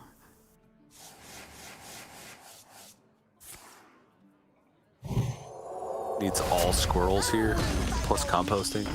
Like plus 3 savage rolls. And right? Epic Roar. I can't win Good card. And oh wow, yeah. I mean, fair enough. Don't blame him at all. That's why I mentioned when I asked you, is there anything you can do as from our point of view? Because of course we can see the hands, right? So he gave it a good try. He built up the board, but there were so many ways that Cosine could clear there. And once that one's gone without a composting, like you said, there's just no way to get going. And this was coming off the back of a really strong start here from Rysh. Like this opening was about as good as you're really going to get or want with this Druid, right? Close to it. Yeah. I think having a composting at any point would have been ideal. Ideally before, those first couple board clears could have come out. Even though it felt like, especially with the horns, there never really was a turn where there wasn't a board clear available to Cosine. Ended the game with 2 soul mirrors and a condemn in hand, which just doesn't happen very often. But Cosine going to move on to the next deck, which is the Owl Lock. And this one can be a little bit tougher to navigate against like that Beast Druid, right? Because you're forced to kind of expend your cards a little bit aggressively. Don't often have time to get the Rune Myth Rod online. Never really find time to just play a Humongous Owl onto the board to actually progress your win condition. It is often that you win through attrition, and it's doable. It's just a little bit harder. Yeah, it's very tricky. It's definitely not a matchup where you can tick both boxes, right? Defend and progress your own game plan. One card that I think could be a real swinging point is that Dreadlich Tamsin, because that actually does do both, right? It draws you cards and clears the board, so that definitely helps. But other than that, it will be Cosine. Just, I imagine, as we can see already from his mulligan choice, just saying, I'm just not going to lose in the first 3 turns of the game. He's kept School Spirits, he's kept Full-Blown Evil, so he's just got enough of that removal to try and get the job done. Yep.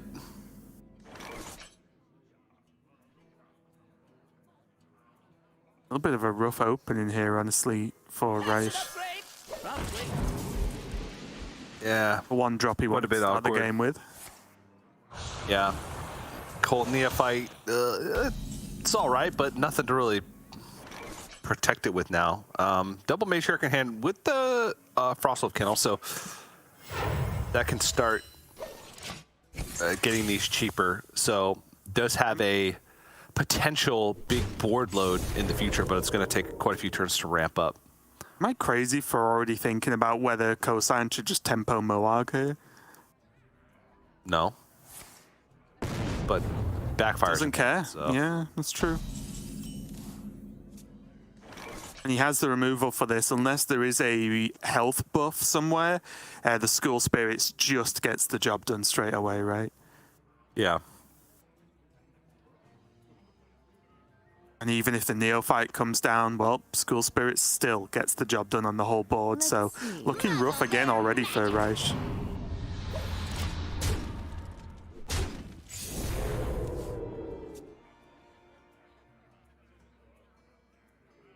Rip. That's a turn where I wouldn't have minded Oracle. Because it's unlikely really your opponent much... can do both, right?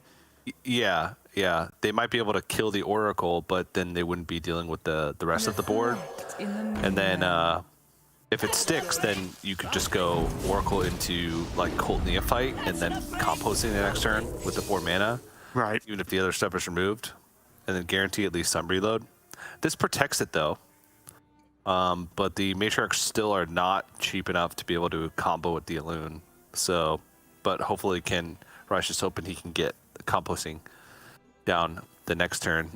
Rod picked up, but this is a tough board to use it into, but also a tough board to clear. Actually, no. Full-blown Evil and Drained Soul are technically there, but you still need the numbers to give you a hand, right, or this will happen. So it's still not bad. It's fine. Yeah. It's just there is a way that would have actually been a full board clear. You just need a little bit of help from the full-blown Evil. Yeah, it was very close. Now there is a compost in there, so that's something for Rysh. So close to the juice. One more beast and it would have been the juice. Oh no, it is the juice. Yeah, because 2-1, right? Yeah, yeah. But it's his last minions. Is he gonna hold it? He's holding it. Well, oh, okay. Wait, what? This perfectly plays into the next full-blown Evil. Okay. Yeah, I mean, he's probably not expecting back-to-back, right? I think the only issue I had there is, well, there's no Soul Rend in this deck, but would have had to have been, you know, multiple AoE waves to clear the board. And yeah, it wouldn't be possible. And my question is, like, does holding Frost Saber Matriarch really help you win the game if the board gets cleared? Do you know what I mean? That would be my thought pattern of, like, do I just need to make this board and this board needs to stick and then I win? Rysh again choosing to just take it a little bit slower, not really going as all in, but again, Cosine just has so much stuff.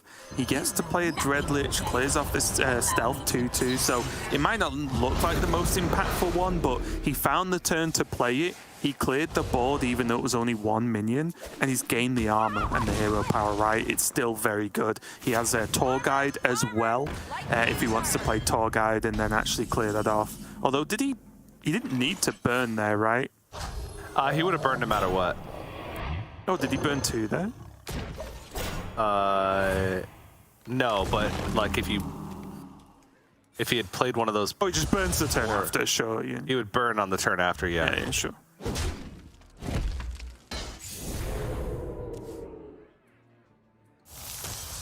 At least now the board for Rysh does have that composting, so that's something. It will help him with some card draw, but the problem is,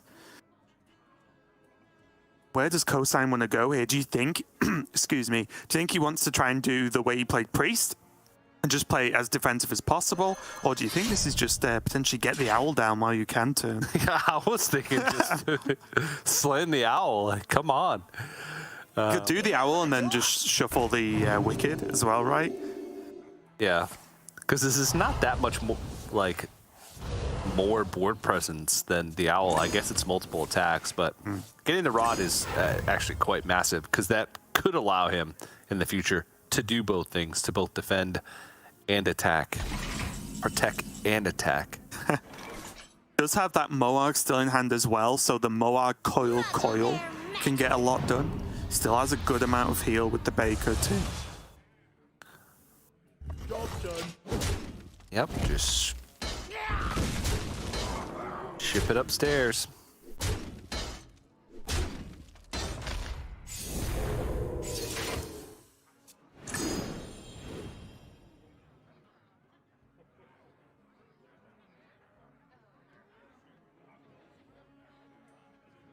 Does he go crazy here and like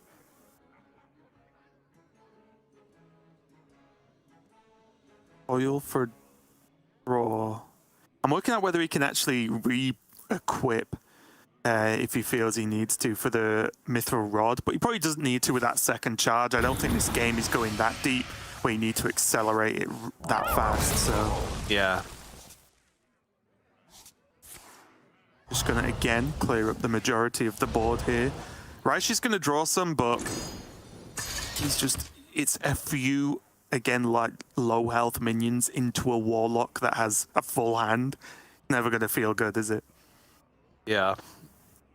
I think he could just get away with, the Spice Bread Baker here. Heal back up to full.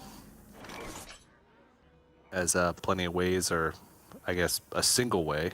Would have to dump some cards in order to get that second proc of the Mithril Rod. And Rysh just saying, all right, well, I don't really have anything else I can do. Protect my 4-attack minion on board, I guess, and dump all my cards. Yeah, I mean, there's not much for it, is there? And this is, again, like the problem with this build is that there just isn't really any kind of comeback mechanic for him. I'm just looking at the like, he does have the Arbor up, and I guess he also runs Kazakus, but not the dragon, actual Kazakus in the list, so that could be fun if he draws that and goes for 10-drop golems, but outside of that, there's just nothing really for it. Yeah. Thank you. There's the owl, and there's the clear again. Multiplying the trogs doesn't matter, because this is going to clear them all off anyway.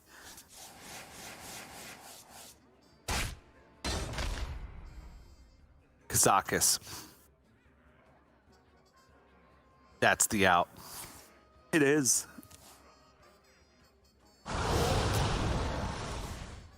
Can't win them all.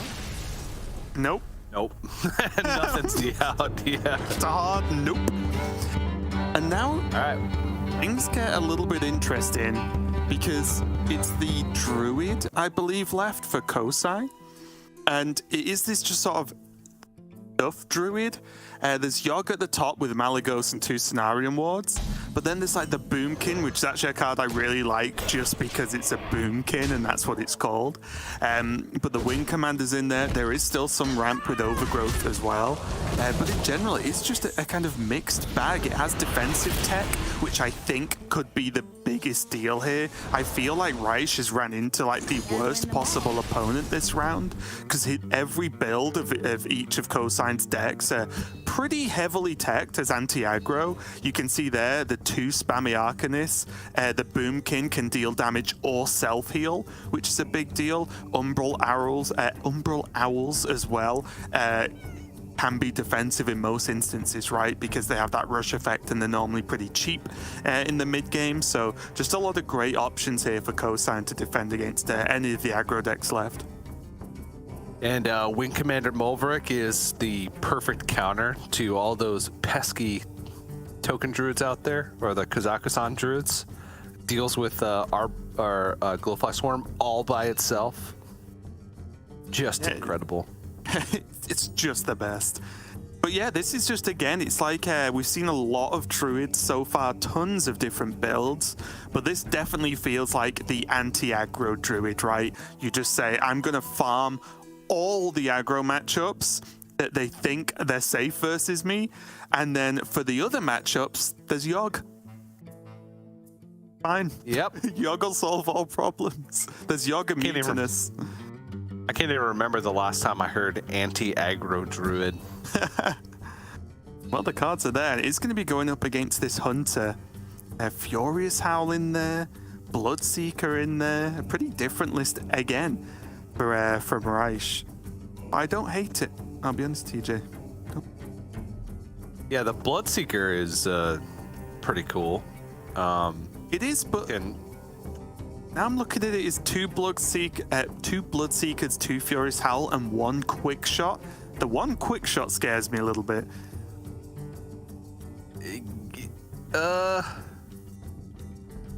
yeah. Guess the idea is if you're running 2 Furious Howls, you kill Quick Shot probably never goes off. It's still 2 mana for 3 damage. It's still 2. Yeah, I'm with you. It's still kind of Frostbolt. Yeah. If you want to describe it like that. The draw is strictly a bonus. It's not the primary function of the Something card. that happens once in a while. Yeah. Like, oh, what? Cool, I drew a card. I just wanted to deal 3 damage. It's like the draw is like when you use a vending machine and 2 chocolate bars fall out by accident, and you're like, whoa, this doesn't happen often, but I'm glad it did. Nice. All right. Well, we had a 4-keep from Rysh, which I agree with the 4-keep. Yep. Bunch of cards are going to dump, and then a Furious Howl. That seems quite good.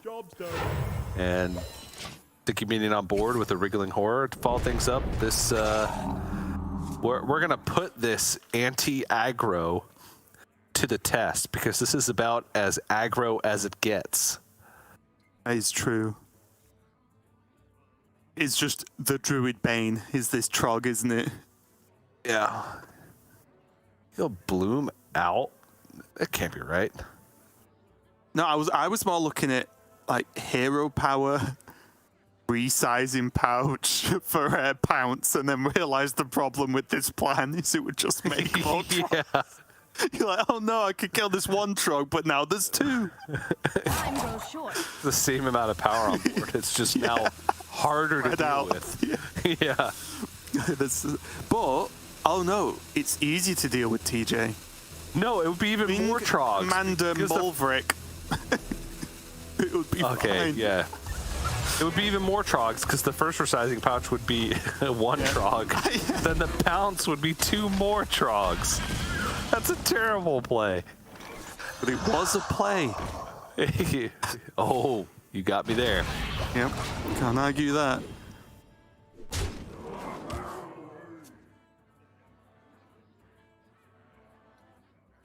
Oh look, another spell.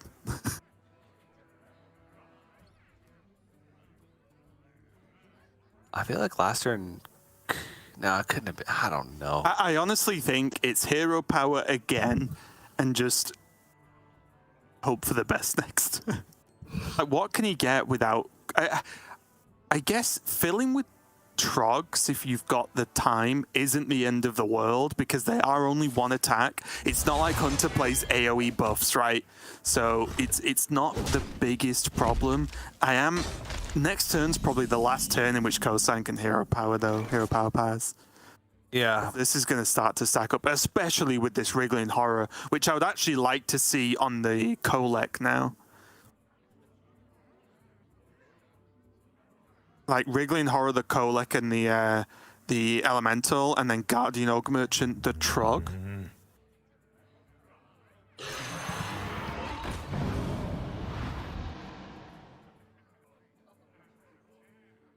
Yeah. I think you were right on with that one. He just doesn't want to give Wing Commander Mulvrick a good target, I guess. Yeah, well, Wing Commander Mulvrick wouldn't have had any targets. No, if he had, if he had Wriggling Horde, and it has 0 targets now. So yeah, that makes sense. All right, well, this also plays around Spammy Arcanist.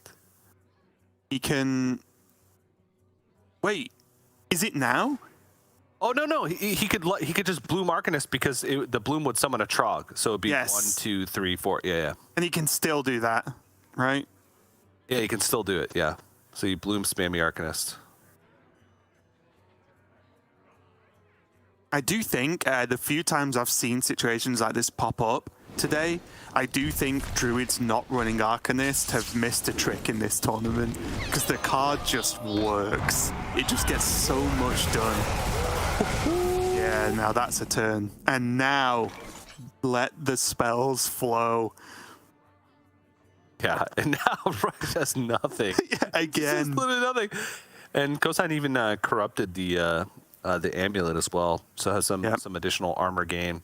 He's overloaded for 2 going to the next turn, but not really that big of a deal. You know, his landscaping to just kind of be proactive on the board if he really wants. Yeah, well, Owl as well. He can still play the Umbral Owl if he wants the immediate trade. He's got the amulet if he wants to play that. Now we could hero power resizing pouch pounce and actually get away with it. The options are all there, TJ. Or could just do all of this.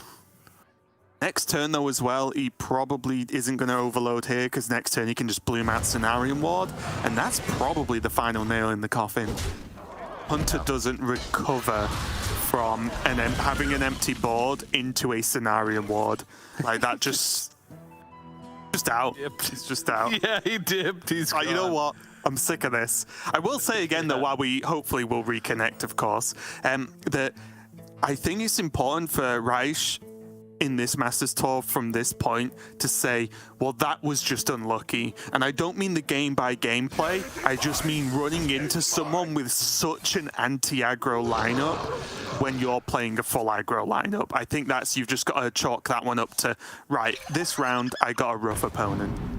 And not let it stress you out too much, because these games have been probably pretty miserable for Rysh to play, but you can't let it stress you out because you've ran into someone with what you would argue is just a hard counter lineup. Yep. Prog again, but this one's dead. Cosine's allowed to play spells. Yep. Can last pouch and then fit in the owl. Another bloom. Why not? With a Malagos in hand? Sure. Not gonna lie, I would have preferred Tiny Fin and that board presence down. True, it's just another card to dump, and yeah, Rysh had enough. It looked promising at the start, but Cosine just had the patience to wait for something to do with it instead of letting the board get out of control, and that paid off. Yeah, and again, he got the spammy Arcanist, got the job done with the help of the Trog at that point, then with the spell, which I thought was really cool and something you've got to keep an eye out for because, you know, at this point, this is the end of the 4th round. The tournament itself is naturally stressful, of course. These players want to do well and win, and sort of players could just miss that, right, and not really think about it and say, oh, I can't get the Arcanist off. So being able to just catch that at this late stage in day 1 is pretty impressive, and congratulations to Cosine there, because that just looked like an absolute beating. Again, it was a counter lineup, but these sort of decks I've not really seen before, the way he's chosen to build them, have paid off so far, because I think that puts him at 4-0, right? Yeah, both players were 3-0, I think, so yeah, looking fantastic for him so far. I would have never pegged his lineup as being one that would be one of the 4-0 lineups. Stuff Warrior, Stuff Druid, Kazakusan Priest, and Owl Warlock. That one's just all the standard stuff, right? But he's done it, and exceptional play to round it off. So I'm quite happy with the match that we've decided to end our day 1 on here, Raven. Yeah, it's been pretty interesting. I'm just already looking forward to tomorrow or later today for me at this point, just to see how even just this lineup continues on, if we can make it into the top cut, because it's just because of how sort of wide the format is right now and how many different lineups we've got. I just can't wait to see who we see in top 8, top 4, so on, just to see if anyone really, you know, just nailed the meta and got it right for this 1 week. Yeah, and just real quick before we end, I'm going to highlight some players that are currently up in the standings, some 4-0, some 3-1. Diz Demon, who we've seen do quite well at recent Masters Tours, 4-0. IGXC 4-0, Fury Hunter, Luna, Ike, there we go, Algidon, Casey, Weil. Yeah, this list is looking really strong, yeah. Moyen's on there as well. Yeah, and even if you go down to 3-0, or 3-1, sorry, Euristis, who's been around for quite a long time, Gaby is at 3-1, Monsanto is at 3-1, Yarla 3-1, Bly's 3-1, Chunsu. This is pretty stacked already, TJ. I'm not going to lie to you. No Hands Gamer. This list already is pretty insane. I'm happy for Demon though. I hope he continues to do well because he's a player who's, for the longest time, has always done really well, but not quite peaked, if that makes sense. Like, not really quite hit the top level. So I'm looking forward to seeing what more he can do. Yeah. There's some America's players up there, you know? Is there? Yeah, Luna. Where's up there? 2-2? Oh yeah, okay, Luna, you've got one. Good job. Yeah. There's certainly some America's players at 2-2 and above, killing all day, rocking that day 1 2-2. That's his comfort zone. Is this the year?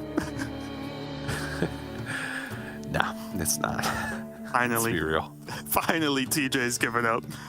No, once GM starts, it'll be the year again. I'll get that little tingling, and you know, on the back of your neck. You're like, oh, I felt that little chills. It's the year of killing all day. I can't wait for that to come true, TJ. Just for you. Do you have any final words before we wrap up for the day? No, this meta is actually pretty cool. There's a huge amount of diversity, even that we've seen on broadcast thus far. That's just a small piece of the big pie that is Masters Tour Onyxia's Lair. So I'm hoping we just get to see more of that, more stuff Druid going into days 2 and 3. I'm pumped. Yeah, just the stuff lineup. It seems to be the best that I've seen so far today. But I agree. And tomorrow as well, when we kick off the show, we'll have a chance to just review more information. As you said, there's been hundreds of matches being played out. We'll have a good handle on what's happened so far. And we'll have plenty more rounds of Swiss for you guys as well. So as usual, thanks a lot for watching today. We'll be back tomorrow to continue Masters Tour and Onyxia's Lair. We'll see you then.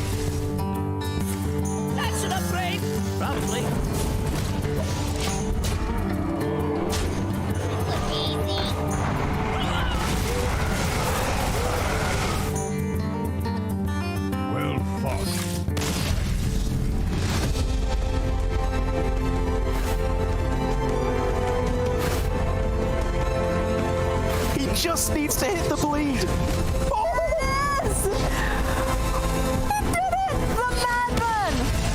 All right. Unbelievable.